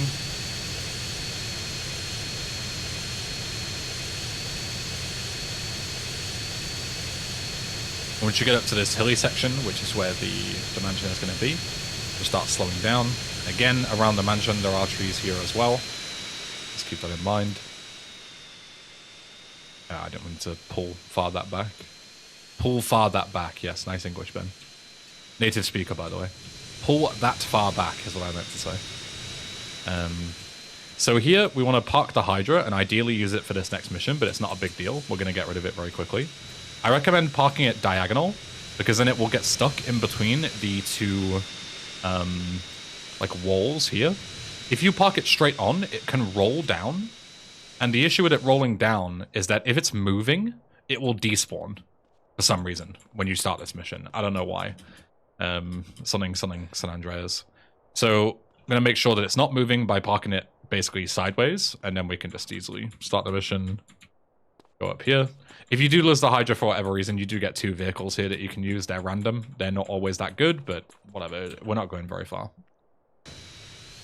So what I would recommend here is flying up, and as you start flying towards the precinct to go and pick up Sweet, I would recommend playing your replay that you've had all the way since Badlands. And that's just to incentivize the game to spawn in better vehicles, basically, for you. So go here, play the replay, and then just land. Obviously, this landing is like quite dangerous, so just fling the plane as far away from you as possible. We got a ZR there. It's probably... it's green light. I would have gone for it, but whatever. Elegant is fine. You just want to get, you know, as good a vehicle as possible, but don't spend too long fucking about trying to get one. And now we just drive back to Grove Street with Sweet. Just take me to Mama's house. And then we're going to do our first gang war. So gang wars are very important to become like proficient at, because it's basically all you're going to be doing for the entire segment. Every mission is basically a gang war, bar a couple. So getting proficient at gang wars is the best thing you can do to optimize this segment. So the way they work is you kill 3 rival gang members inside of their territory, aka you being in their territory. It doesn't matter if they are, it only matters if you are. And it also doesn't matter what type of gang it is. So even if it's 3 Vargos inside of a Ballers territory, that will still count. And you'll start the gang war. And then you've got to kill 3 waves of guys. So the first thing we need to look for is Ballers. Because right here, the gang war takes a certain amount of time and you can't speed it up, right? So if you have 2 objectives here. You've got to take out the drug dealers, which is what we're doing here. And then you've got to start the gang war. But you want to start the gang war as soon as possible, because the gang war takes way longer, because you've got to do the 3 waves. If you have 10k ammo here, don't worry about being super liberal. You can waste as much as you want. And just bear in mind that if Sweet gets too far away, then you'll lose the drug dealers on your map. So just keep that in mind. Another thing to mention about the gang wars is that these guys spawn where you're not looking. So if you want them to spawn a certain direction, just look in the other direction. So here, I'm going to want them to spawn towards Grove Street. So I've killed all of the drug dealers, and I want them to spawn here, and they spawn right behind me. And I can just destroy them all. There we go. That's the gang war done. This next mission, our objective is to do yet another gang war. We're going to have to do lots of gang wars going forward. So if you were here in the Los Santos segment, you should have a cop bike here. And the cop bike is going to be ideal because it's going to allow us to skip 1/3 of the waves when we do actual gang territories. It doesn't work in missions because we need to use Vigilante, which we can't use during missions. But we're going to use this bike on the way back to do some more gang territories. But I'll get into that later on. For now, we'll just look at the mission. And the mission is go to Glen Park and do a gang territory and climb it back, basically. Sweet loves to be very slow for some reason. But yeah, like, gang territories is one of those things where it absolutely sucks, and I don't know why they put it in the game. It's a terrible mechanic, but we have to deal with it. So all I can do is show you how to do it in the most efficient way possible, right? So we go here, and again, we need to be inside Glen Park. The Ballers don't. So all you got to do is go into this trigger where it basically says like, oh, attack the Ballers. That means you're in their territory. And now you just want to look out for Ballers. They can also be inside of cars. As you see this Majestic here, this is a Baller car. So I'm going to assume that there was a Baller inside it, and I'm going to kill him prematurely. You see, another Majestic, another guy gets out. That's 2. And now we just need to find 1 more Baller. Ultimately, this is luck. That you can lose time here just to getting no spawns. That's just the way this game is. Again, welcome to San Andreas speedrunning. There's number 3, and we can go on our way. So here you want to be making your way over towards this house on the northwest while you're doing the waves. So what I like to do is I like to move up slowly and then look towards it so that the guys spawn behind. The reason why I have them spawn behind rather than like in front, like over here, is because of the bridge. You don't want them to spawn up or on top of the bridge if you're underneath it, and you don't want them to spawn underneath it if you're on top. You get the idea, right? So instead, we're just gonna... Also, you don't need to care about Sweet. Fuck him. I've had people tell me that you do, but I never have, and it's never been a problem, so maybe I'll be proven wrong. But yeah, ideally you want to be a bit further on this bridge, and then you can look away and they'll all spawn here. These spawns are a bit messed up because I was in a terrible position because I got no spawns, but the important part is that you just kill them with the minigun. You can slice through them so quickly. And as you can see, sometimes you get absolutely trolled, and the guys run all the way around like this. They run all the way down the path and then this way instead of crossing the road. Because using an AK to try and murder somebody is absolutely fine, but the idea of jaywalking is absolutely ridiculous. So yeah, it's proper stupid. So I'm just going to go ahead here and move a bit further forward. If you're an absolute beast, you can spawn these guys on this road, all of them. But I was, as I say, not in a good position to do so, so I'm just going to kill them here instead. But ultimately, as long as you're killing them efficiently, you know, you're like spawning them in, killing them with the minigun as soon as you can, then it doesn't really matter. Hey, over here, come on, keep up. So final thing we need to do is just kill all these guys. They're not particularly a threat. Hopefully my bike is around. It is not.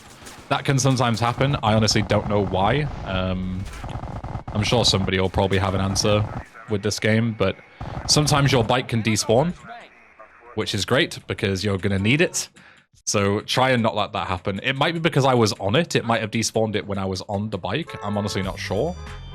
But yeah, we need a bike. So I'm going to go and get a cop bike, and I'll show you the gang territory segment. So be right back.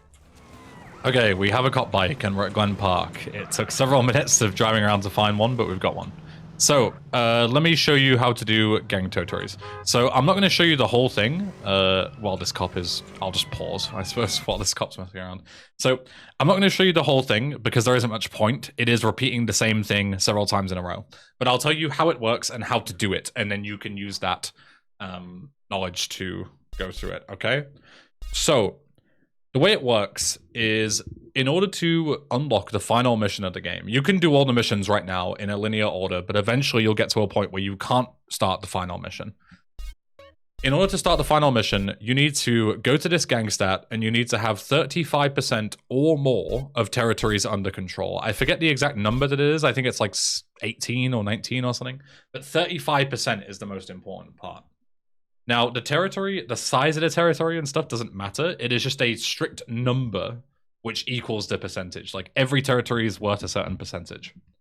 So what we're going to do is we're going to do it in two different parts. We're going to do 4 territories now, and we're going to do the rest later. Right now, we are here, and we are going to basically cut through here and take over these territories on the way back to Grove Street to do Grow for Life. Now, what makes this fast is... the cop bike that we have, it has a submission called Vigilante, right? I'm sure you're all familiar with it at this point. If you start a gang war and you complete 2 of the 3 waves and then start Vigilante on the 3rd wave, it actually counts as the gang war being completed because you own 66.6% of that territory because you've done 2/3 of the waves, if that makes sense. Basically, you own it, but you haven't fully completed it, but you've owned it, so it counts towards the final thing. So I'm sure you get the idea of what we're going to be going for. What we're going to do is we're going to use that trick to avoid having to do Wave 3 for every single territory. But not only that, is we're going to do another thing on top, which is going to make it even better, is we're going to use those spawns from Wave 3, we're going to start Vigilante, and then we're going to be in a different territory, and we're going to kill those Wave 3 guys, and that is going to start the next territory that we're in. Because again, it doesn't matter where they are, and it doesn't matter what part of the gang or whatever warfare they're from. All that matters is that we're killing gang members in a territory. So let's say, for example, this territory here, this like square, it's not actually a territory, it's hard to tell what is what, but let's just say this little square is a territory. I'm going to go in there, I'm going to find some gang members, and I'm going to kill them. I'm going to do the Wave 1, I'm going to do Wave 2, and then during, like, while we're waiting for Wave 3 to spawn, I'm going to go, let's say, here. And then Wave 3 is going to spawn. I'm going to cancel the gang war with Vigilante, which counts this as being taken over. And then these guys are going to be here, which gives me 3 guaranteed spawns to take out the next segment. So then we can start this gang war, and we can chain it to here, here, here, here, blah, blah, blah. You get the idea, right? So I'll show you how it looks in practice, but every single time you go to do gang territories, you need that first step. Like, that's the most important part, is you need that first set of spawns. So I head east here, and perfect, we get some spawns. But obviously just drive around until you find something. But all we're going to do is we're just going to chain these territories on the way to Grove Street. So in terms of like exactly where to stand and exactly where to look, better players will have an answer there for you. I'm going to kill this cop because cops can be very annoying. It's also worth mentioning that it's very hard to get increased wanted levels while you're in gang wars. So you can kill cops and stuff, and as you see, I still have 1 star even though I just murdered a cop. Because the game like doesn't really care, basically. Yeah, if you're looking for exact like advanced positioning, then you're not going to find it here because, as I say, I'm not like a massive active runner of this game. I'm just going to show you how gang territories works and how to skip most of it, but not all of it. So here, we're going to do the second wave. I'm going to go into this territory here on the eastern side. You see this bit's purple. I'm going to look, let's say this way, just for the sake of example.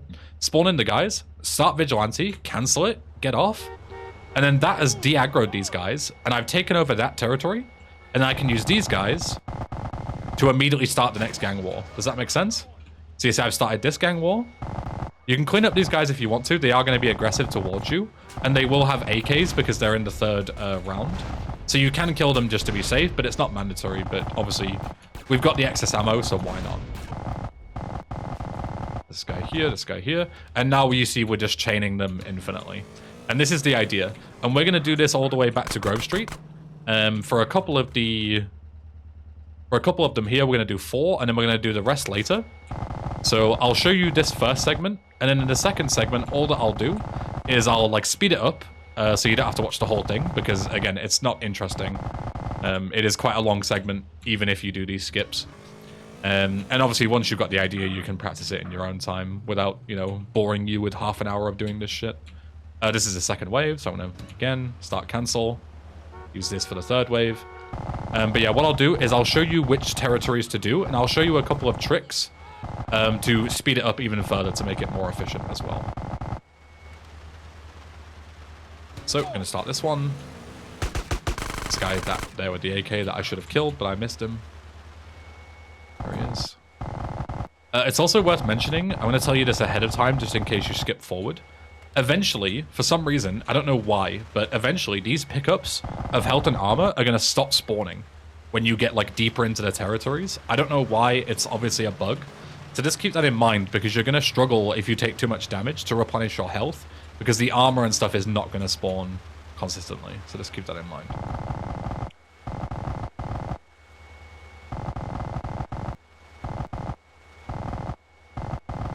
That's the second wave. We're going to do 1 more territory. And you can see, you can actually go really far out of the zone if you want to. But there is a timer. So eventually, if you go too far out of the zone, you will actually fail the gang war because you were out of the zone for too long. So just keep that in mind. So here, I'm going to kill these last guys, start the next gang war. Ideally, I would be doing this other gang war over here, but it really doesn't matter. Again, the important part is that you're just doing it a gang war. You know, like the more you chain them together efficiently, the better.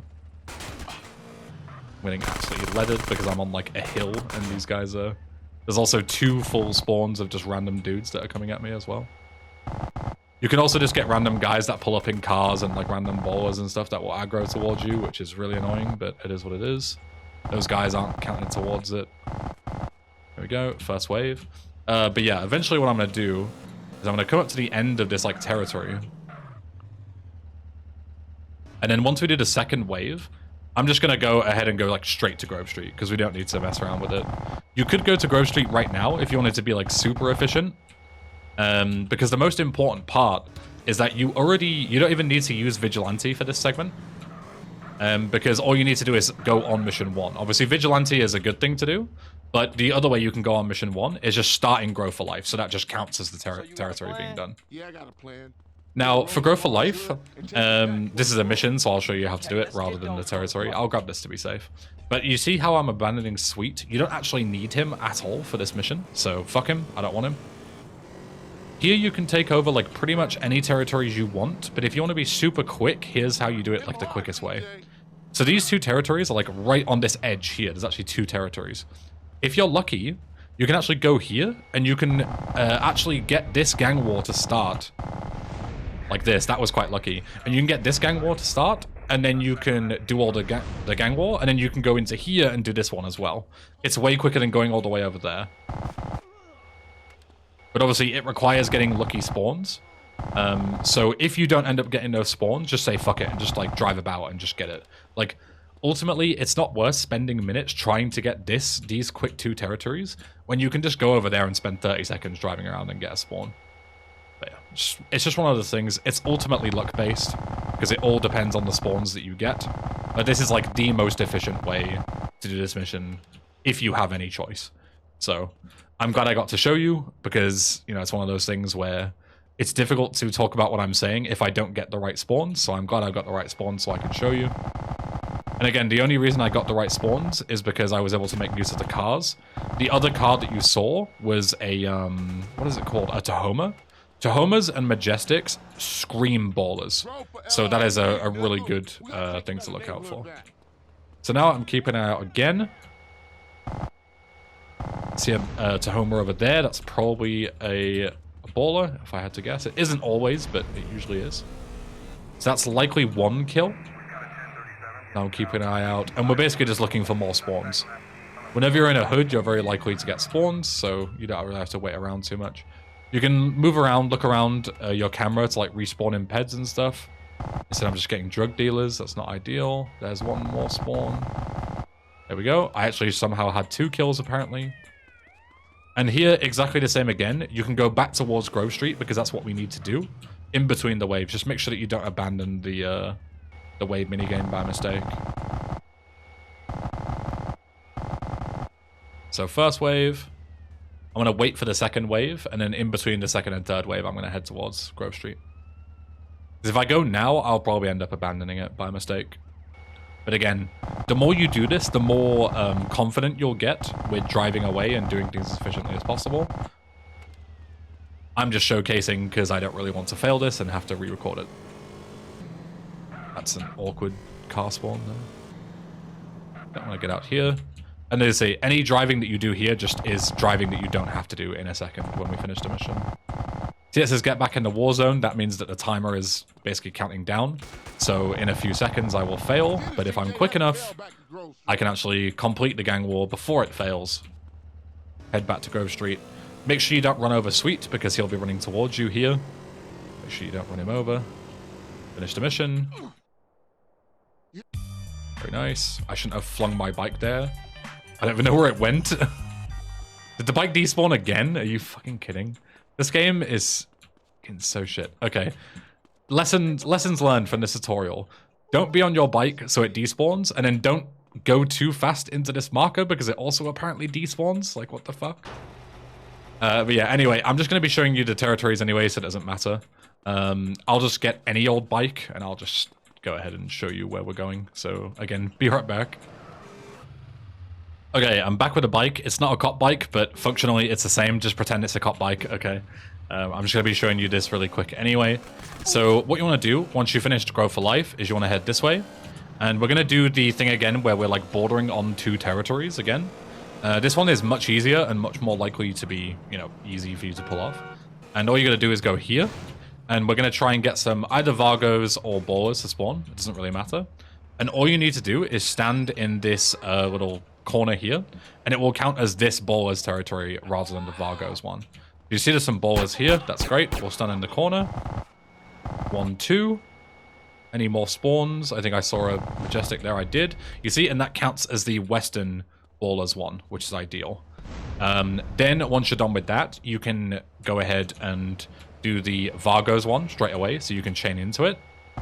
And there is one more that I'm going to show you, which you can do exactly the same way, and it's just up the road here. So again, I'll just quickly finish this gang war, or fail it, or whatever, and I will show you the other one that you can do, so be back in a sec. So I just fled that one deliberately, so I can show you this one as well. This one you will do during the chaining, which we're about to talk about, but all that you need to do is, once you like chain towards this one, you can actually stand here in this corner, and you can aim, like, let's say here if they're up here, or if they spawn down, you can shoot them here. And this will actually count as this territory over here. So there's a territory corner here, and it's for this like square-ish. And then you can use that to chain into this one, and so on and so forth. So you are going to chain all of the territories one by one, and you're going to do a loop all the way around back towards Cutthroat Business, which is the next mission. So you need to do 11 territories, okay? It might seem, how on earth are you going to do 11? These are split into like really thin columns. So this is like 6 or 7 by itself. But basically the idea is that you start from Grove Street, you come over here, you go over the bridge, you jump down, and then you do this territory, like I showed you. You do this one, then you come around this way, and you chain this one into this one, which we talked about, which you do via the stairs. Then you go up, and you go towards the northern side on this road that goes up here. You go all the way around, and then you just do territory after territory, territory. You can actually see where they split, because they're different heights here. But then you literally just do them all in a row here. So yeah, I'm not going to show you the whole thing, because as I say, it is very long and arduous and monotonous. But if you want a full, like, showcase as to how to do it in real time, I'll leave a link in the description to like either my PB or something, so you can just see how it's done. But yeah, like you should get the idea. All you literally just need to do is, you know, use the tactics that we did in the first 4 territories and take over the rest of them all the way up until Cutthroat Business.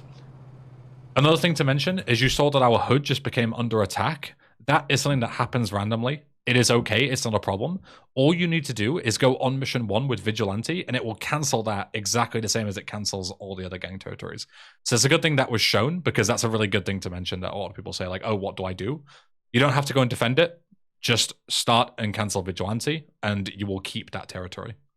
Okay, sound good? Sound good. I will meet you back in just a few minutes once I've gone towards Cutthroat Business. So once you've finished your last territory, you should be around here, as this is the last one going east to west all the way across. You will take over this territory, and you will be on your way to Cutthroat Business. So from here, all you need to do is head onto the highway, and we're literally right next to the mission. This is why you do the gang territories in this order, east to west, because all you need to do is head up here, cut across the highway. There is a nice little gap in the road here. You can go around, but you can also just... I say you can go over it, and then I just don't. I've done this every single time, and I've never had a problem. Might be because I was leaning forward. But yeah, you can just... There you go. You can just go over it. And then head up over here. Make sure you don't go too far right on this jump, because if you do, you'll end up in this little bit here and fall off. You want to be down here, onto the road, and then hop over here. You can try and bail over this fence if you're good enough, but it's not the easiest thing to do. So if you mess it up like I did, just climb and start Cutthroat Business.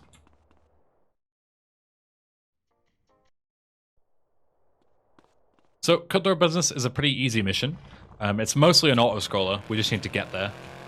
But there's going to be a strat right at the start that I'm not going to show you how to do deliberately, because it is fairly difficult. I would say it's more of an advanced, like intermediate to advanced strategy. So as a beginner, I wouldn't recommend going for it. You can if you want to, and it is the jump into the water using the BF. But again, this is a beginner's guide, so I'm going to assume that you're a complete beginner and you've never done it before. So instead, I'm just going to show you the slower, slightly slower, but much safer way to do it, to get to OG Loke. But then what I am going to show you is I'm going to show you the news van strat on the subsequent chase, because I think this is easily something that beginners can do as long as you know what you're doing, and obviously I will show you. So here, what you would do if you were an intermediate player is you would build up a ton of speed, and you would launch the BF injection off this cliff to go and hit the trigger. And if you just go perfectly enough with enough speed, you can hit the trigger before you die, or before Mad Dog dies, excuse me, he will drown. But instead, I would heavily recommend just dropping down here and heading onto the train tracks instead. Even if you flip, it doesn't matter. But then you can just drive down here, you see. But this, you need to be quick, so keep this in mind. You might have to drill this a few times. Skip the cutscene, get out, immediately get in the news van. You need to be quick here, because if OG Look gets too far away, then you will fail the mission from being too far. But we're going to go here. And we're going to go around and underneath this. You can also... I don't know if this works in San Andreas. I do it. It might be a placebo. But if you look at certain characters in certain GTA games, they actually, you don't fail from being too far away because they're on camera. You can do that. I don't remember it works in San Andreas, but it shouldn't be necessary because you should be close enough anyway, assuming you go fast enough and follow this route. So we're going to cut under the bridge like this. We're going to head down and we're going to head onto the beach. And we're just basically going to stick parallel with him. And this is a rare auto-scroller that as long as you don't get too far away, it actually doesn't matter where OG Loke is. You can trigger the next section of the chase before he's even there. So this is what the news van is so good for. We can trigger it really early. So we're going to head up here. And then he's going to go underneath and all the way around, but we're just going to cut through and go straight here. And this is where the next segment takes place. So he's not even close, as you see, and we just trigger it just like that immediately. And he skips all the way here. As you saw, that wasn't a difficult thing to do whatsoever. So I'd recommend you do it even if you're a beginner. This segment is just a chase. There isn't really anything you can do to speed it up. The only thing that you should do is go as fast as possible because OG Loke, I assume, I don't know this for sure because I don't really look into these things, but I assume he will slow down based on how fast or slow you are. So the faster you go, the faster he goes, and the faster we get to our destination. So if you get ahead of him, just cut ahead, keep going this way, but he will eventually take you over because he's scripted to do so. Yeah, we just drive through, and all you got to do is just take the route that I do. This bit is very trivial. You can't really fail this. Just try not to flip your go-kart. I've done that before. You don't actually fail the mission for blowing up the go-kart, but there are very little amounts of traffic on the road, as you can see. So you'll likely lose him because you won't be able to run and catch up with him. Done that before. It is a very silly way to fail the mission. So, would not recommend.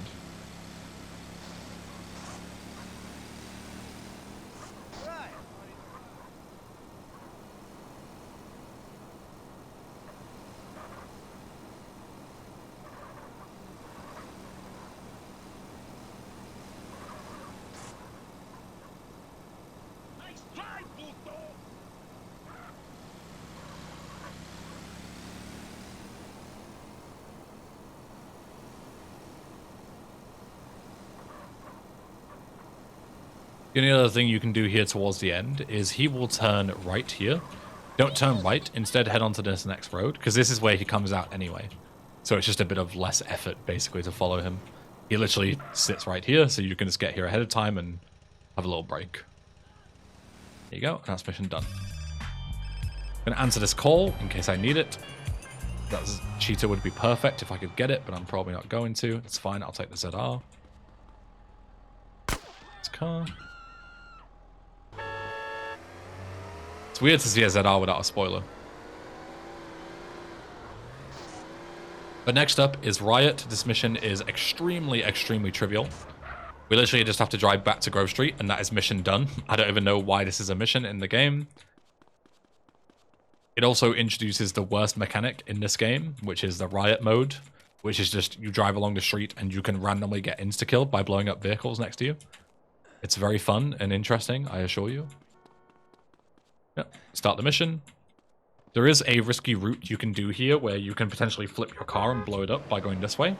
I'm going to teach you that. I'm going to teach you the slightly slower but way safer route, which is to go up this way. And we're going to head east, and we're going to cut down onto the highway just to the east here. You can flip here if you're not careful, but just don't go too fast over this hill. Slow down a little bit. But you shouldn't flip as long as you don't, drive extremely recklessly. We're going to go here, then we're going to cut off the highway to the east when we get the option, and we're just going to take it all the way back down towards Grove Street. Very simple mission. Just watch out for the vehicles because they can blow up and kill you. As you can see there, that bike was on fire. It could have exploded and killed me if I wasn't careful. That's just the joy of Riot mode. Just random insta-kills. And for some reason, they put that in the game. Don't ask me why. Oops. I'm looking at my other monitor. Do excuse me. I'm going to be a random insta-kill blowing up vehicles soon if I'm not careful. Go, cut through, and this is mission done. Come tomorrow, most of the Central's gonna have new TVs. Look at him like I'm gonna gather up some homies and get the hood locked down. You need anything, give me a call. I'm gonna check So out the city and this see what I next can see. mission, You be careful we're out going here, to TJ. require a number of homies to come with us. And if we get them in the car, they can sometimes randomly jump out of the car. And they become like bugged, and it's like really annoying to re-recruit them. It's just a bug. What we're going to do is we're going to do a little strategy to avoid that entirely. I'm going to get in my car here, and I'm going to abandon Caesar straight away. Just leave him. I'm going to have a look now for some Grove Street homies, and I want to recruit 3 of them instead of 2. Usually you would recruit 2, but if you recruit 3 here, you can actually trick the game into thinking that 2 Grove Street homies and Caesar are with you, when in reality, they're not. And we can trigger the market anyway. So I'm just going to drive up back and forth here, and look, we keep getting groups of 2, which is really unfortunate. There's a group of 3. I'm going to recruit all 3 of these guys. Come on, freak. Show me you real, homeboy. And then I'm going to abandon them again. This sounds silly, but trust me, this is the consistent way to do this mission. Just make sure none of them die. So you know if it's correct because you'll get the dialogue there for abandoning Caesar twice. You see, he says like, oh, come back, and it says you left Caesar behind. And he says come back again because you've abandoned him a second time. That's how you know you've done it right. And if all goes well, you should be able to drive here with no homies, no Caesar, but the red marker is there, which means you've done it correctly. Usually this marker would not be here unless you had Caesar and 2 homies with you. But as I say, we skip all that with this little trick. It's a really cool find. Because this mission used to be a massive troll back in, like, before this was found. Because you would spend, you know, you're like 5 hours into a run. And then you would recruit 2 homies. They would both dive out of the car and refuse to get back in. And then you'd just get, like, insta-killed by riot mode bullshit. And it would be, like, the most unfair way to kill a run 5 hours in. Keep together. Like, it would just be such bullshit. But now you don't have to worry about that. You can just abandon everyone and make it through anyway. So aside from that, the rest of this mission is very trivial. It is just nuking everyone with the minigun. There is nothing to it. In any percent, this mission is very intricate on what you need to do, but in NMG, you don't need to care. Just absolutely massacre everybody. Everyone with a red thing over their head. Go nuts. Kill them all. Pleasure doing business with you. And same again, we're going to do a couple more waves here. Exactly the same thing. No survivors. Kill them all. The only thing noting here is there's going to be a garage that opens on my right, and there's going to be the whole Hazer scripted death thing. This guy who shoots Hazer is invincible, as you can see, until he is scripted to kill Hazer. So just keep that in mind. If you're wondering why you can't kill him, that's why. Some of them are also mid-animation before they drop. It's kind of weird, but yeah, just nuke them all. These guys as well. These guys. These guys. There's 2 more behind us as well. Bear in mind that in this next segment, there's going to be a guy with a flamethrower and a rocket launcher. I would recommend killing the rocket guy first because he can potentially be dangerous. Although he is extremely inaccurate, as you can see. But yeah, kill the rocket guy, then just kill everybody else. And now we're on to the last mission of the game. How's Hazer? We need to get him to a hospital. Hey, I'll take him. CJ, you done more than enough, Holmes. You should get back to the Grove. All right, S.A. I'll see you after all this is settled down. Thanks, CJ, and good luck, my friend. So here we just want to grab anything we can. Ideally, the fixed voodoo here is available. Sometimes it can be blown up, as you can see. The blade is the second best thing. If you don't get a blade either, then just grab whatever you can, basically. This woman's trying to beat me up. Things are exploding. Very fun and interesting. So now we're heading back to... excuse me. Let's go this way. We're heading back to Grove Street. And we need to take 2 phone calls. So ideally, you've emptied out your queue. We could answer both the phone calls back at Grove Street, but we'd be sat waiting for like 20 seconds to answer them. So instead, I drive to like here, and 20 seconds will have passed. I'm going to get out here and answer the first phone call. Do it when it's safe to do so. The last thing you want is to get blown up while answering the call. But we're good here. And then this is the first call telling you that you need to start taking over territories around LS. So now, obviously the game doesn't know that we know that it's going to tell us to do it. So what we're going to do is we're going to get out and we're going to get the immediate call to say, oh, nice one, you've taken all the gang territories over. Let's start the final mission. So you see the markers here, but it'll tell you that you haven't taken enough over enough territories. I was going to showcase it to you, but I don't want to cancel the call and have to wait another 20 seconds. But you need this second phone call. So if you've done all the gang territories, but you keep wondering, oh, why is it saying that I haven't done enough? That is purely because you haven't taken that second phone call. So keep that in mind. So here we need to go up to the north. We're going to go south to start off with, which seems a bit counterintuitive, but because we're going to go up here. If you were to go west, you'd have to go all the way around. So this is a little bit quicker. I can't believe you bought that same bucket ass car, man. And then it's just on the next road here. So this mission is long. It's in 3 different segments. Part 1 ends when you kill Big Smoke, and part 2 ends when you escape this building that we're about to infiltrate. If you die on any of the segments, do not reload your save, because it actually has checkpoints. So if you kill Smoke, you have then activated a checkpoint, and you can start from that section after you've killed Smoke. A lot of people, what they do is they save scum this mission and redo the entire thing from scratch. Not recommended, because as I say, this mission is extremely long. Excuse my terrible biking here. And you will get checkpoints at 2 different portions. So for part 1, we're just going to go here, and we're going to steal this APC tank. I'm already on very low health, which isn't good, but it's okay. I'm going to take things slowly anyway, so I can show you where the spawns are and who you need to kill and stuff.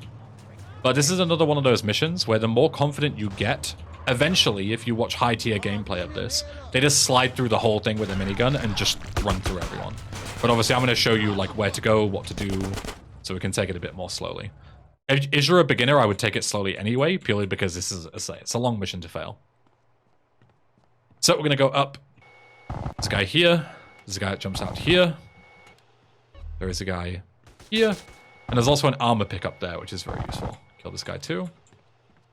So armor pickups are very useful. They are in every one of these little boots has an armor pickup on the way up and down, so keep that in mind. Once you go in here, just try and kill as many people as you can. There's a lot of people.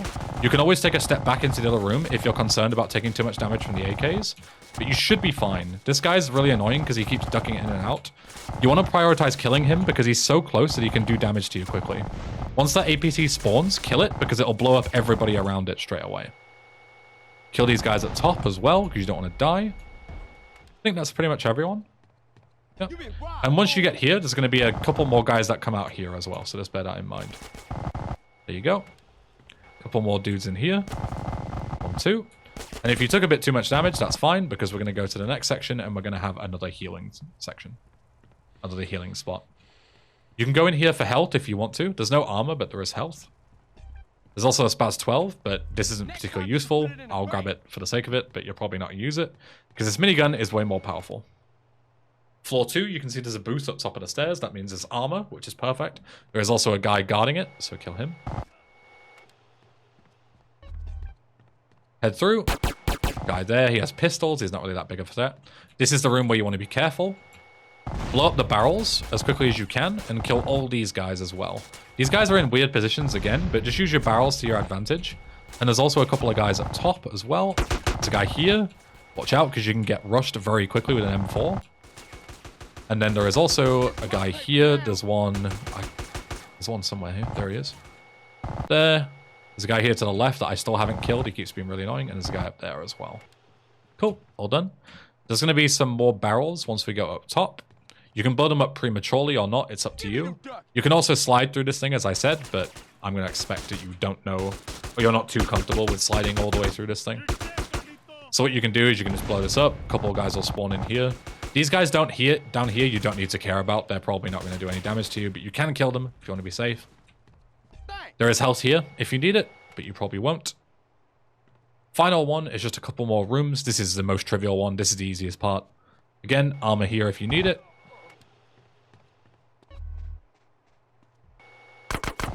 Two guys here. One guy behind the bar. Watch out for the shotguns. These are the only guys that are any threat to you. I wouldn't kill this guy in a run, but you can if you want to be safe. Guy here. Go through. Two guys there with the shotgun, as you can see.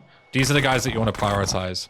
That guy with the shotgun there. Because you see, they can shoot you and they will stun lock you. So that guy with the shotgun and this guy with the shotgun are your absolute top priorities. Because they can do a ton of damage and stun lock you. And now we're heading up to Big Smoke. Big Smoke has body armor and will tank your minigun hits, so shoot him in the head. With the minigun, you can kill him so quickly. And look at that, boss fight done just like that.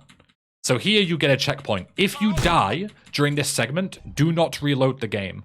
Go to the hospital, drive back to the marker, start the mission. You'll have all your guns because you've dated Katie, and so you haven't lost anything. All you've lost is a little bit of time. Here you can use the night vision goggles if you wish, but personally, I don't, because I don't think they actually help me. I feel like they just make things worse, personally. But it's preference. I can see just fine without them. I know where most of the spawns are, so yeah. It's completely up to you. Again, I'm just showcasing the spawns as we go through. Ideally, you slide through this whole thing and pick people off, but say I would recommend walking at the start just to be sure you have more than enough time. Armor here if you need it. As I say, they spawn in all of these again on the way down as well. Here, once you go in, there's 5 guys that you want to kill. It's kind of difficult to see them, but you can use the markers over their head to see them. There's a guy there, there's a guy here to the right, and there's a guy all the way at the back. You see, I can't see this guy at all, but I can see the marker, so I know when he's dead. There's also a guy here, but he's just extinguishing flames. You can kill him if you want to, but it doesn't matter. Here, you don't need to put out the fires. You can just jump over the flames. And even if you take a bit of damage, it doesn't matter, because you can just tank through it. You'll be absolutely fine. What I would recommend doing here is sliding with the AK, because you can't jump with the minigun, so you can't jump over the flames. But obviously sliding with the AK is very trivial compared to minigun sliding. And we've killed everybody in the room anyway, so. Slide through, dodge the fire. But again, if you do get set on fire, it's not a big deal. I'll showcase it. Because we're going to be going in here, and there's armor right here again anyway. So it doesn't make a difference. So this room, if you do desperately need health, you can go in here and there's health there again, but you shouldn't need it. There's a guy here. This room is the dangerous room, especially when you are sliding through. So just keep that in mind. But it's one of those rooms that the quicker you do it, the safer it actually is. But I'm going to showcase all the spawns just for the sake of showing you. Again, so you know what you're dealing with. A couple of guys there. There's one at the back, and there's a bunch at the top here you see as well. So the easiest way when you want to do this slowly is I recommend just slowly edging forward and move your camera like everywhere and just scope over the place, basically. And then once you've cleared out one side, go here and you can take out everybody on this side as well. I think I've got mostly everyone. There are a couple of guys that are really difficult to see up top. I wouldn't really care about them. I would just leave as soon as you can because again, you can heal. You see this guy up there shooting me, doesn't matter. Get in, get the armor. From here, as soon as you make it through that room, you are good. Like this is all trivial. You don't even need to care about these guys. Head through, jump down, and head through here. Make sure you go through the left door here. Actually, no. Ignore what I just said. That's an any % thing. You can do it as a matter of principle anyway, but it doesn't matter. It's not a strat. Here you can just leave. You'll hit the trigger before you take even close to lethal damage. But again, if you want to be super safe, you can kill everyone, but there's no reason to. This is the end of part 2. Once again, if you fail this mission at this point, do not reload your save. You will be able to continue from this segment.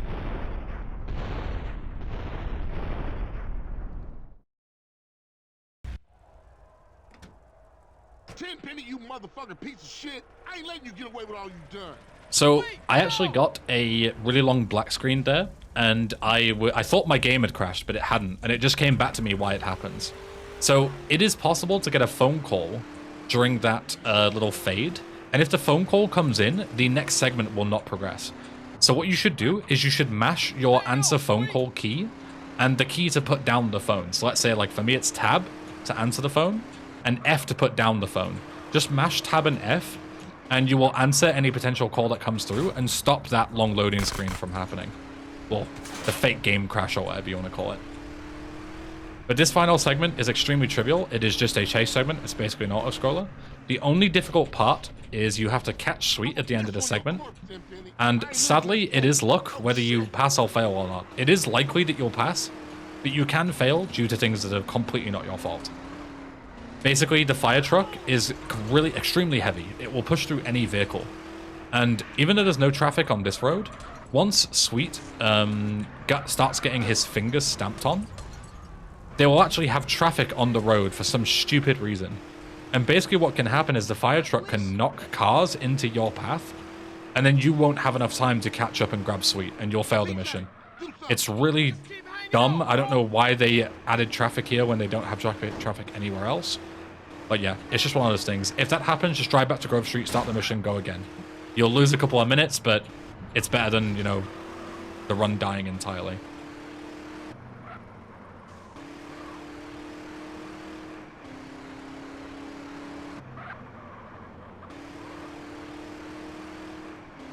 I'll show you a couple of strategies to alleviate that as much as you can, but ultimately, there's only so much you can do to put the odds in your favor. It's never going to be 100%.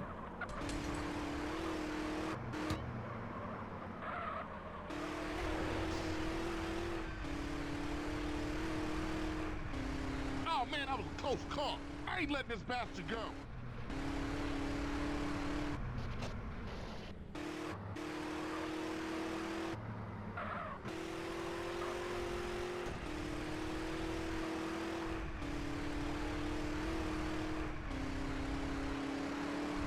So around here is where the whole catching sweet segment's going to start, and where you start want to be, you want to be starting to be like locked in. So as you can see, these traffic just gets launched towards you. So what I would recommend doing is I would recommend trying to despawn as much traffic in the right lane as possible. So then there's less chance of them being hit into you, because they're always going to drive into the right lane like this, and then you can catch sweet. Again, that is just a strategy to increase your odds of success. It will never be 100%. Aside from that, that is basically the last hard part done. This is again just an auto scroller. All you've got to do is shoot the cars, and you will be done. The fire trucks are indestructible. We ain't gonna get it. Watch our six. Cops on our tail. So this is a couple of minutes before it ends. So I'll take this liberty to thank you all for watching, for being here. Whether you watch the individual segments or the full series, or you know, whatever individual parts that you were interested in, thank you very much. It means a lot. I hope you learned something from this. It has been, excuse me, it has been really cool to see so many comments from so many different people of different skill levels to say, like, basically like, oh, I didn't know this, like, you know, even though I've been running the game for a while, or I've watched quite a few YouTube videos. I didn't actually know this was a thing, so I've learned something, which is really cool. It's glad I can teach you some stuff.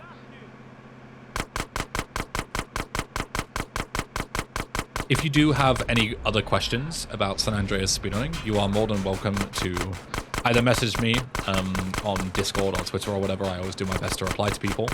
Or join the GTA Speedrunning Discord, which will be linked in the description. There is a dedicated place where you can ask for help specific with GTA San Andreas speedrunning, or just use the channel to discuss the San Andreas speedrun with other people. You know, if you have an idea for a new strategy, or need some help with a certain trick, or you want to learn some more advanced strategies, then that's the place to be.